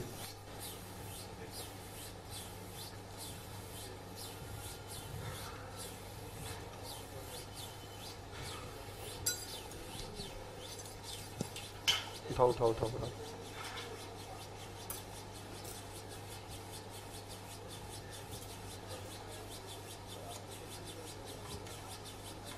See, that is the thin lacrimal bone.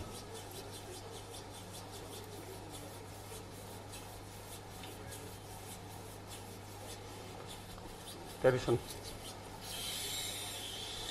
So this whole length of the nasolacrimal is exposed. Yes. I'll give it a further exposure of, you can say, 180 degree or so. In DCR, our approach is to marsupialize the entire system, not only the sac, right from the dome of the sac, to go even above the dome and marsupialize it completely.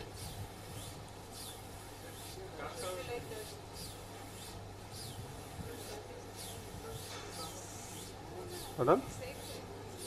Yeah, this is sac only. Yeah, that is duct, that is sac above. Sac above. Duct and sac both. Yeah, give me something to open. The ideal instrument is a 12 number knife. Hello? Yes, sir. The ideal instrument here to marsupialize it is a 12 number blade. Okay. Angle 12 number blade. See that? Yes. Hmm? We get it. Oh, tell me. We get it.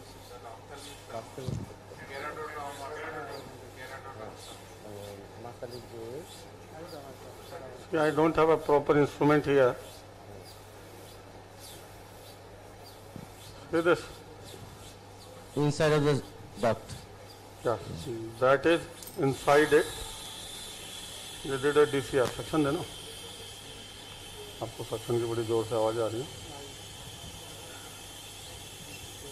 That is interior of the sac, and that is orbit. So many a times, if you are not oriented, get disoriented, you can enter into the orbit. See that? Yes, sir. Yes, sir. The brighter. 12 number था क्या? पहले क्यों नहीं बोला?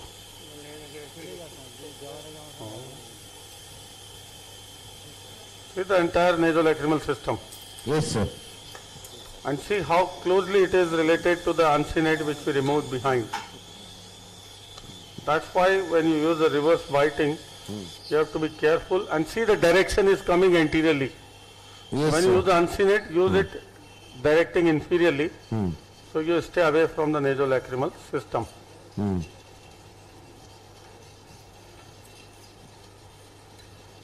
Now I can remove it.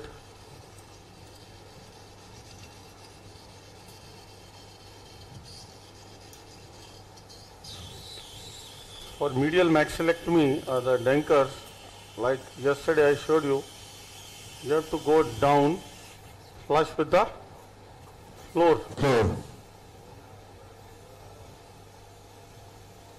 And here I will specifically flush it so that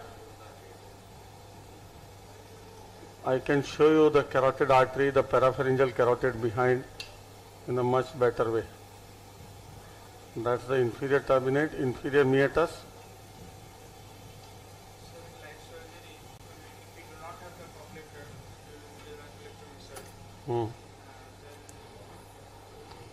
Then you start. See, once you don't have a cobbleter, the only option you have is the diathermy. You have to struggle a lot. Keep using diathermy. That's the entire inferior meatus, sir. Yes, sir.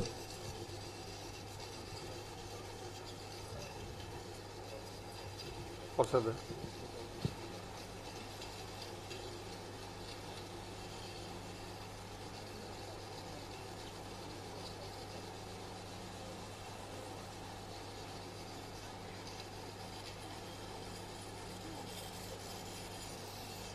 This inferior turbinate bone is a separate bone.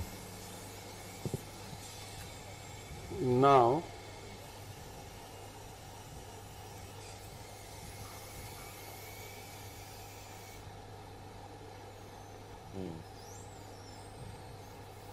see the level of the piriform aperture. Yes. Life surgery, you can separate this very easily with the cobbleter. Your life is so difficult. Hello. The bride of the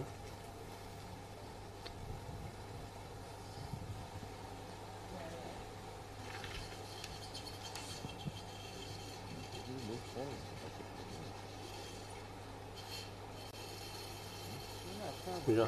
Any questions?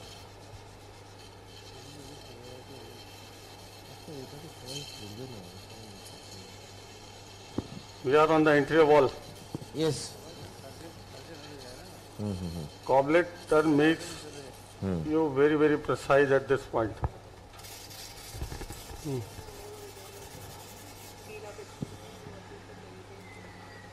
This is again a question from Dr. Halpesh Suthar.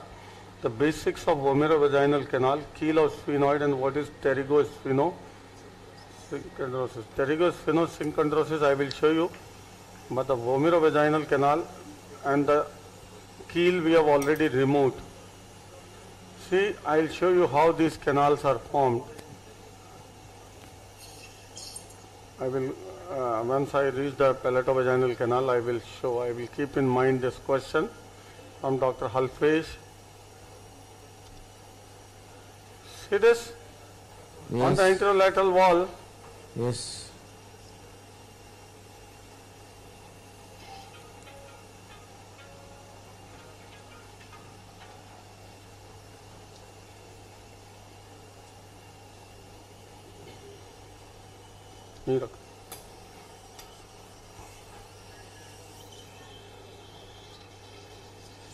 You have seen this yesterday in the live surgery.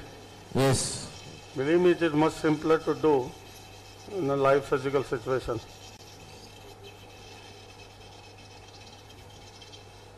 Now see the entire medial and anterolateral wall of the maxilla is exposed. And I'll use a simple chisel hammer. See that? Yes, yes. Right to the level of the floor. Yes, सिर्फ sir. पकड़ लो एक जना कर दें आप कुछ नहीं है नल्ली Yes. Here you see the level of the floor of the orbit now. Yeah.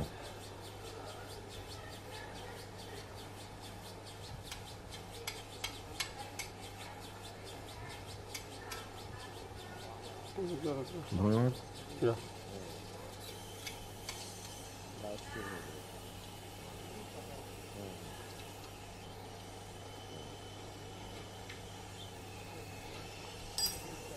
Another question?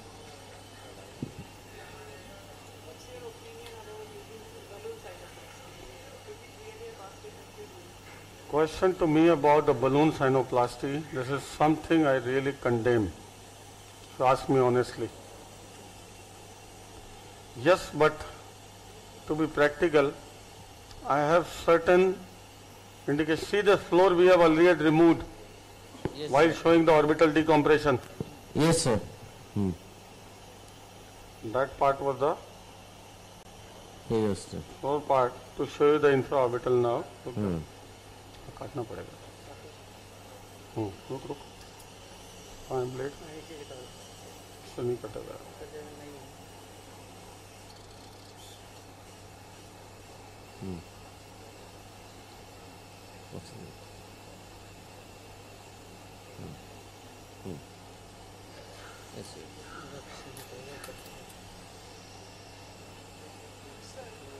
Yes.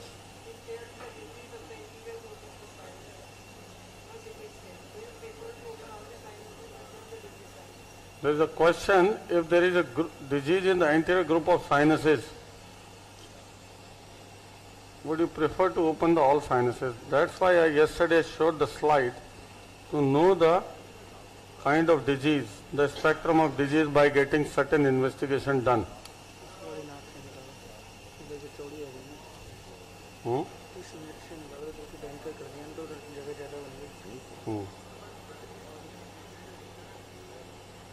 Pardon? Yeah.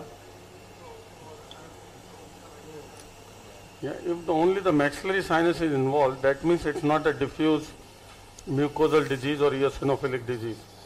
But must be because of the obstruction.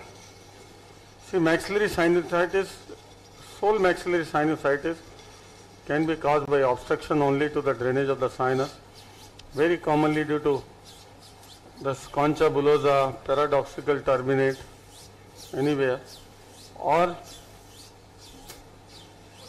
due to the fungus also, solitary fungus. If that is not a diffuse disease, why to address all the sinuses? See this? Yes, sir. Maxillary sinus from inside.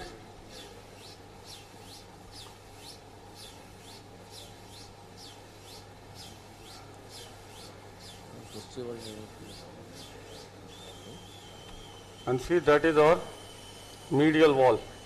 Yes. Now you see the exposure. Yes.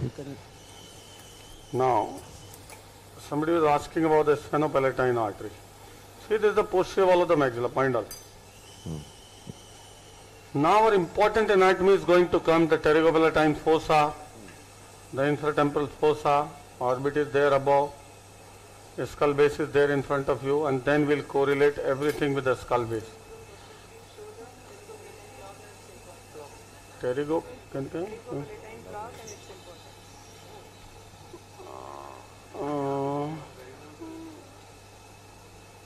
pterygopalatine block, and it's important. Pterygopalatine block is given to do the decongestion to the sphenopalatine in the pterygopalatine fossa. Here is the pterygopalatine fossa. They have section there. I will show. So earlier this was the technique proposed by P.J. Wormold to get the spasm in the vessel if you inject from below, from the greater palatine canal. I used it earlier, but now with the advancement in the anesthesia and the technology, we have given up. That बंद है यार, बंद है गुरु यार. Suction तक नहीं चलेगा तो दिमाग नहीं चलने वाला. मैं पहले बता रहा हूँ. Sort out करो यार. Get some other suction, sir.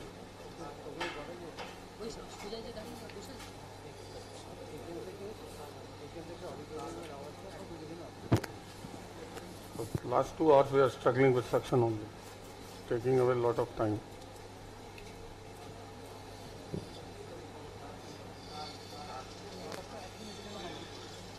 So what I was saying, the pterygopalatine block, that was a question from Dr. Rambabu from Hyderabad.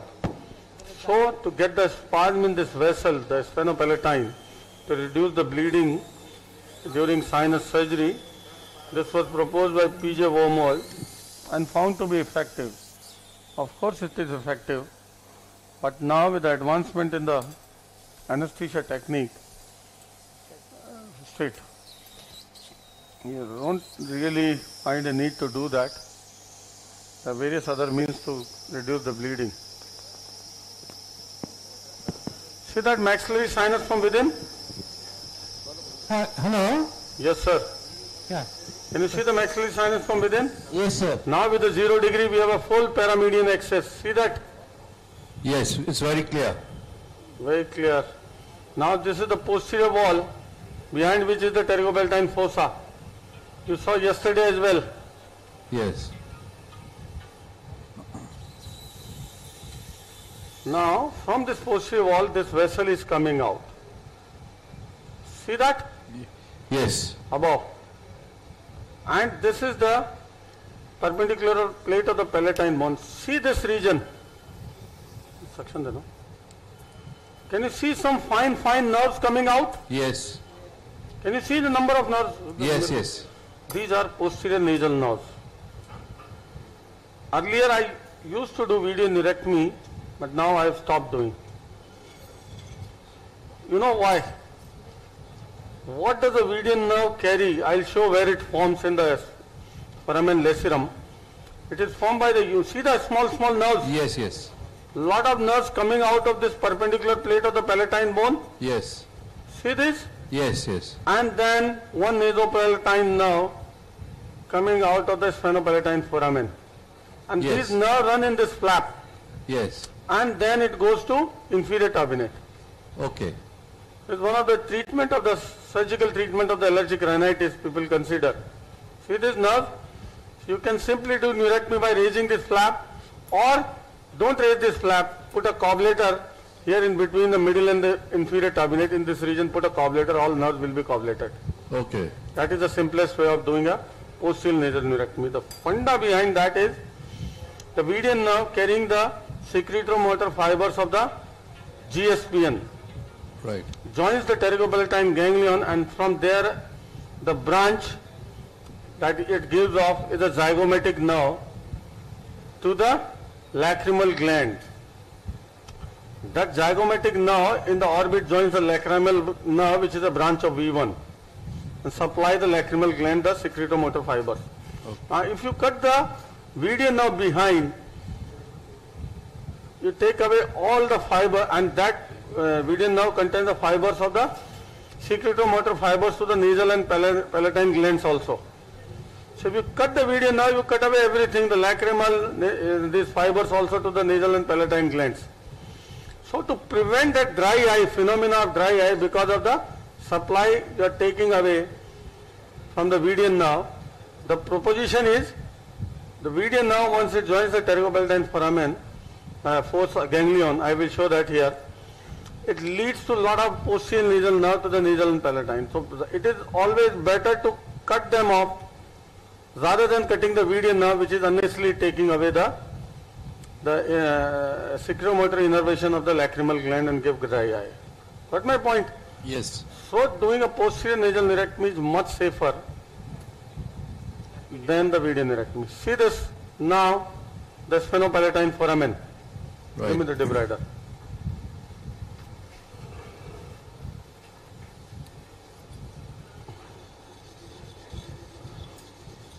Here this perpendicular plate of the palatine bone is very, very important.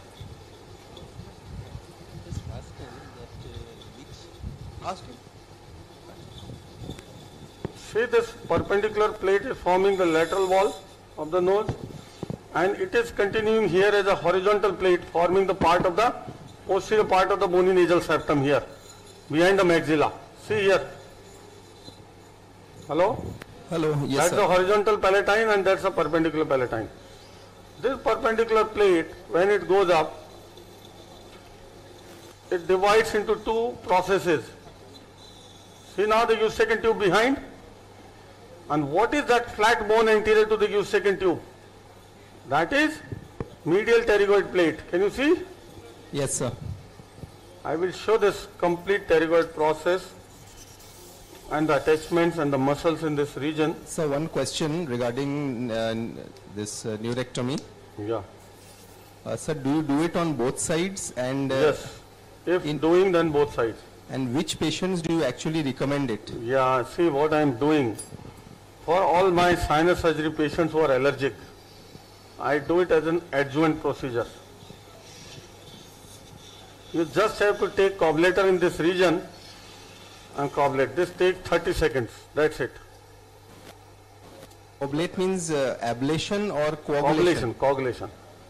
For that you coagulate the nerves in this region, underneath the flap. Okay. So in patients who do not need surgery, they just suffer from allergy, would you recommend this? Not really. This is taking care of only the reflex symptoms of allergic rhinitis. Allergic rhinitis is an immune complex disease, we all know. All those symptoms, the reflex symptoms, you can control. Now, see the medial wall? That's the sphenopalatine artery. Yes. That's the sphenopalatine foramen. So, this perpendicular plate coming up divides into two processes. See posteriorly, that is the sphenoidal process going towards the sphenoidal body, and the body comes over it. And this is the orbital process which I told you, forming the strut here, forming the floor of the orbit in this small area here, this hall. So in between, this foramen is bridged by the body of the sphenoid from above. Now, Sir, orbital process goes up from the maxillary strut. not maxillary strut. Where is maxillary strut here? Maxillary, that's the orbital strut I told you, from the decompression point of view. Now, before going to the pterygopalatine fossa anatomy, pterygopalatine fossa anatomy,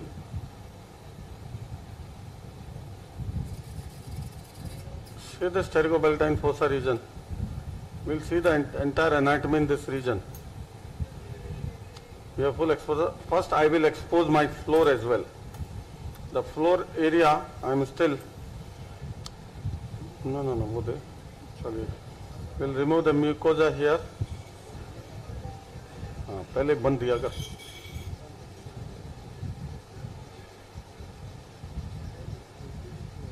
बुद्धि भ्रष्ट हो गई तेरी. See this mucosa.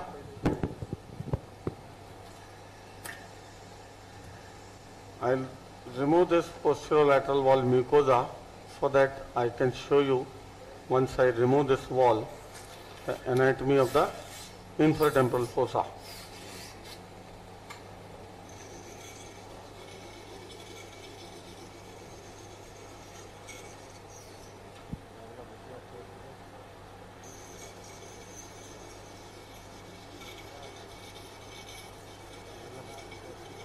See your infraorbital now, can you see here? Yes, sir. It is coming out of the infraorbital foramen here. See that? Running in the roof of the maxilla. See that? Yes, sir. And see where my 1.5 orbitotomy was coming. Yes. Just medial to it. Yes. Can you see this now? Yes, sir. And it is coming out on the anterior wall of the maxilla here. See that? Yes, sir. That's the infraorbital. We'll track it behind, follow it as it is a continuation of the V2. V2 gives three major branches, the zygomatic, the posterior superior alveolar nerve and the infraorbital nerve, which is actually the continuation of infraorbital nerve, V2.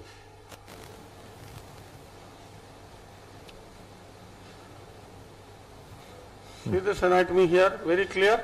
Yes, sir. The nerve and the vessel along with it. That's a branch of the internal maxillary artery.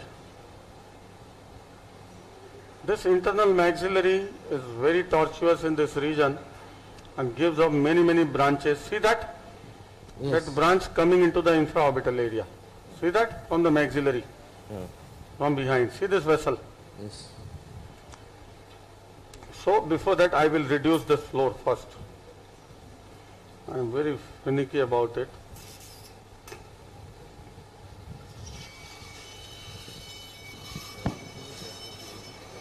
Because this won't allow us the posterior work if we don't reduce it right now.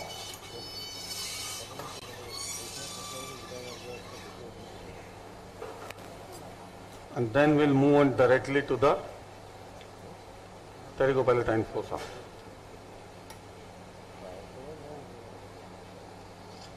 I hope people are not bored of. No, sir. And down. Sir, this posterior wall of maxillary sinus, the whole posterior wall behind is the pterygopalatine fossa, is just the medial part? Only the medial part. That is posterolateral wall.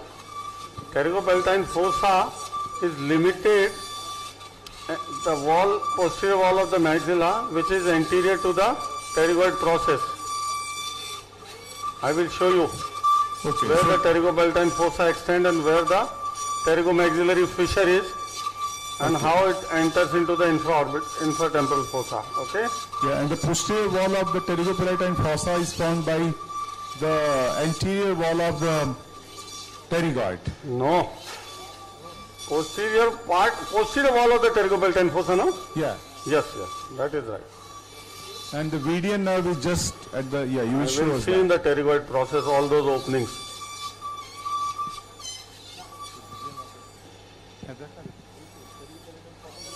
Let me remove this, the inferior part of the medial wall completely. See that? Always flush with the floor. See, flush with the floor. Yes. The brighter.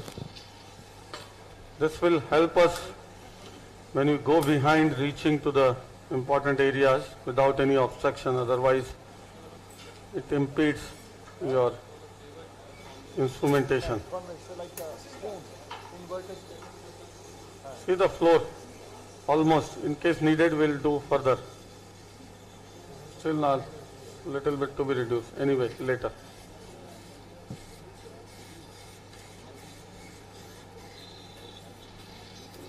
See, you can keep this in reference, the medial exposure what we have given, all the time.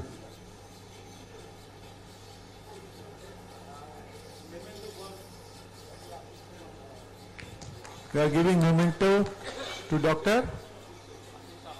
Ashish Saha. See that? Can you see some vessel here?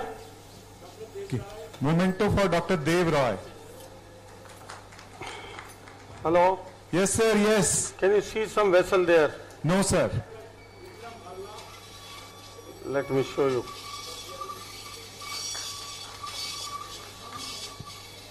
Let me reduce a little bit. Dr. Shomik Das is getting memento.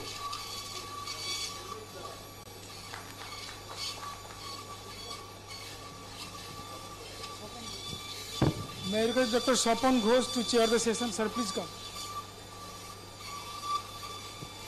Dr. Indranil Pal. Please come. See, this is called complete flushing the medial maxillary wall with the floor. Dr. Sudipta Chandra, please come. And Dr. Kamalendu Haldar.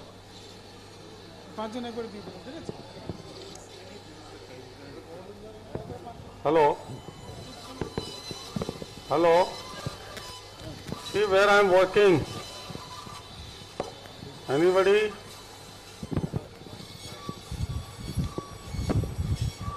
Hello? Hello? Yes, sir. See where I am working? Yes, sir. What structure is this?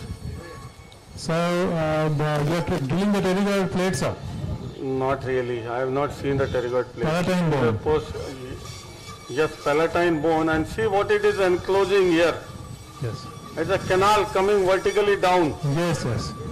That is greater palatine canal. Yes, sir. Transmitting the greater palatine nerves and vessels. Yes.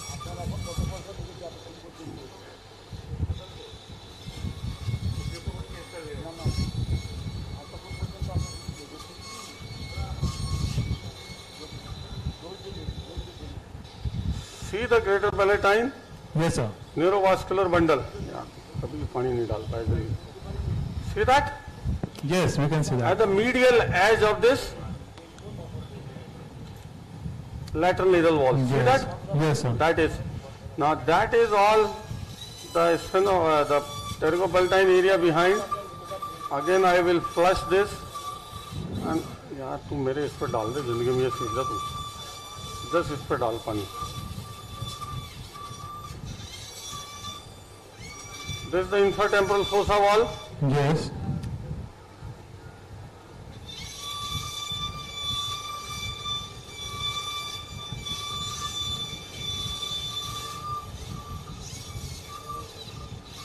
There is a thin wall behind. See that? Yes, yes. This wall is relatively thin. Yes. Forming the anterior wall of the pterygobeltine fossa. Yes. And that posterolateral wall forming the infratemporal fossa wall is relatively very thick. See, this is a thin wall. Yes. I am further thinning out so I can remove with my elevator. Yes.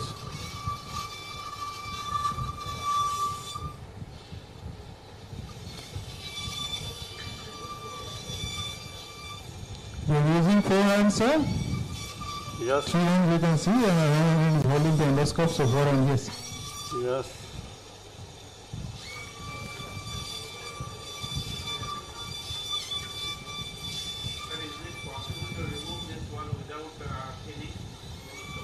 Yeah, you can remove by means of punching it out with a Carrison punch.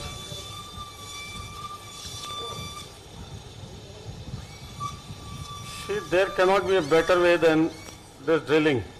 Yes. I told you since yesterday, this is our man of the match for skull base. I cannot work without this drill.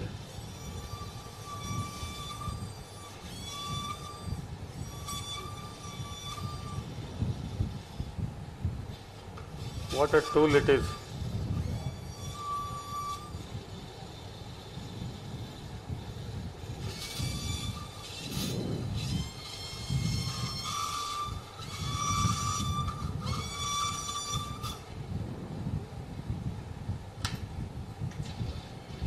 I will remove this posterior wall now. Yeah. And then you'll come across a lot of important structure. In the anterior plane, in the pterygobeltine fossa are the vessels. Yes. Vessels are what? The internal maxillary, Yes. its tortuous course and its branches. Branches. In the posterior plane are the nerves. Yes.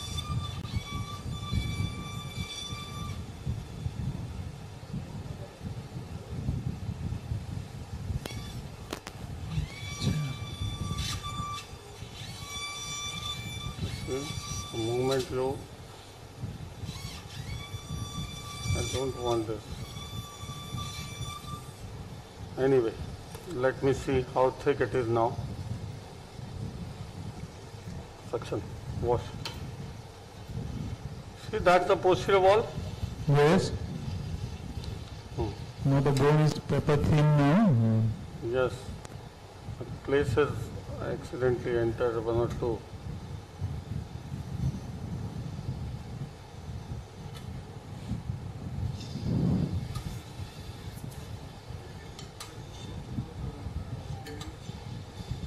Cutting, but it's dangerous, no?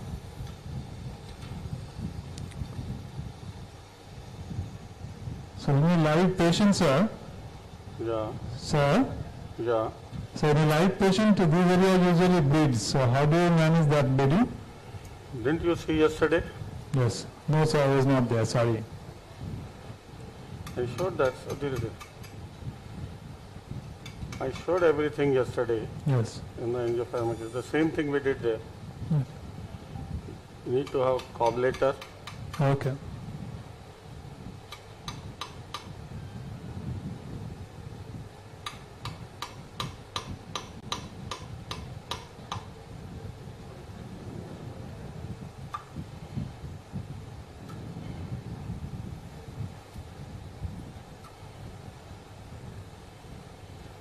See, that's the periosteum of the pterygobeltine fossa.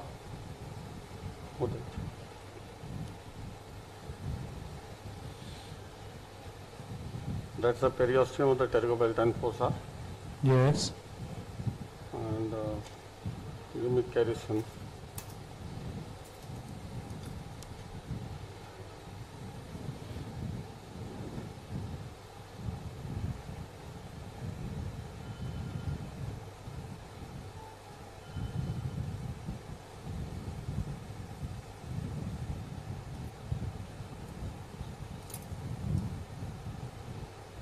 Remove this. खाली इसी को गुरु 70 चीजें मत कैसे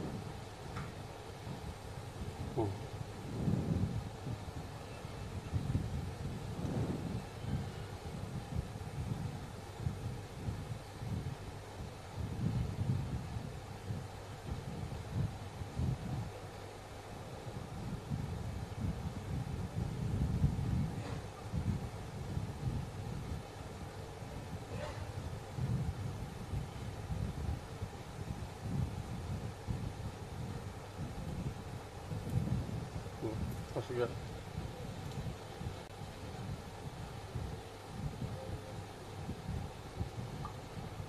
Yes. Now you see. Yes. The pterygopalatine foci here. Let me remove this. See, this area the bone is very thick. Yes.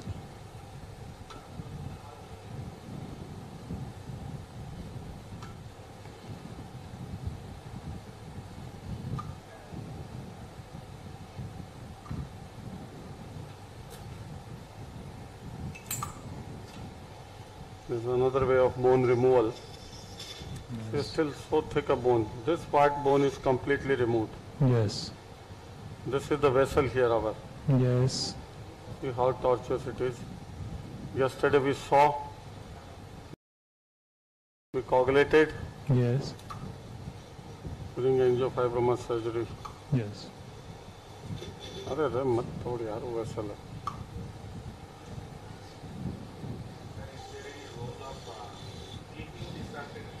Yes, I clip very frequently. Yes.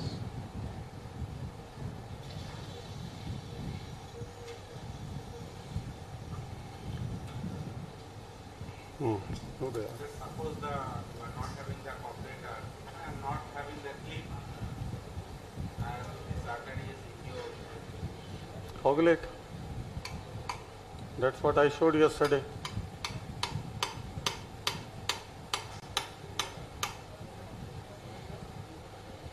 See how thick the bone is here. Yes.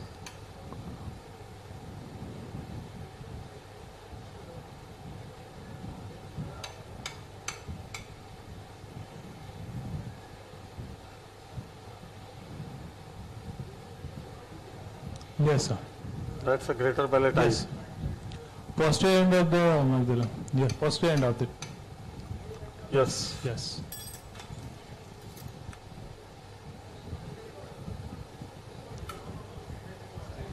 The anterior wall of the pterygomaxillary fissure, that is the posterior wall of maxilla. Yes.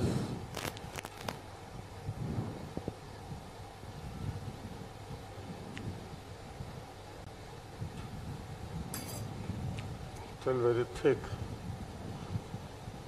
Sometimes the bone here is partly very, very thick.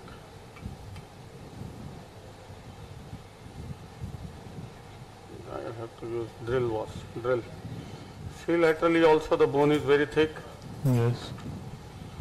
Yes. Yes, sir.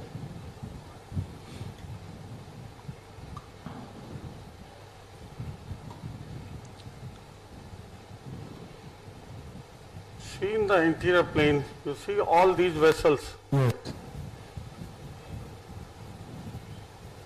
These are branches of this major vessel. That is. Yes. See this? Yes, sir. Internal maxillary. Internal maxillary. And this is the key vessel as a feeder for the angiofibromas also. Yes. Like yesterday we saw.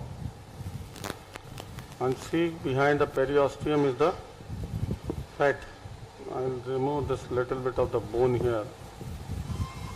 Otherwise it won't allow me to work.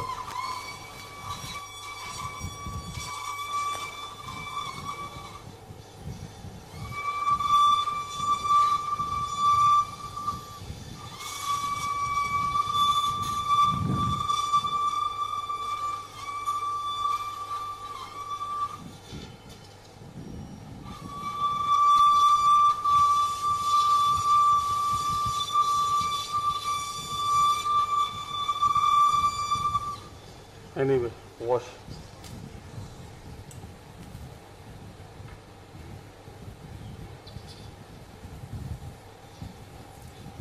Now see in the pterygopalatine fossa, this maxillary artery gives many branches.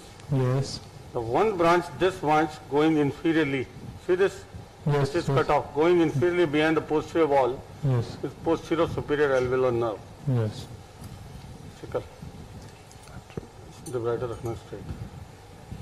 This one branch going inside this, see this? Infraorbital. Yes. Now going along with the V2. See that? Yes. Infraorbital now. Yes. Can you see the now? Yes, sir. And this is the vessel, infraorbital vessel. Yes. The fact we have to tease out. There is See a that? nerve. There is a nerve inside. That is V2. Yes. And just below the V2, can you see that expansion? Yes. Very small.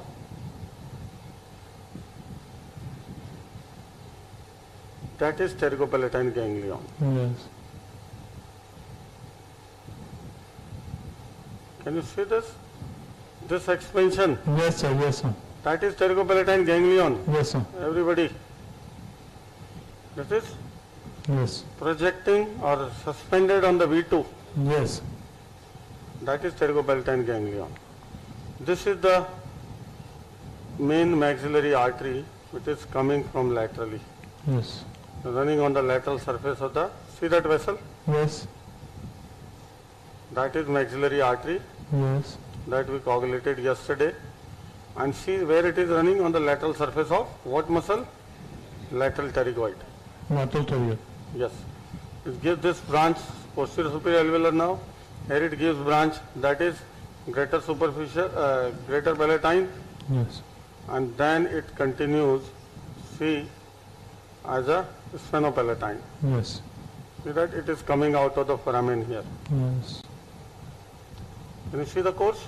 Yes, sir. Now posteriorly it gives two branches. One goes in the palatovaginal canal Yes. as a pharyngeal artery and one goes in the Vedian canal as a Vedian artery. Now see posteriorly. See the nerves. Can you see the nerves? Yes. What are those nerves? See the number of nerves in the see anterior plane was the vessel. Yes. Now I separated the anterior plane reflecting down. Yes. See completely. Yes. How big this vessel is maxillary. Yes. See the tortuous course. Yes. So tortuous it is. Yes. Now see posteriorly. Yes. What is happening? That nerves. Yes. So many. Yes. Now you have to see all these nerves where they are coming into the pterygopalatine fossa Yes. and how they are communicating.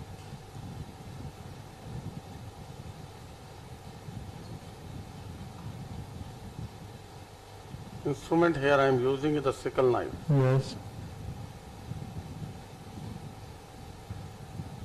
That is the posterior superior alveolar nerve. Yes. Can you see going behind? Yes. That is the ganglion here. Yes. Now, see where this nerve is coming from. Can you see? Yes. That is foramen rotundum.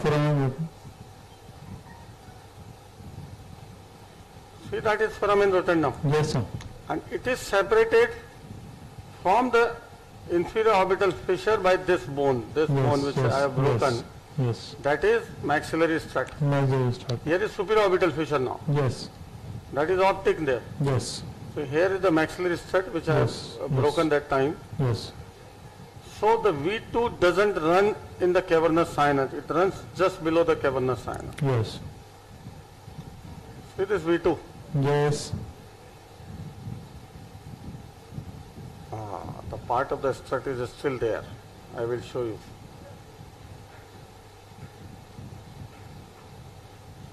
See that part of the strut bone. Yes. Can you see that bone? Yes, sir. That bone above the V2, maxillary, that Yes. bone. Yes. See, if I elevate that periosteum, that is the bony strut. See that? That is the bony strut. That is separating it from superior orbital fissure. Yes. So that is maxillary strut. This one. Yes, sir. Yes, sir. So this is V2, Yes. and this is coming out through this foramen in the pterygoid process. Yes, sir. See that? This is pterygoid process now behind. Yes, yes, yes. Infrared pterygopalatine fossa. Yes. In the anterior plane are all vessels. Yes. Reflected down. Yes. Posterior plane are all nerves. Yes. You have seen the posterior superior alveolar nerve. There is the ganglion. Yes. And if you see above Yes. and behind, Yes. it gives off a nerve that is zygomatic nerve. Yes. It enters the inferior orbital fissure to supply the, yes, that is zygomatic. Can you see? Yes. This one. This one, small one. This is posterior superior alveolar nerve, and this is continuing as a infraorbital nerve. Yes. And here the ganglion is suspended. Sure. Okay. Now, here medially. Yes. Descending palatine, sir? No, descending palatine is here. Yes, sir. See that? Yes, sir. That the canal I have opened up. This is Yes, the sir. greater palatine canal Yes, sir. into which this nerve was going. Yes. Behind are the lesser palatine canal. Yes. So this is descending palatine. Yeah. Now see the pterygoid process. Yes. This is the upper part. You have seen the lower part. Yes. Superolaterally with the foramen rotundum through the which the V2 is going. Yes. Inferiormedially are two canals. Yes. Now see one by one. See this. Can you see this canal where something is going? Yes. Here. Yes. What is that? Palatovaginal canal. Median. Palatovaginal canal. Palatine. Okay. How this is formed? See, this is the palatine bone. Yes, yes. Here. And that is the vaginal process of the medial pterygoid plane. Yes. Here. Yes. Yes. They are overlapping through which this nerve is going. That is the pharyngeal nerve along with the vessel. Okay. This is the most medial structure. See that?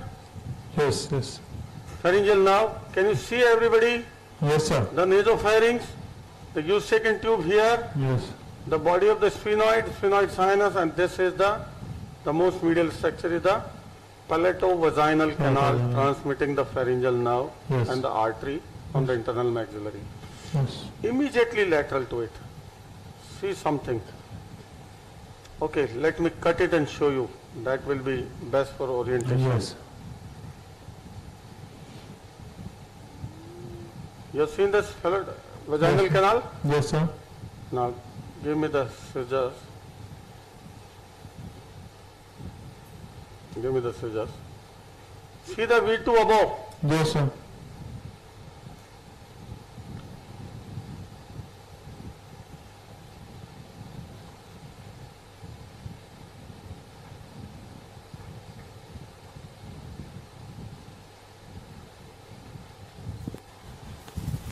See, I am cutting this completely off.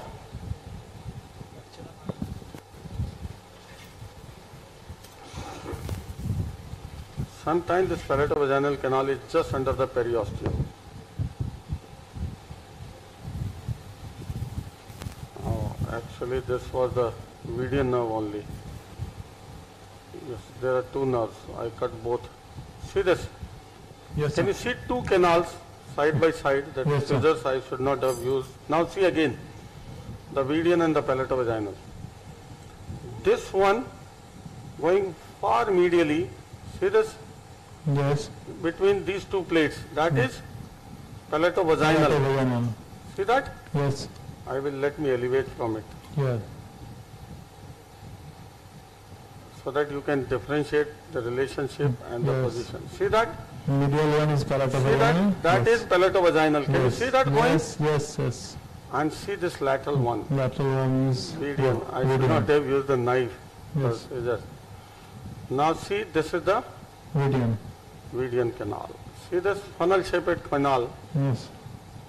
opening with a broad opening. See that? Yes, sir. That is median canal. That's one of the most important landmarks. That's the median nerve. Yes. V1 and V2. See that? Yes, yes. Infero-medially, superior-laterally in the pterygoid process. Yes. Now, if I drill this bone in between, Yes. if the sinus is pneumatized, where it will lead to? Pterygoid lateral recess. See Lateral that? recess. We saw the case yesterday. See that? Yes. So now, is everyone oriented about the pterygopalatine fossa? Yes, sir. Pterygoid process, Yes. the median nerve, V2, Yes. the relationship with the superior orbital fissure separated by the maxillary strut, that bone, Yes. that is superior orbital fissure. Then the optic strut separating it from the optic. This is the palatovaginal. Yes. That's the vaginal, the palatine bone and the vaginal process of the medial pterygoid plate. Now here, if I drill it, I will be right in the I will show you the lateral recess of the sphenoid, and this patient has a lateral recess. Yes. So lateral recess is formed at the expense of pneumatization of this pterygoid process. Yes. See that? If I remove this, in between these two nerves, Yes. I was telling you since yesterday, Yes. these two nerves are in relationship with the lateral recess. Yes. One superolaterally, one inferomedially. Yes. See the lateral recess? Somebody was asking me, what is that nerve going? Yes. Somebody was asking me that, huh? Yes, sir. Now see the V2. See Yes. that? Yes, sir. We can see that. Can you correlate? That's why Yes. I told you, I'll tell you later Yes. when I reach that region. Yes. Now, you follow the median Yes. in the inferior part of the floor of the sphenoid sinus, you'll see the median. Yes. That, if you follow, is one of the best landmarks to locate the foramen lacerum Yes. carotid artery. Yes. Now see what I am removing. Hollowed out body of the pterygoid. Pterygoid, yes. Already hollowed out Yes. into. Lateral recess. That's why, that's what we did yesterday. I didn't do the classical transpterygoid because that was a fungus only, not a tumor or CSF, and I could get away. See that? Now, this is your median. Yes. See that median going? Yes. This one. Mm-hmm. Let me.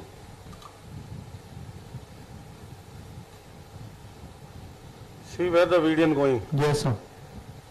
It's See down. this median? Yes. Down. Complete course of the median Yes. from here into the floor of the sphenoid, and that goes right over crossing the foramen lacerum. Yes. What a superb anatomy in this patient. See that? Yes. So where are your nerves now? Your median is running here. See Yes, that? below. That is median now, Yes, sir. going there behind. And this V2 is going around. and forming the either side or the limits of the. Lateral recess. Yes. So simple to understand.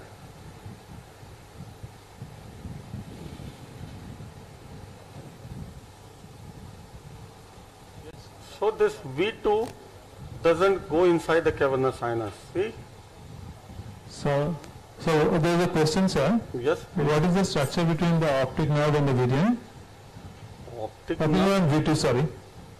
Optic nerve and V2. Yes. This is the optic nerve. Yes, sir. This V2 in between is the superior orbital fissure. Yes, sir. And optic nerve is separated from the superior orbital fissure by optic strut. Yes, sir. And the superior orbital fissure is separated from V2 by this, see this, maxillary strut. Yes. See this bone? Yes, sir. The superior orbital fissure is the structure above this. Yes, Okay? sir. I hope this is ultra clear to everybody. Yes, sir. This is the V2 going. So these V1, V2, V3 are the coming after the trigeminal is dividing from the trigeminal ganglion. Yes. So we'll follow, I will show you in the superior orbital fissure right now, the V1, this is V2. Yes. They are diverging from the Michel's, the trigeminal ganglion there Yes, behind. yes, yes. One is going up, one is going here, and the third one is going laterally behind Yes, the pterygoid yes, plate. Yes. I will show the V3 also. Yes. So following this, we will reach the trigeminal ganglion, Sure. which sits in the Michel's cave. Yes. I'll show you here from the endoscopic approach how can you access the trigeminal ganglion and address. Yes. Okay. So that is V2. See that? I am going following the V2, V2, V2. V3. And this is Yes, V3 is downward. this is Vidian. Yes. He will show See, later. this is Vidian. Yes, sir. This is V2. This is V2 and V1 is above. Above in the superior orbital fissure. Yes. Now I will open up this region of the superior orbital fissure. Yes. In live patient, you drill out with a diamond first to make it papery thin and then fleck it out with the, like what I have been doing. Yes. This is the optic strut Yes, sir. which I am removing. Yes. Over. The carotid is just behind, Yes. forming the interior wall of the Yes. cavernous carotid. Yes. See, this is a blunt instrument. It is a very safe instrument. Yes. Yes, that is lateral optical carotid recess, and Yes. here is going to be the medial optical carotid. Yes. MOCR, It's a keyhole here. Yes. The cavernous sinus, the carotid, the optic, and the anterior superior part of the sella. Yes.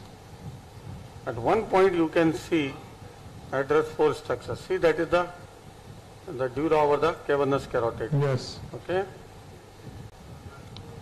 And that is in the roof. Oculomotor triangle is in the roof of the cavernous sinus, Yes. through which the oculomotor nerve passes. If you ask me the triangles, Yes. there are variety of triangles in and around the cavernous sinus. Yes. Here is going to be V1, this Yes. is V2, in Yes. between this, that is Yes. anteromedial triangle. Anterior. See this, Yes. angiofibromas pass into the middle cranial fossa through this, Yes. through this bone, Yes. this bony triangle. Yes. If I pass my burr into it, see here, Yes. I will be right just above the V2. Yes. V2 dictates the floor of the middle fossa. Yes. If I pass my burr over here, I will be right in the temporal lobe. Yes. Okay? Yes. So between V1 I am going to show you V1 very soon, and V2 that is anteromedial triangle. Yes. Between V2 and V3 here, Yes. V3 is going to be here. Yes, This sir. is the lateral pterygoid plate. Yes. Behind and above the lateral pterygoid plate will be the V3 there. Yes, I will yes. show later. Yes. Between V2 and V3 is the anterolateral triangle. Yes.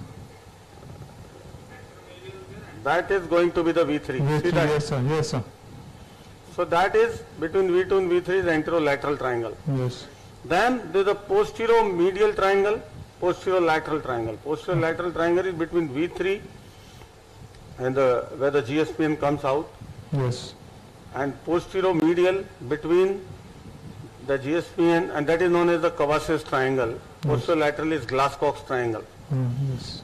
Then there are various triangles in the roof of the cavernous sinus, oculomotor triangle, Yes. and the clinoidal triangle forming the roof of the cavernous sinus from anterior to posterior. Yes. Then there are triangle in the lateral aspect of the cavernous sinus. Yes. That is between in the lateral wall of the cavernous where the nerves runs. I am going to show you first and then tell you the triangle, what is the Parkinson's triangle, what is the importance.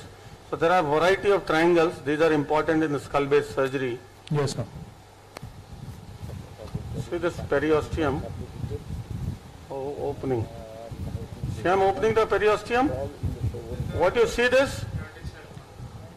What is there? What you see? Cavernous carotid. Carotid.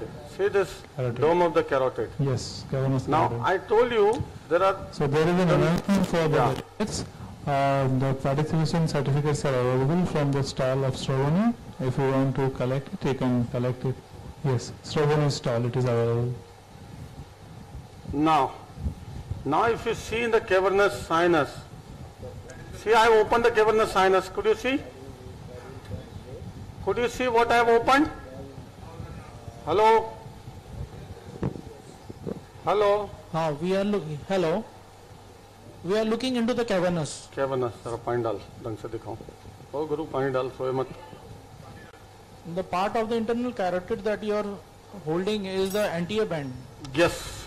Now I'll show you all the branches of the carotid and the course of the carotid in the cavernous, and see how these nerves in the cavernous sinus running into the superior orbital fissure. वो कहाँ गया वो टैटवा?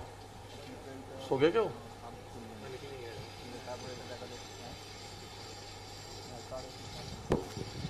There is another announcement for the delegates. After the dissection, Dr. Satish Jain is going to come to this auditorium, and we can have a small interaction, and after that a felicitation will be done from the organizers' part. So please stay till then. Hello? Yes, sir. Now can you see the cavernous sinus which I opened from here? Yes, sir. This is one of the coronal approach to the cavernous sinus, where you are opening the cavernous from above and laterally.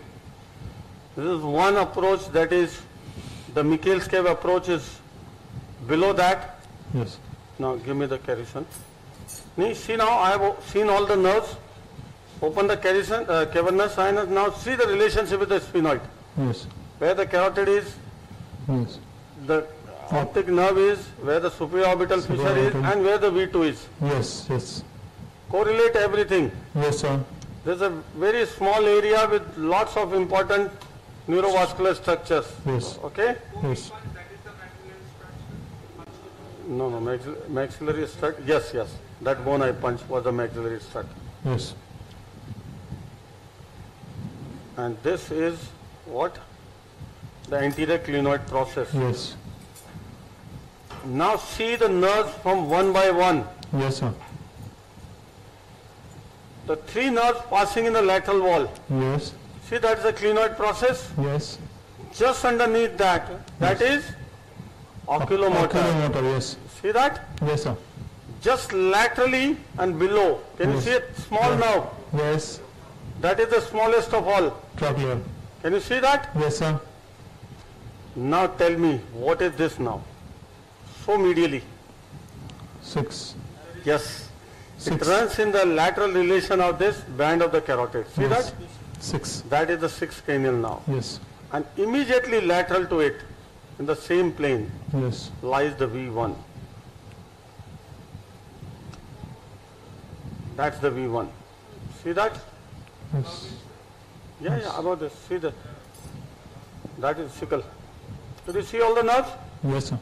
And then they pass, they are transmitted into the superior orbital fissure, and then I told you all the branches. Yes. How do they give? Yes. Yes. That is 6.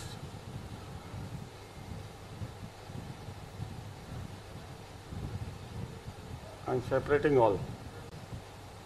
That is 4. That is 4. V1 generally lies in immediate lateral relationship, but here it is not in the immediate lateral relationship. Yes. And little superiorly. The That two is the nerves, V1. one is yes. Yes. 6 and V1 are side by side. Now, beyond this dura wall, see the lateral dura? Yes. If I open this, where I will reach? The middle cranial fossa. See Middle that? cranial, yes. See the temporal lobe. Lateral aspect, yes. What's my point? See the temporal lobe of the brain. Yes. In the immediate lateral relationship to the cavernous sinus. Yes. See this, how you must have seen a lot of patients with scan, yes. the disease involving the sphenoid, cavernous, orbital apex, yes. middle cranial fossa.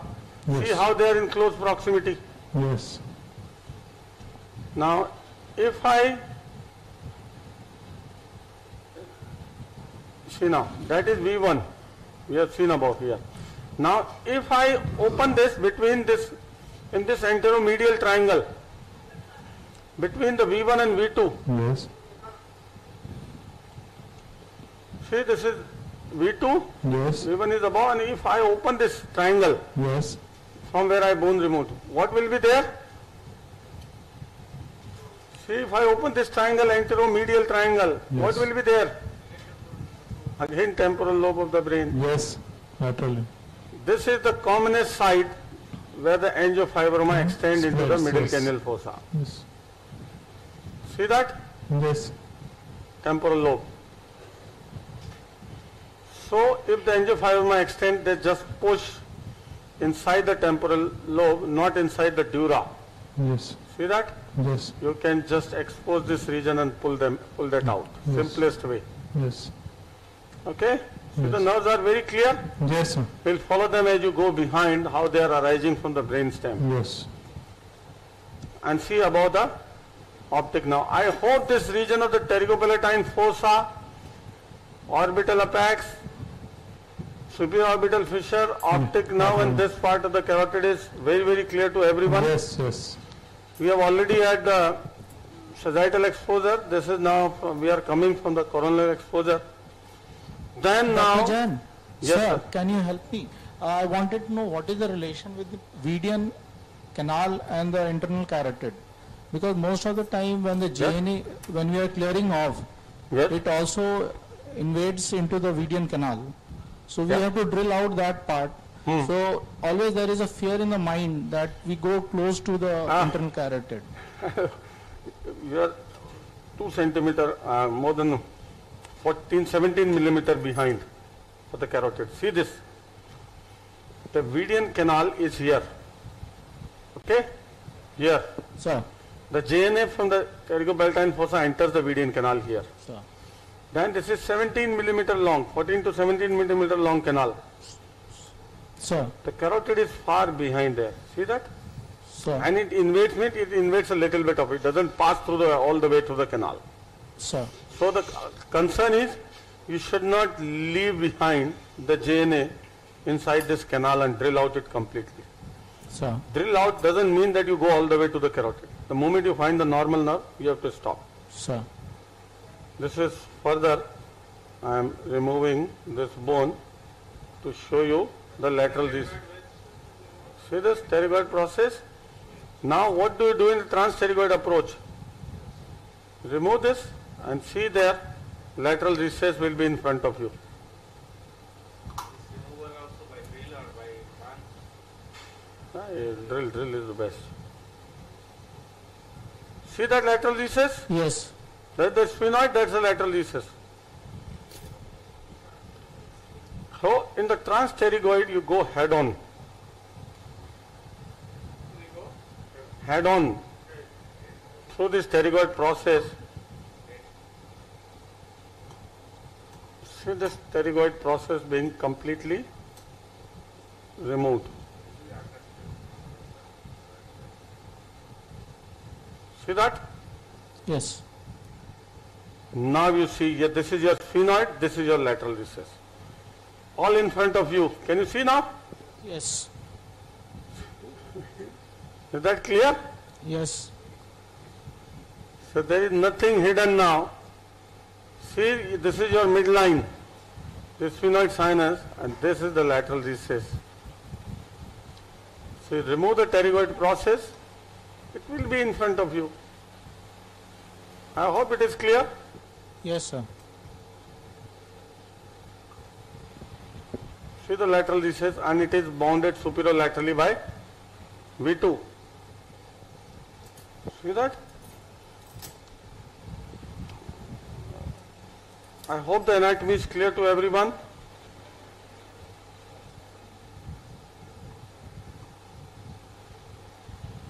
See that? V2. Yes, sir.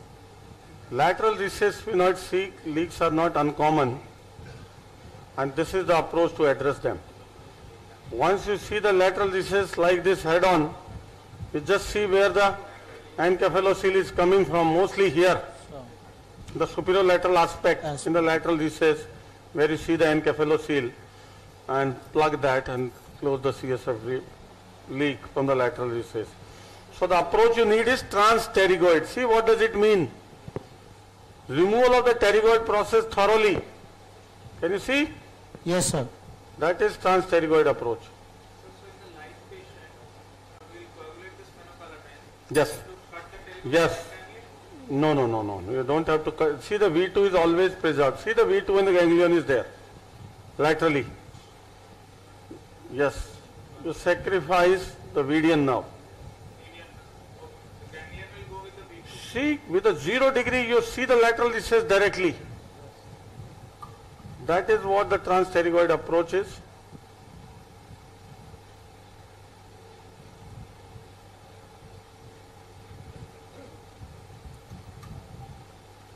Now, what is there about this lateral recess?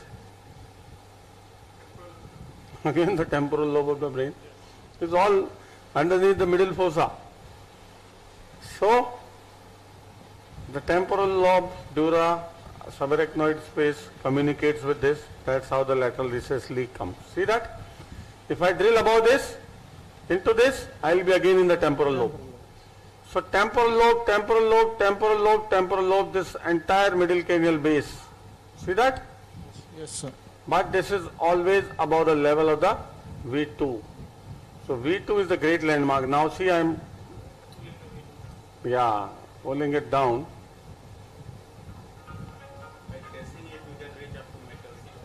Yes, Michel's cave, the area from where these are coming, these nerves are coming. If we follow them, we'll reach the Michel's cave. See that? V2. And that is the lateral recess. So huge. See that? Yes, sir. You need a proper exposure if you are dealing with the CSF leaks of the lateral recess.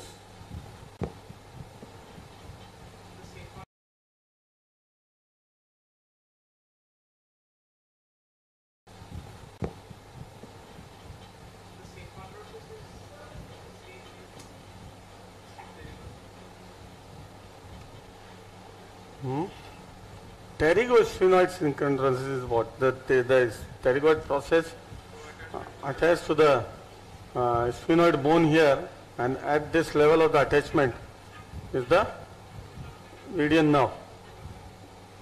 Now, once you remove the pterygoid process, what is there behind? What is the structure which is immediately behind that? That is Eustachian tube. Can you see that? Yes. Hello? Yes, sir. That is the Eustachian tube you see here. Immediately behind the pterygoid process is Eustachian tube.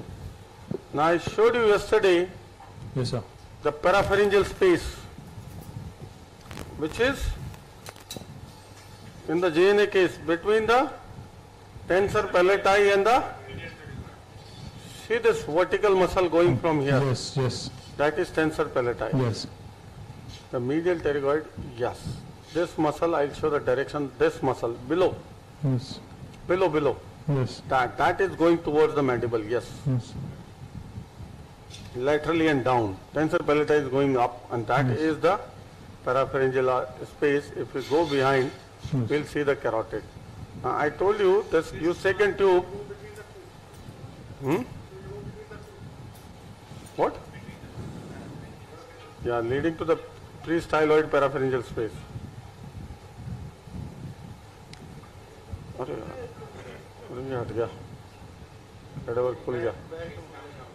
So now we'll see the V3. Yes, sir. We'll see the anatomy of the infratemporal fossa, the parapharyngeal space, parapharyngeal carotid, relationship with the Eustachian tube, the relationship of the carotid to the Eustachian tube, how it protects, the relationship of the V3 to the Eustachian tube, and then we'll move on to the rest of the course of the carotid after it ascends the carotid foramen and the foramen lacerum.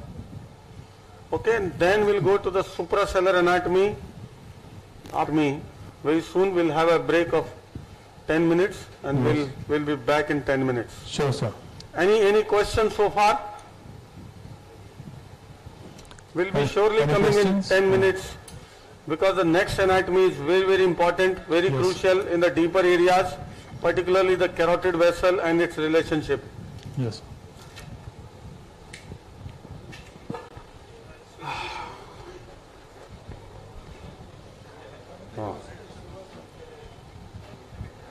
What a cadaver, sir. Mesmerizing. I hope anatomy is visualized very clearly. After getting your firing from yesterday, they got the most beautiful. No, I wanted to give delegate maximum possible. See, if you can't give, then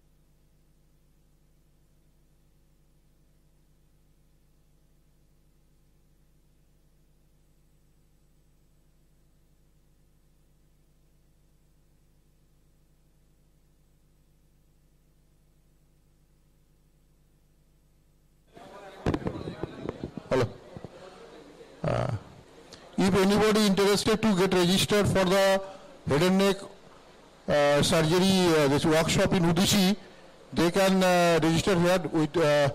Aniruddha Bose. That is 14th and 15th of October. Faculties are Dr. Prathamesh Pai from Tata Hospital, Tata Main Hospital, and Dr. Madan Kapre, Nagpur.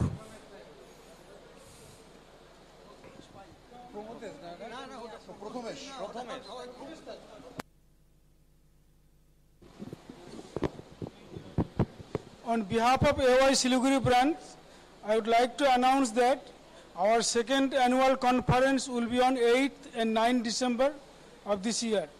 And Dr. Sri Rama Murthy from Visakhapatnam will be our guest faculty.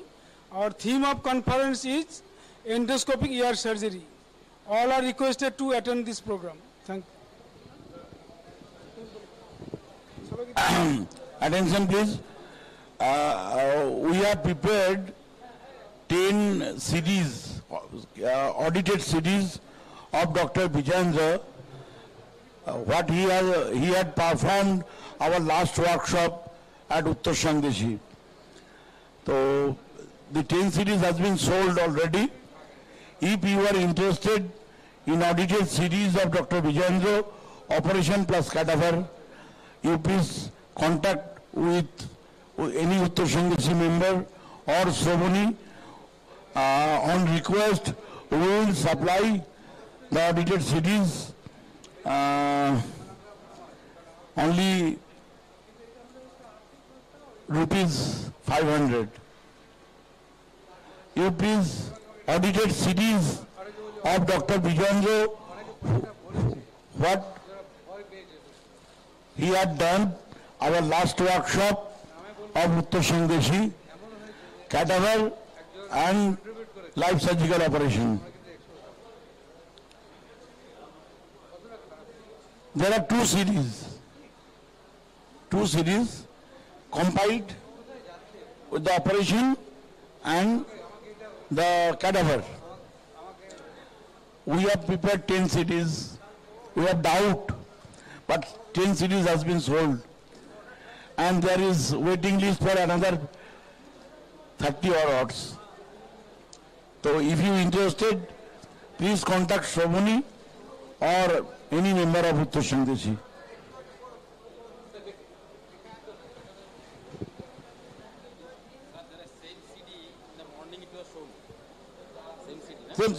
Same CD. And we will prepare these year CDs that will take some time for audition, mixing and something else. If it has been prepared, we will inform you. And I don't know actually what will be the price, but there is no profit, no loss business. In case of series, in series, making of series. So we are trying to prepare this. We think it will be prepared within 3 months. If you can manage a sponsor, this will be free to sponsor. If can't, then you have to pay the cost.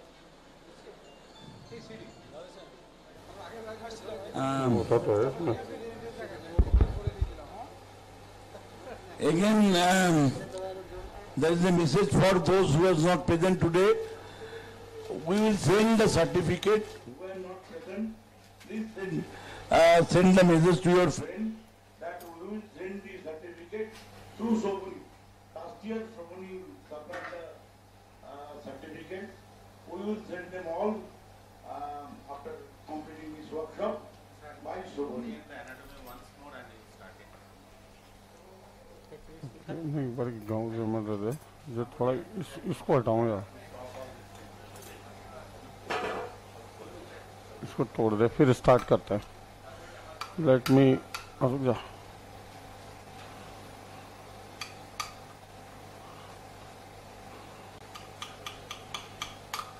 this is to people wanted to see the infratemporal fossa.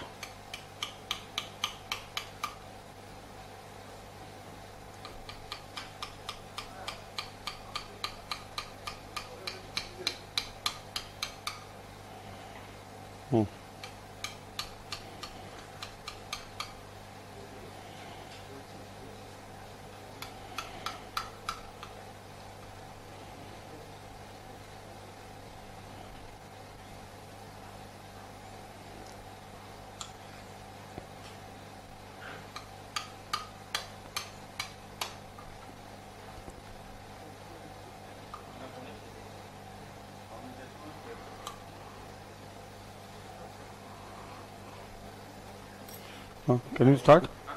Hello? Hello? Hello?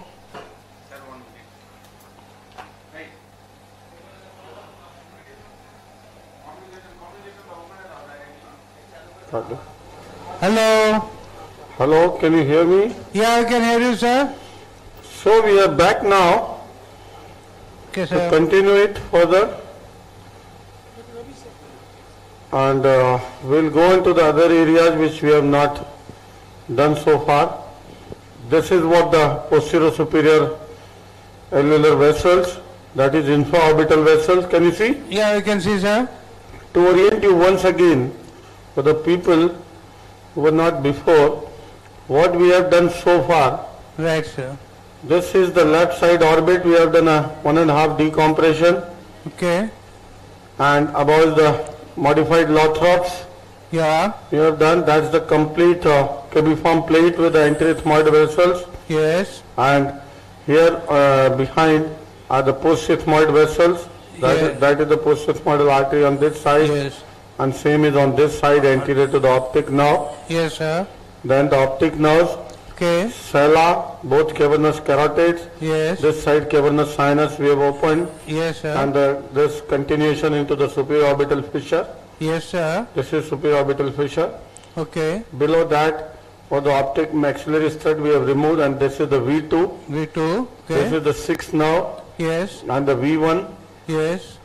And this V2 continues as an infraorbital nerve. Yes. And then along with the infraorbital vessels from the maxillary. Yes. Just continue as on the anterior wall of the maxilla. See the full course of V2. V2, yes. V1 and V3 is going to be here. This is the pterygoid process we have drilled. Right. We'll see V3 behind coming down. Yes. This is the pterygoid process we have removed. Yes. And this is the lateral recess of the sphenoid after removal of the pterygoid. Third process, right. Now, this was the pterygopalatine fossa we dissected. This is the maxillary artery. Yes. From where this is the infraorbital vessel going. Right. This is the posterior superior alveolar nerve. Greater palatine we have cut over here. Yes.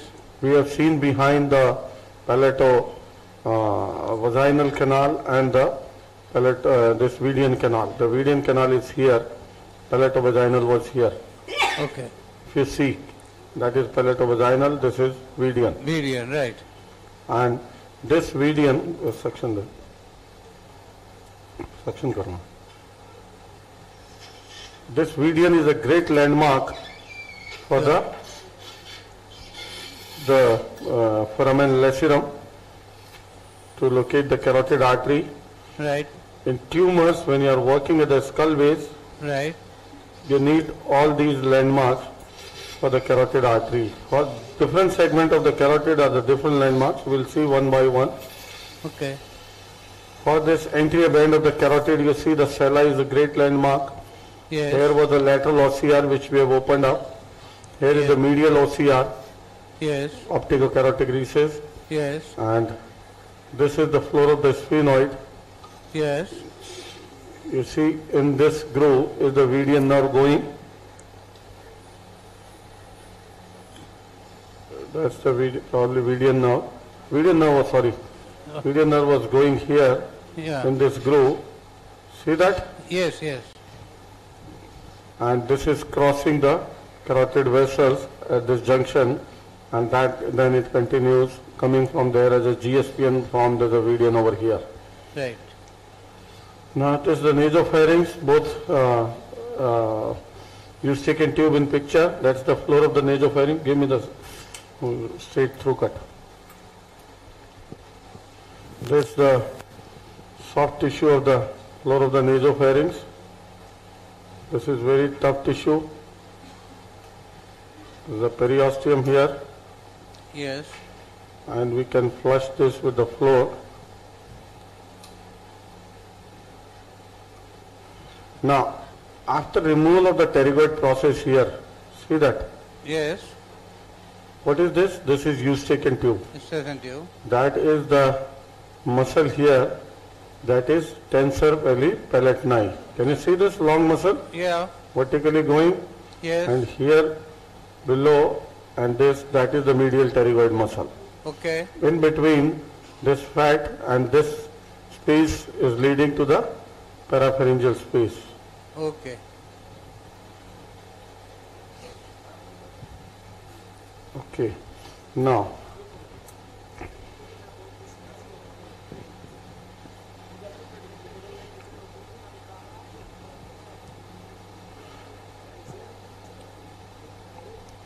so there was a question from Dr. Kailash Prasad Verma from Calcutta, anatomy of the pterygoid in relation to the nasal cavity, that I have already shown, and you see the last part of the medial pterygoid plate here. This is the nasal cavity, that's the medial pterygoid plate, ending just anterior to the Eustachian tube. From this end of the pterygoid plate here, where it is ending anterior to the Eustachian tube, see this? From here, the parapharyngeal carotid is almost 2 centimeters behind. Okay. So that's an important landmark. That's the part of the pterygoid plate which I am removing, the last part of the pterygoid plate, medial pterygoid plate. Okay? Okay. The lateral pterygoid plate is here, and this is the where we remove the pterygoid process, and that is the skull base. Now, at this point where we remove the pterygoid process, if we go behind, we have seen the V1 and V2 diverging. Yes. V1, V2, we discussed lots of triangles of the this thing, cavernous sinus. V2 we shifted here for demonstration. And now behind, if we go behind this level, behind the pterygoid process, this is what the V3 where it is coming down. See, this thick now is V3. Can you see this? This is the thickest of all the cranial nerves, and that is V3. Oh, acha. Yeah. Yeah. This Now I V3 can as it comes out of the foramen ovale here, it's like a canal. It's not just a foramen. It's like a canal. Yes. And it contains the motor fiber also. Right. The moment it comes out here from the foramen ovale, so V1, V2, V3 diverging. V3 is this in the posterior lateral direction. Once they diverge, they come out of the various foramen. Okay. Now this V3, pani dal yaar. I'll just wash it. As it comes out of the foramen ovale, it is suspending a ganglion, otic ganglion behind, and from the trunk it gives a nerve to the medial pterygoid from the trunk, which gives the branches of the tensor veli tympani and palati as well. See, that is foramen ovale. Carison. That is foramen ovale. That is again a very, very important anatomy. At this carotid from the foramen lacerum, it turns horizontally. See that? This carotid from here turns horizontally backwards. Okay. As a petrous carotid. Right. And this foramen ovale, this nerve from the middle cranial fossa, Yes. comes down as like a horseshoe leg, covering the carotid canal, and from here this foramen the carotid canal is roughly 4 millimeter behind the Petrus carotid. So important landmark for the Petrus carotid. Number 1. Number 2, the parapharyngeal carotid, which is behind here, is roughly, it's of course quite behind this V3, but it lies in the line of the V3, little lateral to it. So for many regions, this is a great landmark. Okay. Now I am removing this bone to show you this foramen oval and this anatomy. See this V3, we got it out, mobilized from its area, which is bothering us now. Now this between the V2 and V3, what is there? Again the middle cranial fossa, the temporal lobe, dura. Right. See that? The dura, what you are seeing is temporal lobe dura. Temporal lobe dura. This is all temporal lobe dura. I showed you temporal lobe dura from the lateral relationship with the cavernous sinus. Yeah. Then between V1 and V2 here. Yes. Then between V2 and V3. This is anterolateral foramen. These are the areas through which the angiofibroma very commonly ascends into the middle cranial fossa. And you have to address accordingly. It doesn't invade the dura, so you have to expose this region and pull it out. See the V2 coming out? Yes. Through the dura. That is foramen rotundum. Yes. V2. This is rotundum. Foramen is formed when it passes through the pterygoid bone. Right. V2. And V3 is coming out of here along with this accessory meningeal branch. See that? Yes. Which is going in. That accessory meningeal branch is from the maxillary artery. Now this is V3. I'll remove a little bit of more bone. Posterolateral to this V3 is another branch of the maxillary ascending through another foramen, that is middle meningeal artery ascending through the foramen spinosum.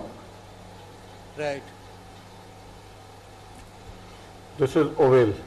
See that? Oval, right. Now this V3 sickle, it divides into two divisions here.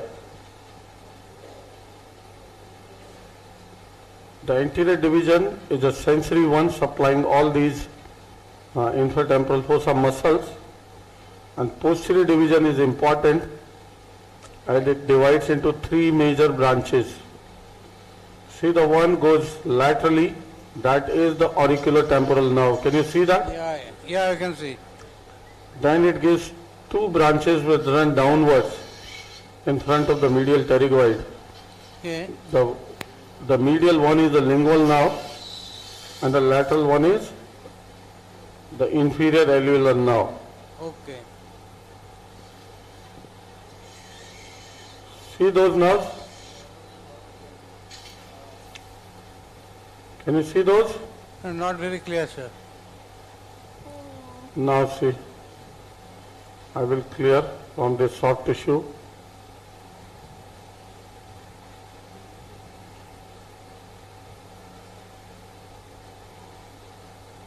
Becoming clear now? Yeah, the trunk is coming clear. Yeah. See that? Medial one. Okay. The lingual and the lateral one is inferior alveolar. Inferior alveolar. And here from behind, the lingual joins the chorda tympani. The chorda tympani joins the lingual. See that? Here at this level one is descends. The chorda tympani nerve coming from behind. And joining lingual. Yeah, I will try to show the chorda as well. A very small nerve that is coming from behind the spine of sphenoid. That is above the spine of sphenoid.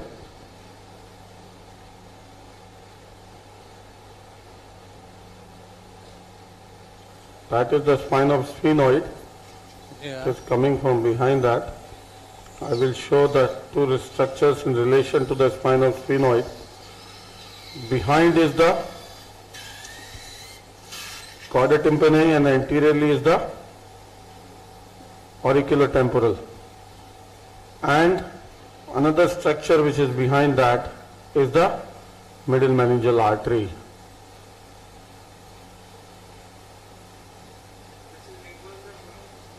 Yes. And that probably is the chorda tympani behind. Very small now, joining the lingual here. I will make it more clearer.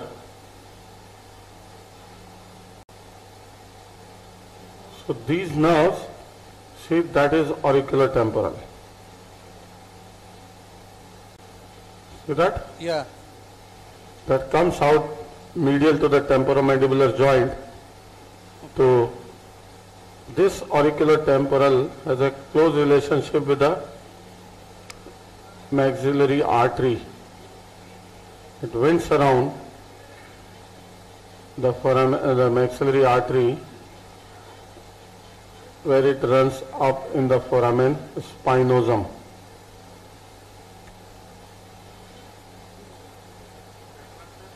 Yeah, looks like. You'll see this is all greater wing of sphenoid forming the base of the temporal lobe of the brain. So now what is there in the infratemporal fossa? This complete space is occupied by some fat and then the muscles of the infratemporal fossa. This muscle, the anterior, the lateral muscle, which is most prominent, occupying almost entire infratemporal fossa, is the lateral pterygoid. Okay. This lateral muscle forming the lateral limit of the infratemporal fossa, vertically down. This is temporalis. Yes. Going down to the coronoid process, forms the lateral limit of the fossa. Right. And this now, can you see this now? I will show, not this now. Give me the debrider. You'll see the buccal nerve, lateral to this and medial to the temporalis muscle is a sensory nerve. Now I will remove this part of the tissue here, some fat and the muscle to show more anatomy here deeper.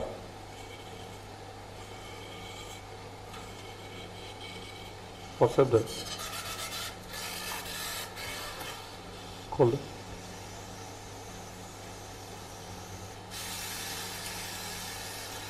I was just removing this fat from this region. This is the V2 which I disturbed, brought it out from its canal, and see this is the infraorbital now. That was the zygomatic, some of the branches of the maxillary artery. Can you see? That's the maxillary artery. Okay. Now I will remove this lateral pterygoid muscle to open up the infratemporal fossa.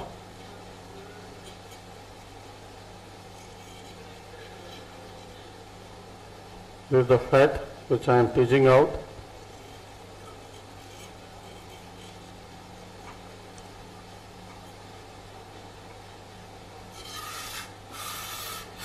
So infratemporal fossa is full of muscles, venous plexus, fat, branches of the mandibular nerve. Okay? Okay, sir. This is all infratemporal fossa. Lateral to this temporalis is the mandible. Yeah. So that's the limit of the infratemporal fossa.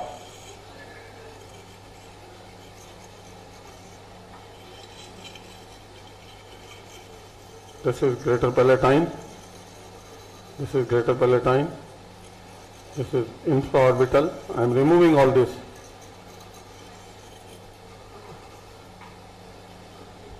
Removing all this.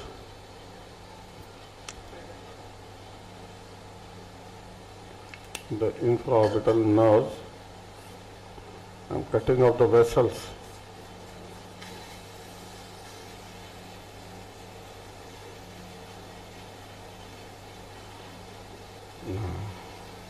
See, this is all huge lateral pterygoid muscle.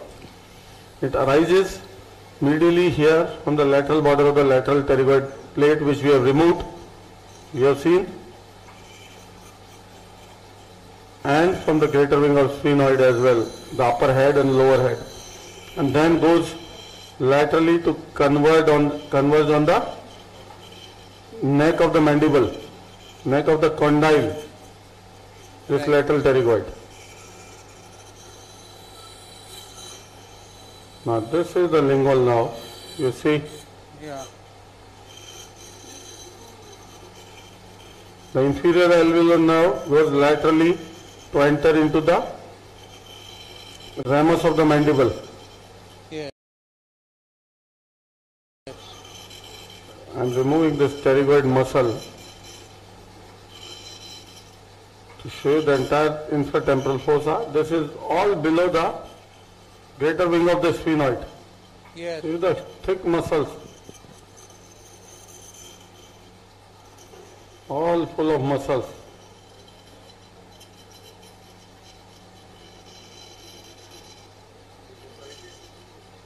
Pardon? These are the tendinous fibers. It's a huge muscle. Behind the lateral pterygoid and going inferiorly is the medial pterygoid muscle. A parapharyngeal space is behind the medial pterygoid space, medial pterygoid muscle. See, this is the nerve going, and this nerve is lingual nerve. Can you see? Yeah. And where it is taking the cauda, I can show you the cauda now. Now see very, very clearly everyone. This is the lingual. Can you see? Yeah, I can see, sir. And where the cauda is joining. Can you see this nerve? This small nerve. Can you see this? Yeah, now I can see, clear. That is joining this nerve, that is cauda tympani. That is cauda tympani. Inferior alveolar nerve is going laterally to enter into the mandible.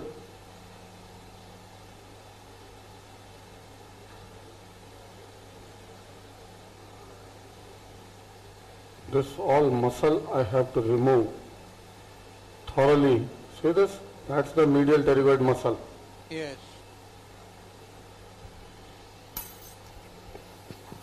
To open up this infratemporal fossa completely. This infratemporal fossa, the nerve is gone, lingual is gone, the divider. Now I will open up all these muscles, remove them.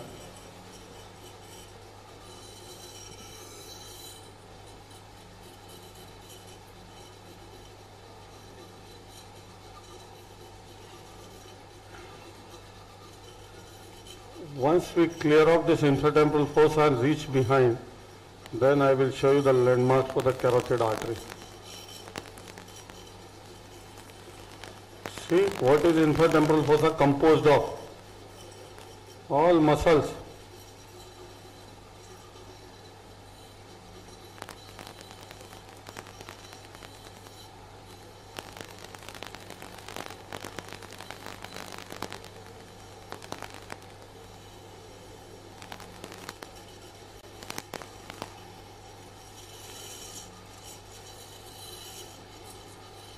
I will remove all these muscles to show you some important areas behind. It's very common in our practice to see lesions arising in the infratemporal fossa or extending into the infratemporal fossa. So we should be well versed with the anatomy of this region.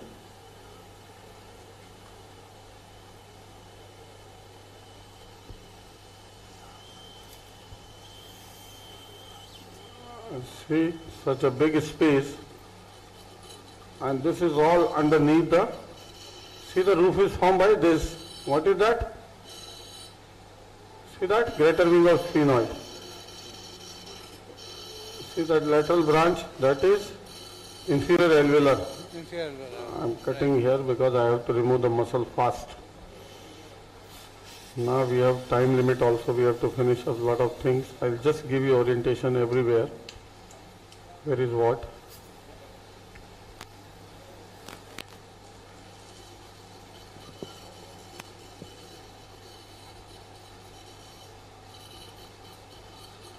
This is medial pterygoid muscle. This is tensor patelli. This one. Okay. So once you go behind the plane of the medial pterygoid, I'll show you some important relationship. Once it comes to the carotid artery, carotid is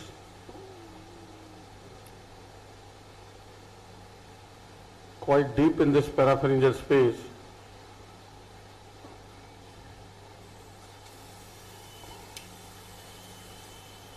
And I'll show you the relationship with lots of structures,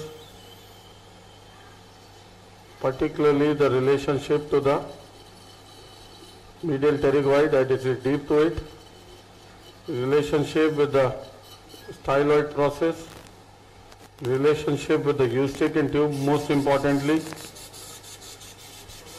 and how to do this nasopharyngectomy. Nasopharyngectomy, the procedure we do for non-squamous cancers of the nasopharynx and for squamous carcinomas which are radiotherapy failures and a resectable lesion.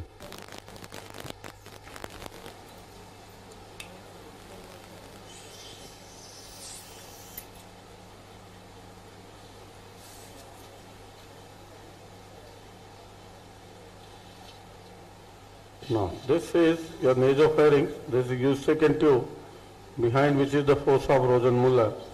That fossa of Rosenmuller again is an important anatomy. See such a deep cleft. Yeah. At the end point of that cleft, far laterally, superiorly, see that? Yes. The carotid artery is around 1 to 1.5 centimeter from that. Okay. And see the carotid is so deeply placed there. If I give you the anterior-posterior reference, that is the nasopharyngeal tissue. Yes. This itself is 1 to 1.5 centimeter thick. Right. Longissimus capitis muscle. Yes. And laterally is another muscle coming from this base of the sphenoid. Right. That is rectus capitis anteriorly. Right. These two thick muscles form a thick barrier when you are working in the nasopharynx to the carotid artery. Yeah. So, from this plane, 1.5 centimeter behind is the anterior arch of the atlas. The carotid lies in that coronal plane. Okay. So if you are working laterally in the plane of the nasopharyngeal tissue, you are roughly 1 to 1.5 centimeter anterior to the carotid. Right. So that's an important correlation. See these muscles, the final part of the muscle I am taking off.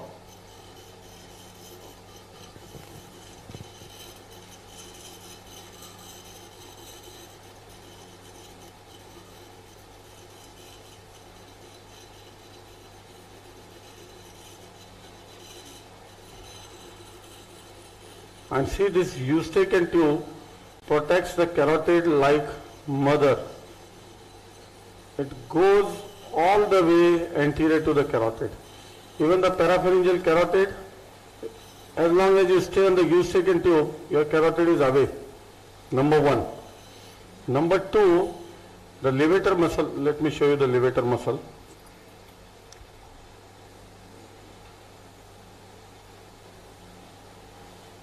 See, if I elevate this Eustachian tube, that is the tensor. That's the tensor. Yes. And see there, that is the levator muscle. Yes, sir. More medially placed. And it goes and it inserts on the carotid canal itself. Okay. Where the carotid enters the carotid foramen. See that? Yes, sir. So these muscles are, and the Eustachian tube is a valuable landmark for the carotid artery. See this, all this tissue I can excise which is far anterior to the carotid. Can you see this muscle? Yeah. That's the levator muscle. So all this tissue anterior is far anterior, that's the height of the pre-styloid carotid artery, the carotid space.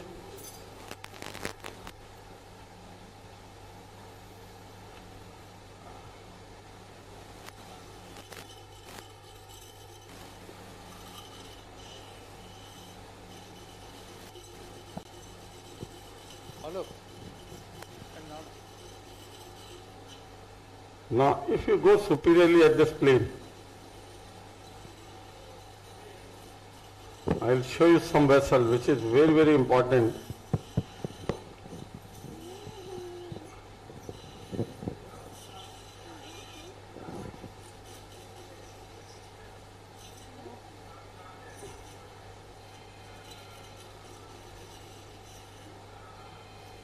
That is the vessel. And I'll just define you the middle meningeal artery. The parapharyngeal carotid lies in the same line of the middle meningeal artery most of the time. Here I am working so deep.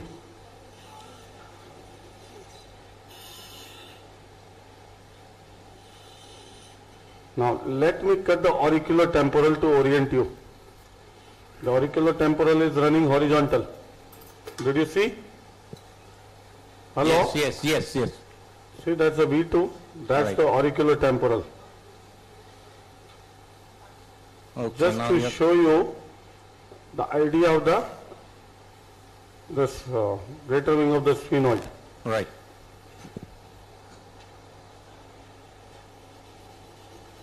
Okay? Right. That's the auriculotemporal which that's the nerve. Can you see? Yes.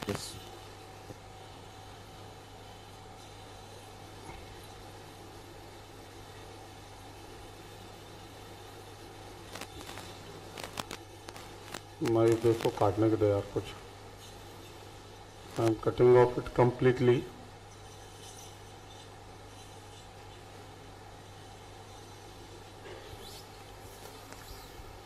पहुंचेगा ही नहीं है.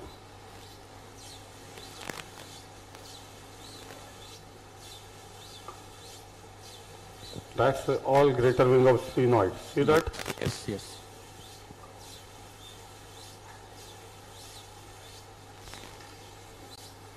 And see that important structure? Yes.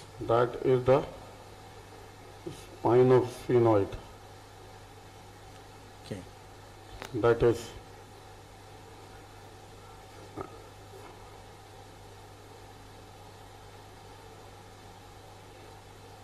Can you see that vessel?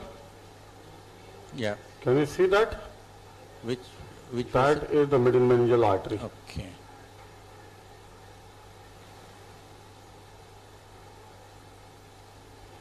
Now here let me see again. Let me remove this tissue and this eustachian tube. Can you this V3 is anterior to the eustachian tube? Yeah. Then behind is the eustachian tube, and behind the eustachian tube, if you hold it and cut the eustachian tube, you will find the carotid artery. Dr. Jain, can you define the eustachian tube a little more clearly? Okay, see that? Hold this. I will isko uthana eustachian tube ko.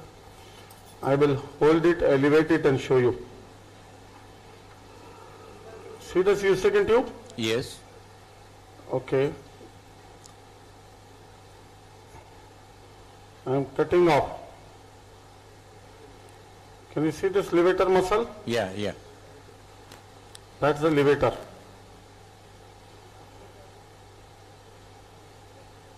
That's a very, very important landmark. That's the eustachian tube cartilage. Yeah. Taurus. Yeah. See this levator will take you right to the eustachian tube. As long as you are anterior to eustachian tube, that's safe. Let me remove this bone first. Here above the Eustachian tube level. This is the foramen lacerum. Yes. Foramen lacerum is not a foramen through which anything is going. It's the closed structure closed by the fibrocartilage. Thick fibrocartilage. I'll show you the quality of the fibrocartilage, how it is. See this bone.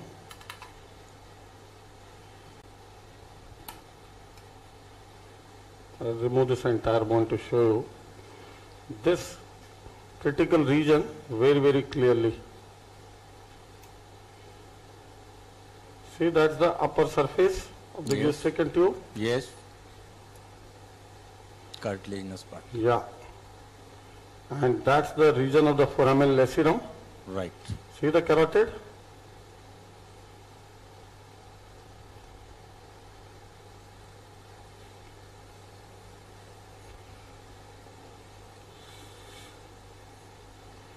See, below this carotid, here the carotid is turning. Yes. And this area is full of this fibrocartilage. Fibrocartilage, yes. Where the Eustachian tube is. See now? The Eustachian tube is going there laterally, and this goes where the carotid enters the carotid canal. The Eustachian tube becomes bony. Bony, yeah. Until that section. It's a cartilaginous Eustachian tube. For the best landmark, now you see for the parapharyngeal carotid is Eustachian tube. As long as we are anterior to it, it is safe. Okay. Second thing, V3 is even anterior to Eustachian tube. Band ho gaya. Yeah.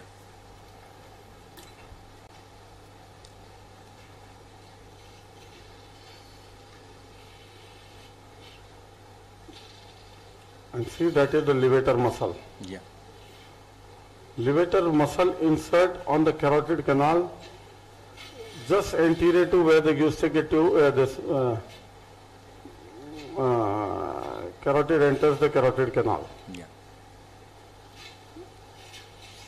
Now, this is V3. It's quite anterior. Eustachian tube is there. Yes. And behind the level of the Eustachian tube, see from here, how laterally the carotid is going to be.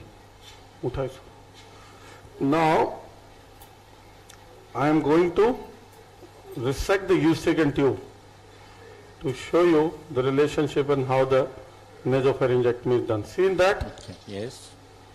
You need a good stout curved scissors. Yeah. That's the Eustachian tube cartilage. Cartilage. This is not the right instrument which I am using.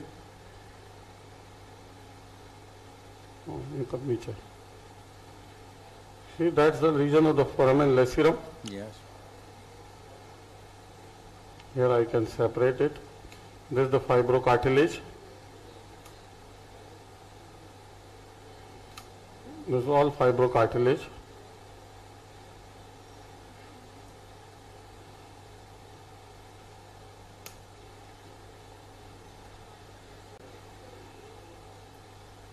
As long as you are on the Eustachian tube,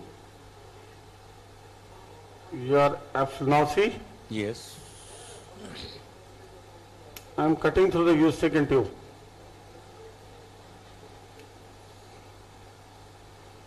See that? Yes. And this muscle, I am leaving this muscle to show you.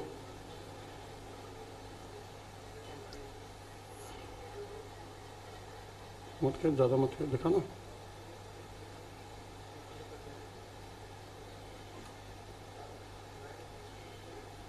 See, I remove the Eustachian tube.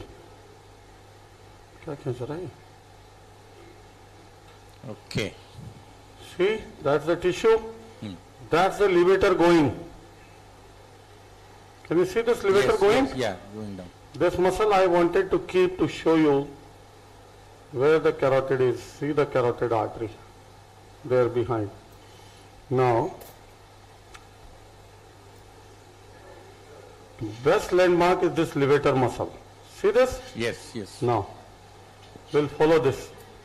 The Eustachian tube is See, we have removed and the carotid is? Yes. Nowhere. The carotid is behind. That is carotid artery. Now, hold this. Yeah. Okay. For sure. Now see, at this point of time,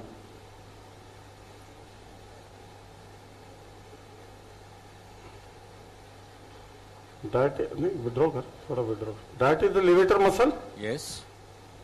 See that? Yeah, yeah. This is V3. V3.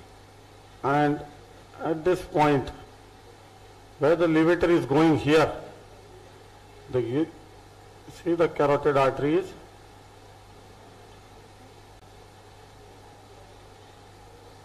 yes.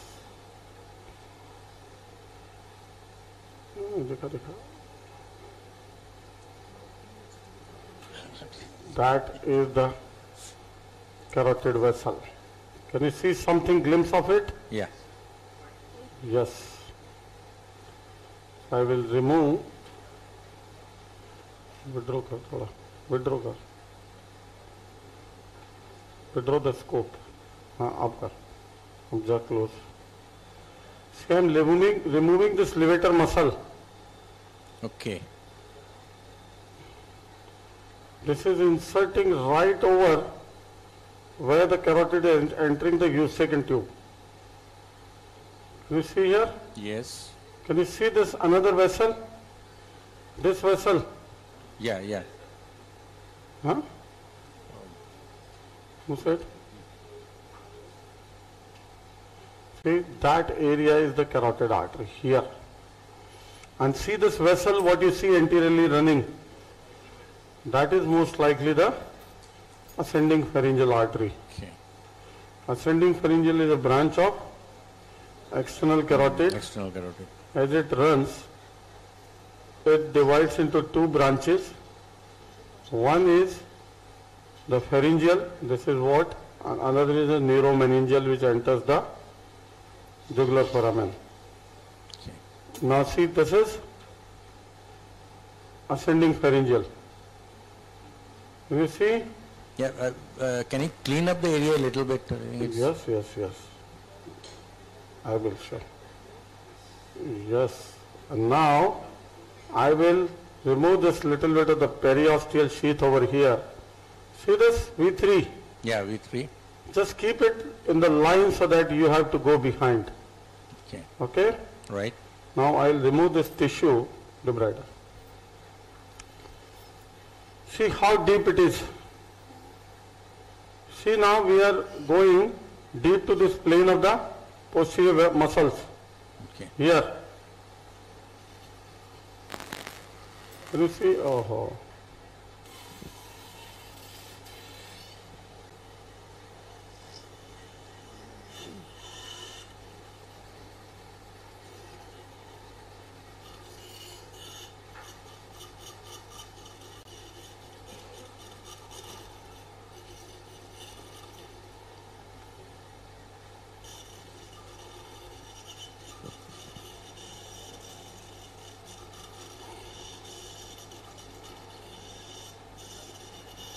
That is the thick aponeurosis over the carotid artery here.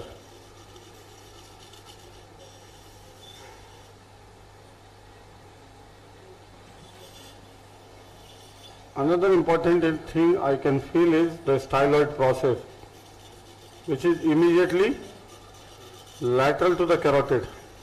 Yes. I will show that. See the thick muscle, there is no other way for demonstration to remove these muscles like this.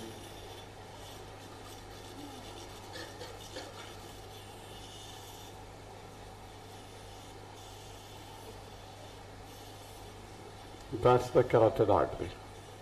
Can you see? Yes. Give me the sickle. See how deep it is. That's your nasopharynx here, that's the midline, that's the septum. Midline, this part, and this is far deep and behind.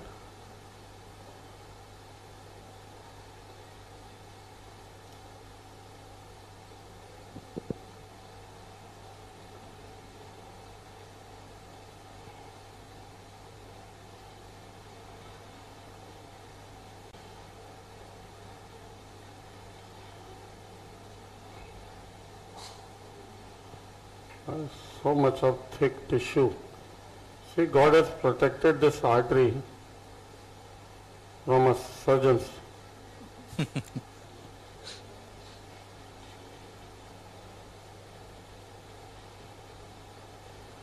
Yeah, now it comes into view.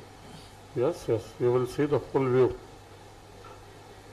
See how important the levator muscle is. Yeah. And the Eustachian tube. Give me the debrider. So everybody can see now the parapharyngeal carotid artery. See this thick aponeurosis.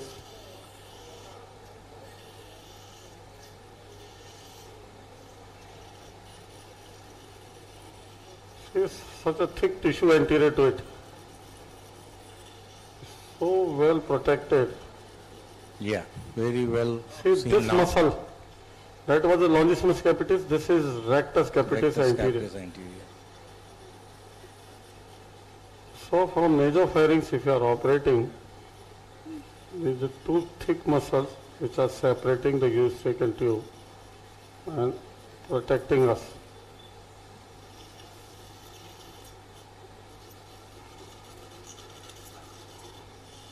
See the carotid sheath? Yeah. Now? Yes, yes.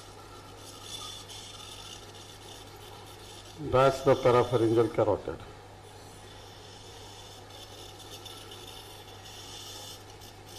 See, it is how far behind. If I remove this nasopharyngeal musculature, here medial to the carotid, here is the hypoglossal canal, which comes out through with the hypoglossal nerve comes out. That's the carotid artery. Yes.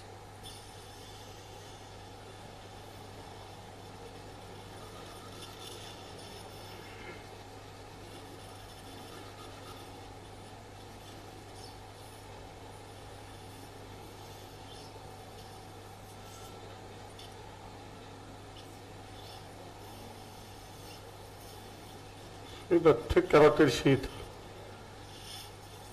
See how thick is the carotid sheath? Yeah, very thick. And how big the vessel is. Imagine if this vessel is injured during endoscopic surgery, what can happen? Disaster. Disaster.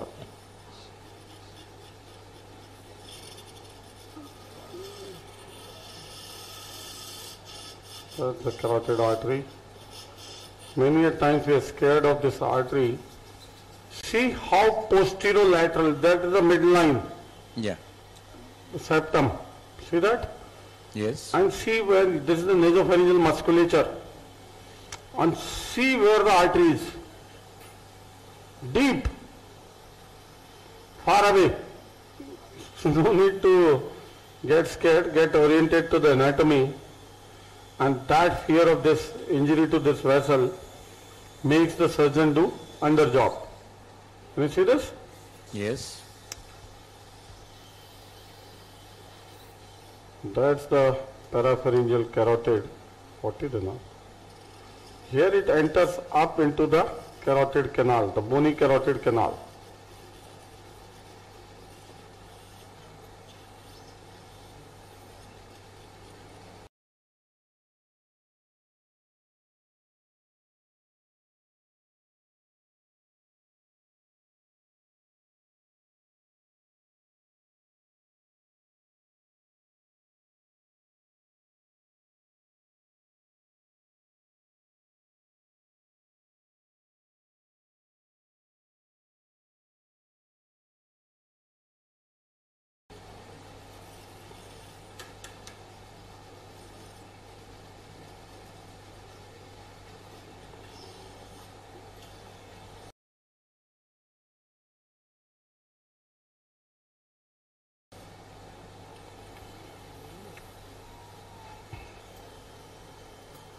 Here you can see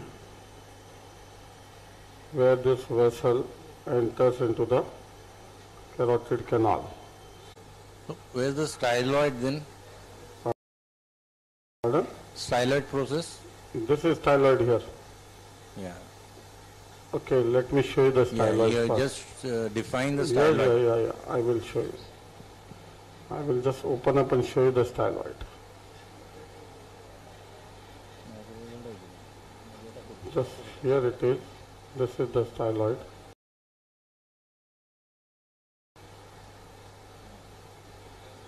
Sometimes the styloid is very big, sometimes it is not. Yeah, here is the styloid, just immediately lateral to it. Give me the 40. I'll show you the styloid first. See, the vessel is here.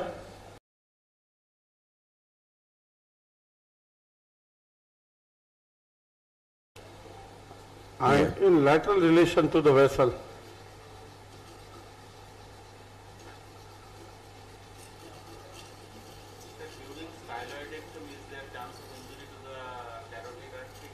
yes, if it is pulled about, broken. Now, anybody, what is that? What is this? Which? Come on. No idea. This is the deep lobe of parotid. Oh.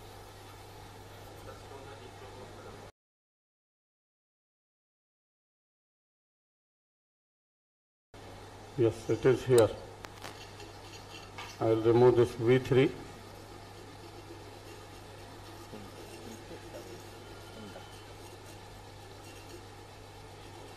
That's a greater wing of sphenoid.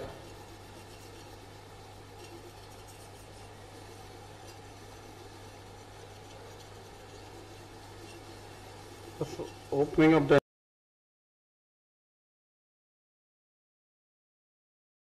entire anatomy so that you can relate with various landmarks.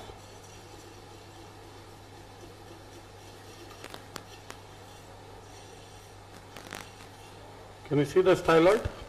Yes, but it's not. This one, yes. Not very big. Is it broken? Yeah, broken probably. See that? Yeah.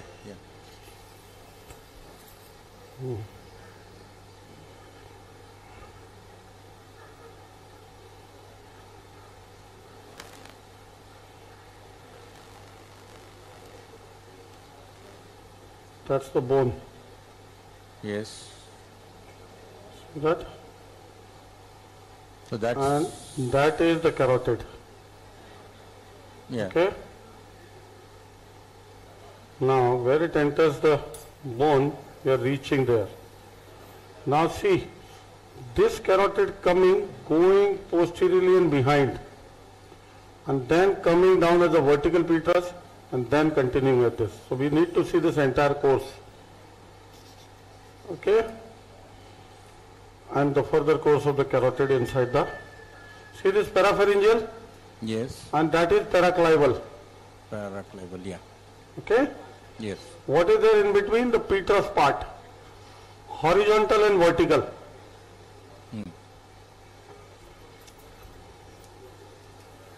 This is paraclival carotid. See that?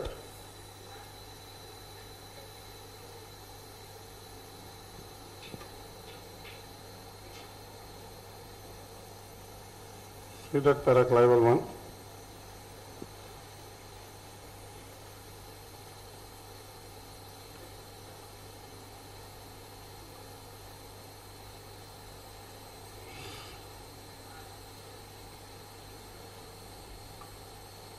See the carotid?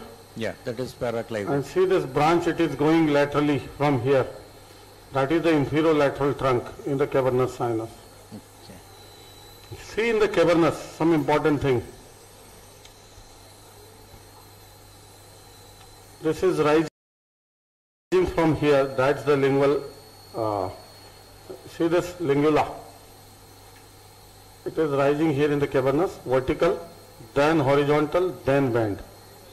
And at the level of the horizontal, this band, posterior band, can you see this vessel coming? Yes, yes. This is meningohypophyseal trunk. Gives three branches, the horizontal one going is to the posterior pituitary, that is inferior hypophyseal artery. This one. Then one going posteriorly and laterally, that is tentorial from this meningohypophyseal trunk, and one goes down as a dorsal meningeal. This cavernous sinus medial part, that's the lateral part, and this is the inferolateral trunk. Yeah. Okay? Yes. That is given out just above the abducent. Sometimes there is infrequent meconal capsular artery there. Now, see this abducent becoming horizontal. It enters from behind, from the posterior canal fossa, through the lake of blood, that is Dorelot's canal. I will show when I do the transclival. See that? That's the horizontal, and then it ascends towards the supraorbital fissure. Can you see? This is abducent. Yes. The oculomotor, that has a close relationship, that is what? This is what? Posterior clinoid. That is a very close relationship with the posterior clinoid. See that the bone. And this is the carotid in this region. Yeah, Meckel's cave I will show you where. Now see, I am removing this bone to open the sella. That is the sella. Yes. Tuberculum sella is the thick bone above the level of the sella. This is sella. See the anterior face of the sella, and this pituitary is an extra, the structure enclosed in the layers of the dura.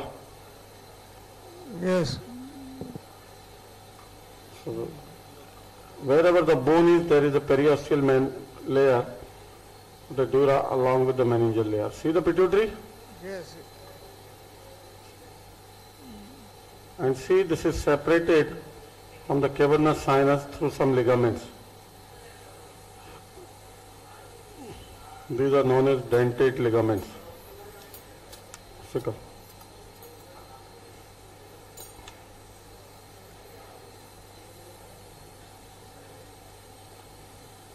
See, this is the layer of the dura, Yes. and it's separated from here. See these ligaments. Now, what is the name of the ligament? Dentate ligaments. Yes. See this? This is the gland.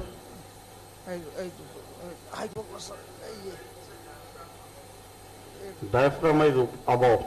See that? And above you will see what I am trying to show you, the stalk. Hypophyseal branch. See, that is the pituitary stalk. Yes. Going through the diaphragm. The aperture in the diaphragm is this bigger than the size of the stalk. Yeah. See, the aperture is bigger than the size of the stalk. Yeah, that is the diaphragm. See from here. Now, where is the hypophyseal branch? Inferior hypophyseal is divided once you try to separate it from laterally. Inferior hypophyseal coming from here behind.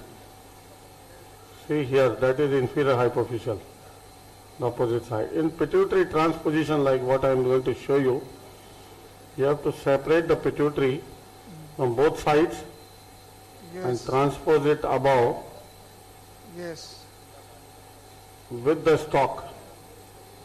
Above, open the suprasellar region and transport it toward the optic nerve, so that you expose the dorsum sella.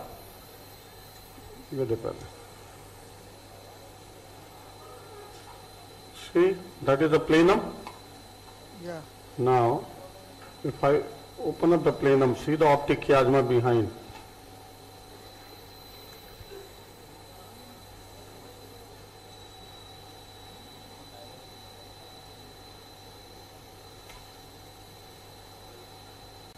See, this dural fold. Yes. This is covering the optic nerve without any bone over here, and that is called the falciform ligament. Yeah. You have to be careful while drilling in this region. while coagulating in this region, to be very precise. Now see what I have done. I have opened the Supracellular region. plenum. Yeah. If time permits, I will show the petrous carotid. I switched here because of the time issues.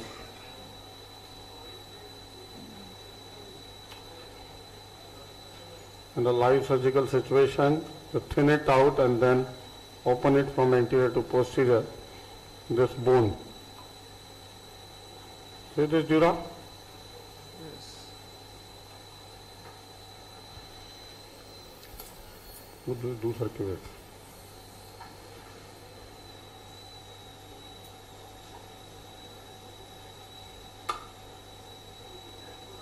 This is bone of the plenum thinned out.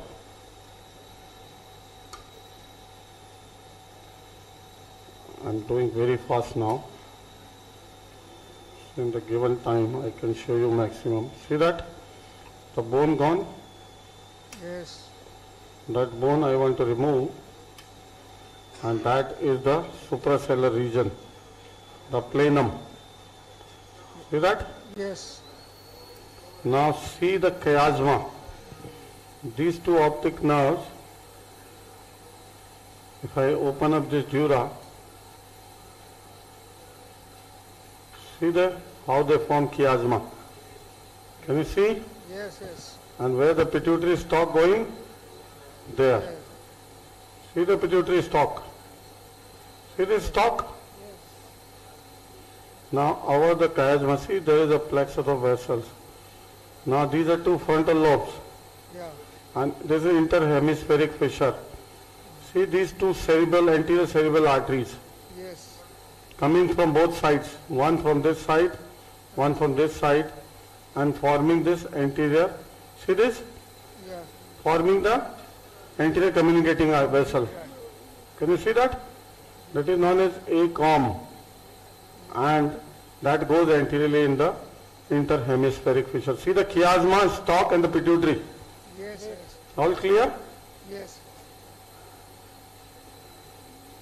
Now, in the pituitary transposition, lift it up, keeping the stalk intact. So I am just not changing instrument frequently. Lift it up and place in the chiasma here. And that way exposes the dorsum sella. I am removing this.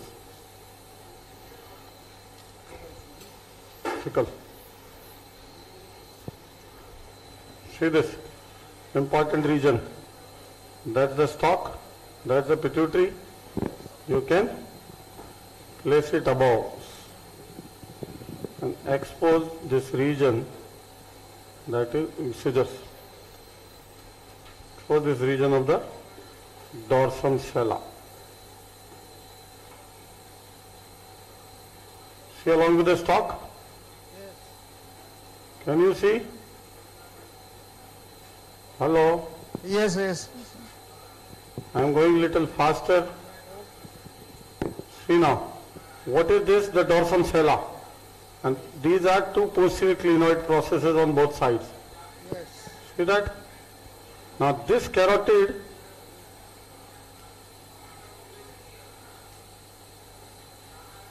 above, this is the dural sheath, dural collar. Can you see this dural collar? Yeah.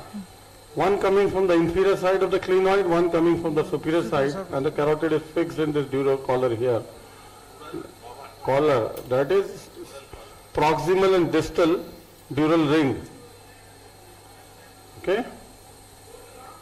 Proximal and distal dural ring.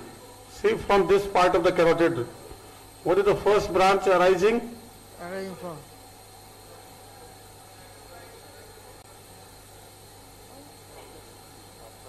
ophthalmic. Yes, let me cut this dura. See the ophthalmic artery arising from the carotid over here.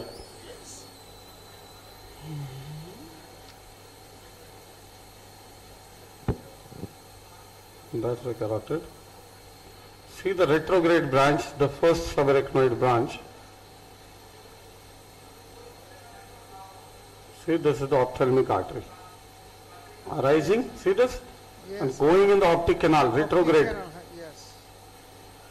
Can you see that? Yeah. From the carotid. There are a number of branches arises. The superior hypophyseal artery medially as it go above.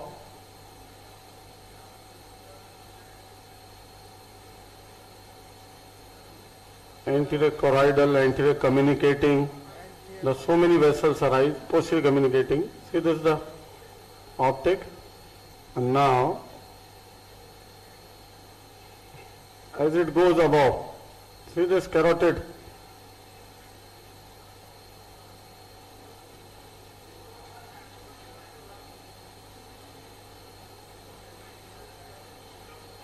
See here. It ultimately divides into anterior and middle cerebral. Middle cerebral is considered to be the major vessel, which is considered to be the continuation of carotid only. See that?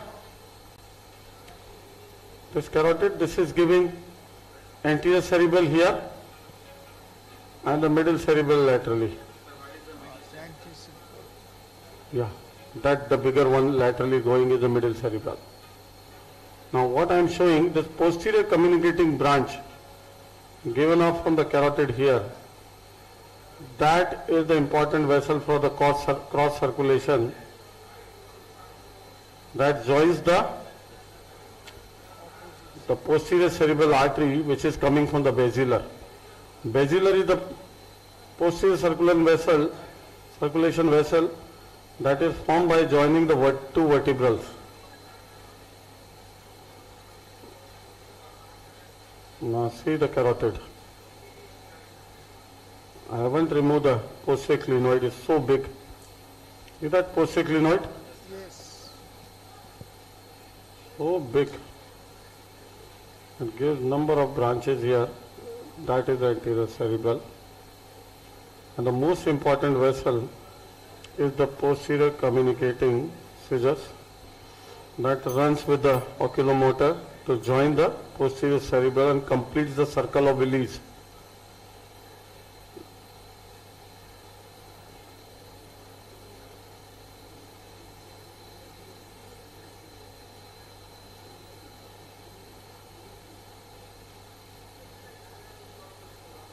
Now see the middle cerebral. Yes. Going laterally, anterior cerebral going medially. You see the lateral one, the thick one. Lateral one. Okay? And this is the anterior cerebral, how it is dividing. Now, see how the circle of Willis is forming. Very quickly, I am running very fast. Gaussian hammer there. I will just hit with the Gaussian hammer. There is no time to remove the bone now.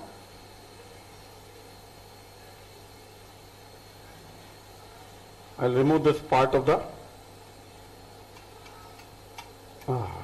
upper clivus. See that? Yes.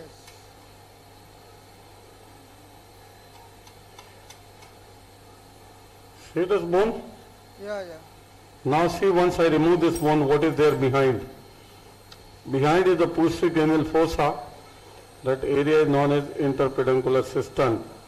And see the vessel there? Yes. That is basilar artery. See that? Yeah. And the membrane you are seeing over that is Liliequist membrane. That's a arachnoid membrane. It's an important structure which localizes like in our context, if you are removing the tumor, it separates the arachnoid species and prevents the tumor spread or holds the tumor spread if it spreads to prevent it passing to the other region. Now see, I will remove it and show you something. That is Liliequist membrane.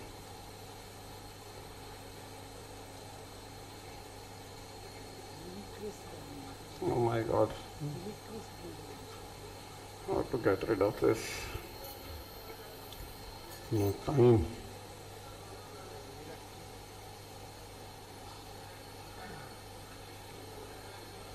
See, this is the posterior clinoid process. Seizure थे ना उल्टा काटने वाले उधर वो okay. I have to cut it down.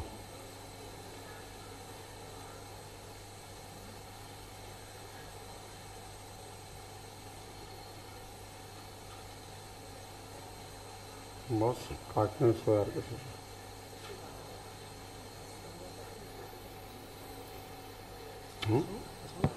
बहुत अपनी बात कर रहा है. Give me scissors, something to cut. In the downturned scissors.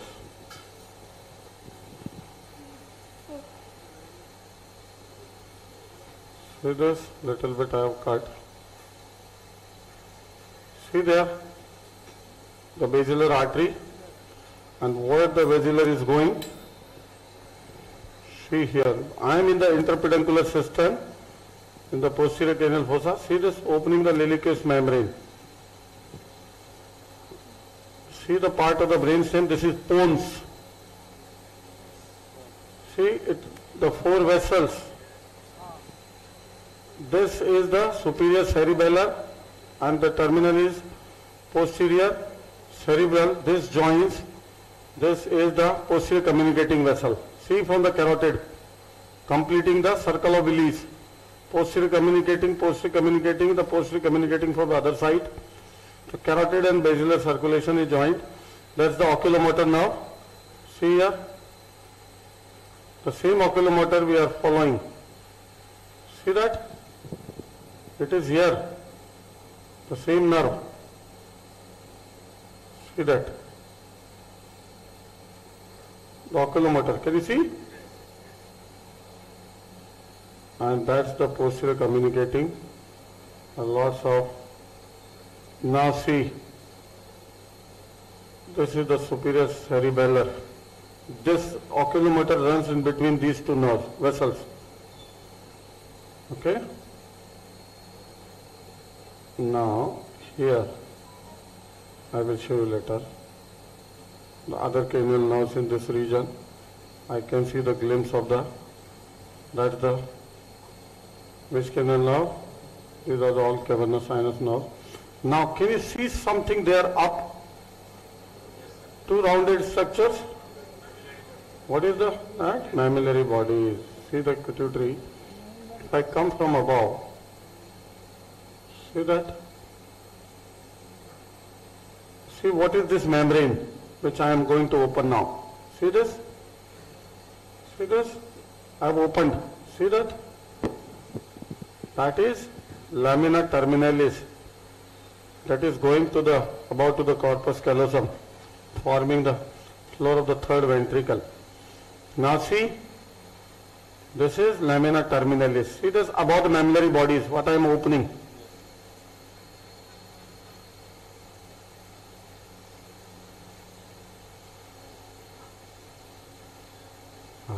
That's the lumen of the third ventricle.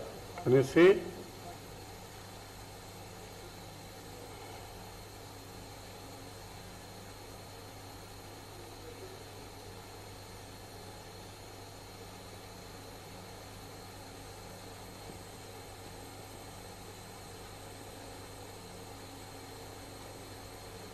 That's the lumen of the third ventricle.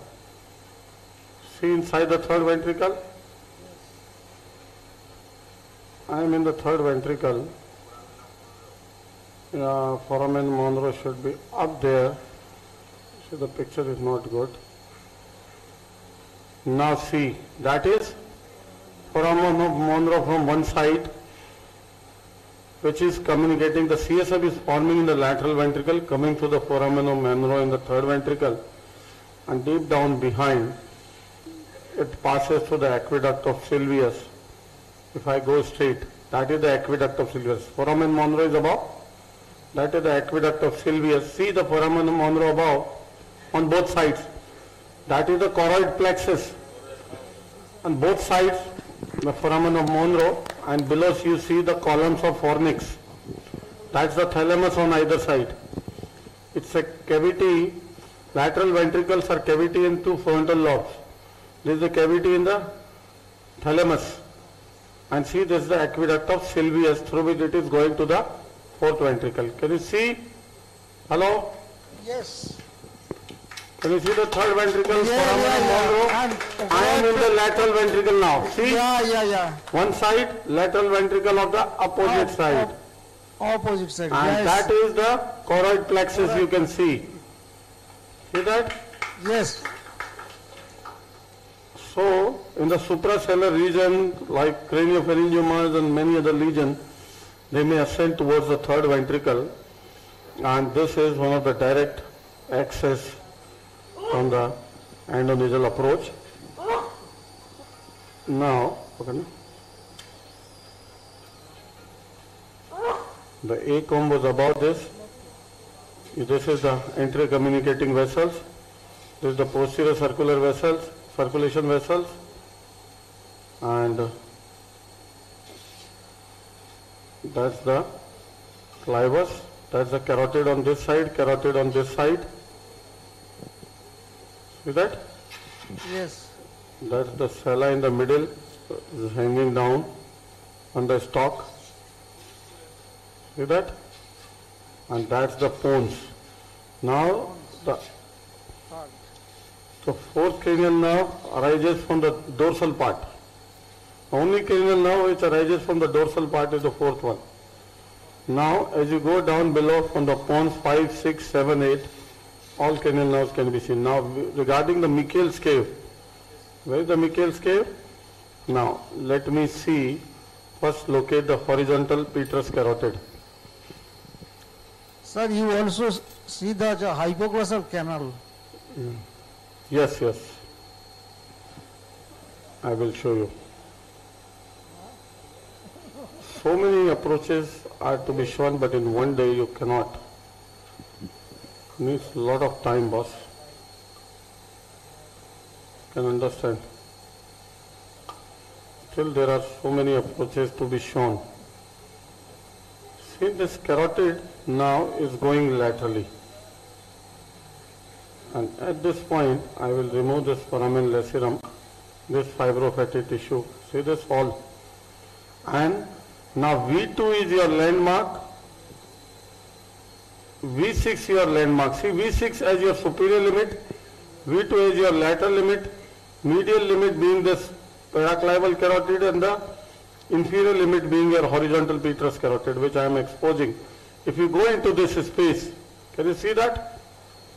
Yes. That is the quadrangular space where your Michel's cave is going to be, where the trigeminal ganglion is, into this space.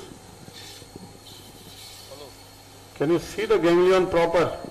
Now, from this ganglion are the V1, V2, V3 diverging.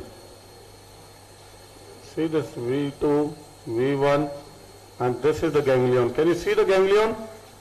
White ganglion. See there? Yes, that is the white ganglion at the petrous apex. That is trigeminal ganglion.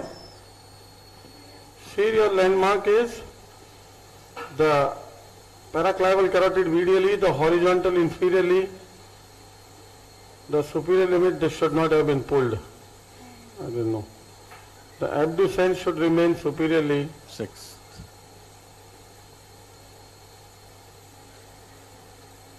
Unnecessarily dissected. And this V2 as laterally. And see this ganglion behind. That is trigeminal ganglion. See that? There's a big ganglion. Whose ganglion? Which is right on the surface of the petrous apex. See this ganglion. And that's the carotid artery. And Dorolo's canal is behind this carotid. Right behind this carotid, I will show. Let me remove this. I will remove this clivus, part of the clivus. Once you do the transclival approach, you have to define your carotid arteries on both sides. These are the most important landmarks. And staying between the two carotids, one being here, one being here, you remove the clivus bone.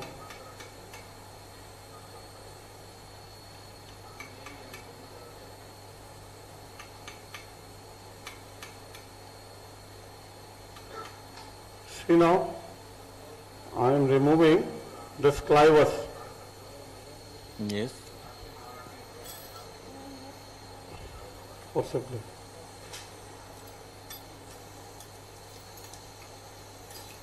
To expose, to enter into the posterior canal fossa from here. Suction ले ले, कुछ forceps ले ले, कुछ तो कर. तू ले लेना पकड़. See this bone. In the live surgical situation, there is a lot of venous plexus here and bleeds a lot. You have to be very, very meticulous.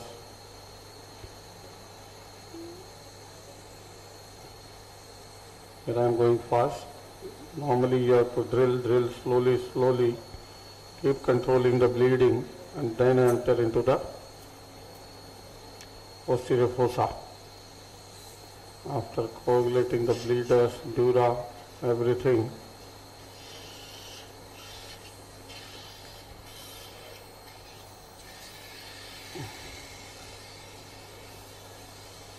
Action kar.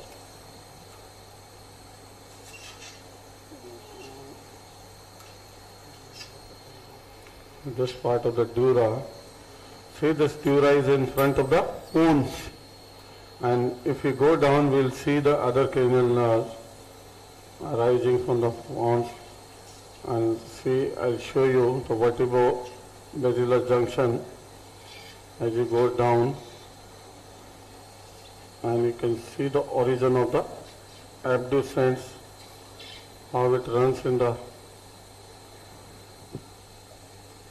cisternal part.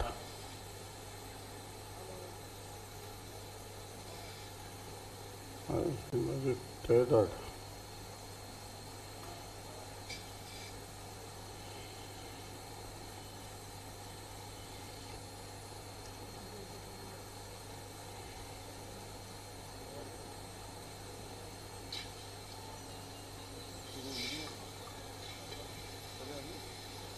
See, quite a thick bone.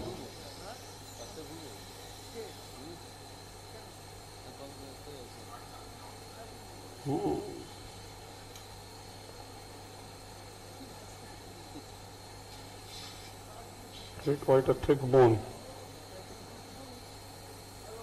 And these are not proper instruments for that matter.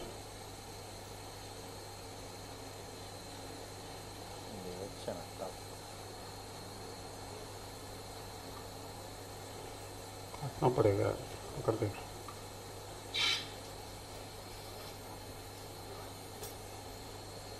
यूँ पकड़ दे, पहले काटूंगा और scissor देना कुछ. चलिए ला, पकड़ उसको, dura को.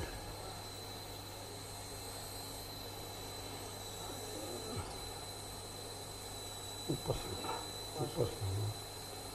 यहाँ से पकड़, यहाँ से यूँ इसको पकड़. हाँ, इसको काटूंगा नीचे, पकड़ ले.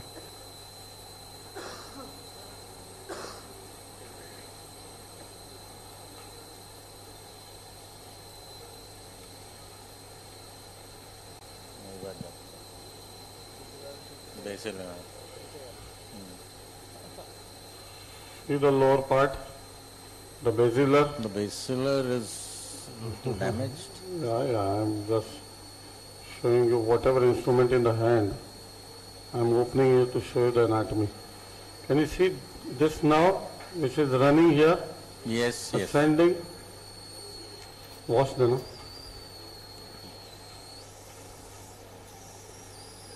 These are not the proper instrument and way, just to show you the anatomy of the last movement.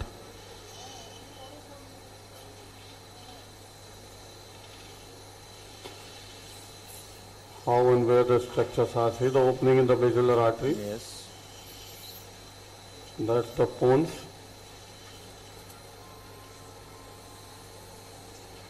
See, to To remove the lower clivus, you have to drill this thick bone. See? Yes. More than 2 centimeter thick, right from here to here. And this takes almost 2 hours.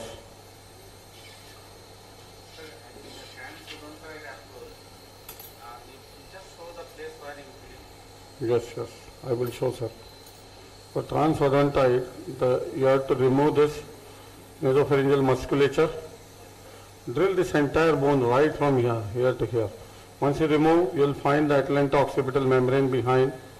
Remove that, then you will come across the arch of atlas. You have to drill.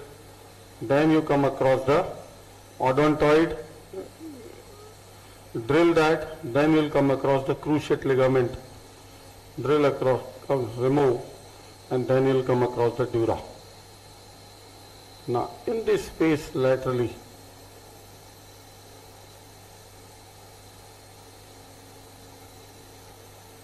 if I use the angle scope, I can show you the various nerves. Yeah. See the nerves, 70 and cord suction. At least. So this is the way to.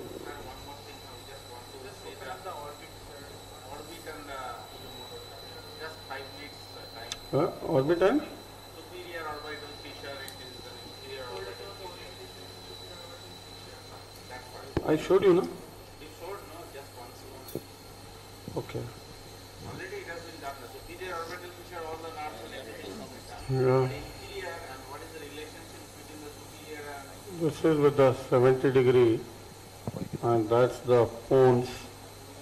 I'm trying to show you some of the anatomy.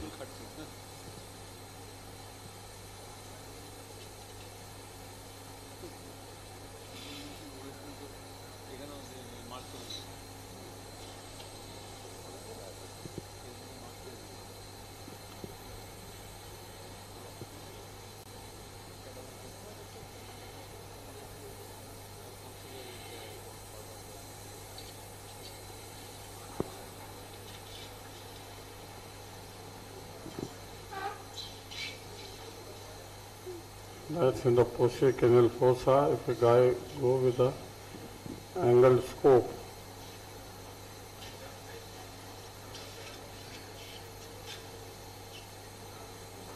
see that? That is the 5th cranial now. Yes, yes. Can you see here? Yeah. This is the 6th cranial now. Below. The 5th is, see, rising towards the Peter's apex. That's the 6th cranial now, rising towards the Doral's canal. Yes, yes. And see down and laterally. Oh, I could show you the intra-auditory meatus. That is the intra-auditory meatus. Yes.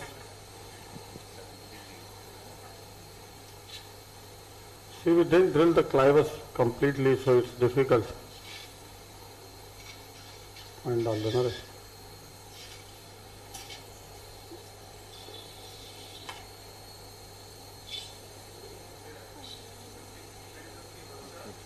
yeah, 5th and 6th. Yes, 5th and 6th.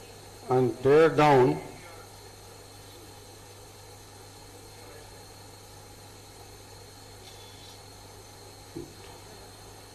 that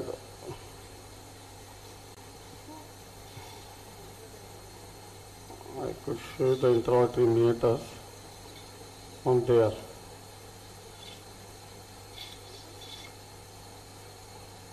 That is the intra-auditory meatus.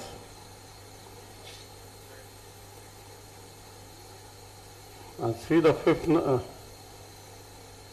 that is the 3rd nerve, and that is the edge of the tentorium where the 4th nerve is running. Yes. Yeah, that's the edge of the tentorium.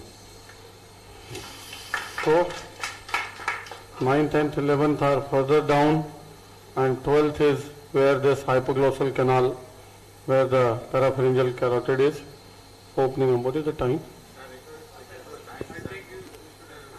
What is the time? 5:45.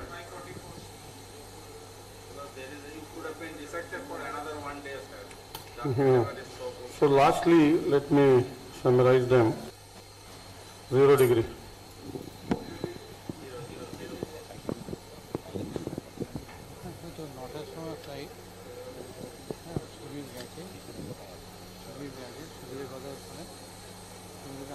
So that's the panoramic view.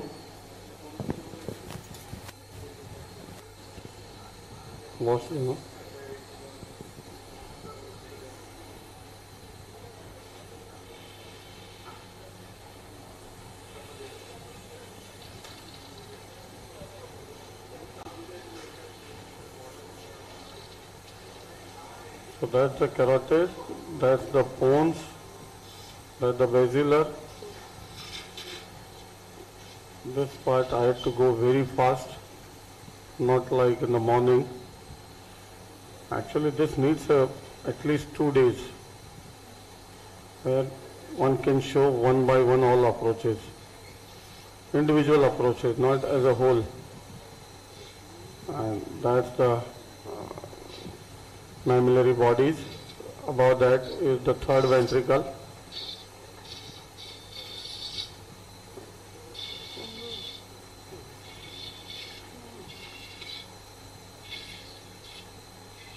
That's the aqueduct here.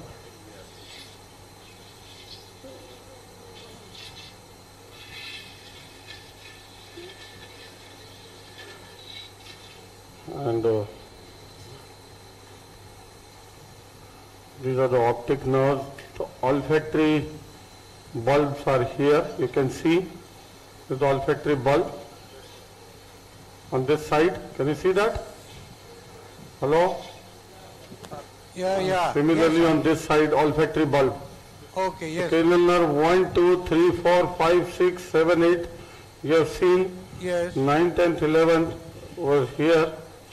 This is the carotid artery. 9, 10th, 11th are here. These are 9, 10th, 11th nerves between the carotid and the jugular. Just I have to open up this space and you see the glimpse of the nerves, cranial nerves. And the 12th is here, medial to it. I had to remove this muscle and show you how the 12th comes out of the occipital condyle. So this is the final panoramic view. Skull-based science is unlimited. Needs a 2-day dissection. It is a fantastic dissection. Thank you. Sir, it was such a fabulous experience the whole day. We learned so much, sir. Thank you, sir.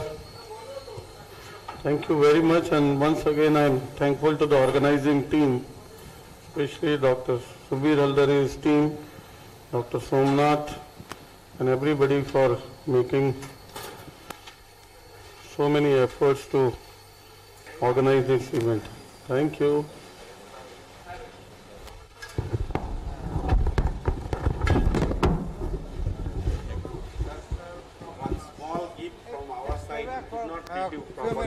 It's a royal salute. You deserve a big salute, sir. You could not be. You deserve it.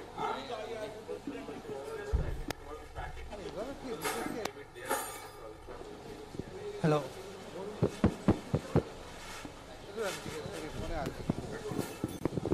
Hello. Hello. Hello. Hello. Hello. Hello. Ajay, the delegates are waiting for Dr. Satish Jain just to come here for 5 minutes only. Okay, sir. Okay, sir. Thank you.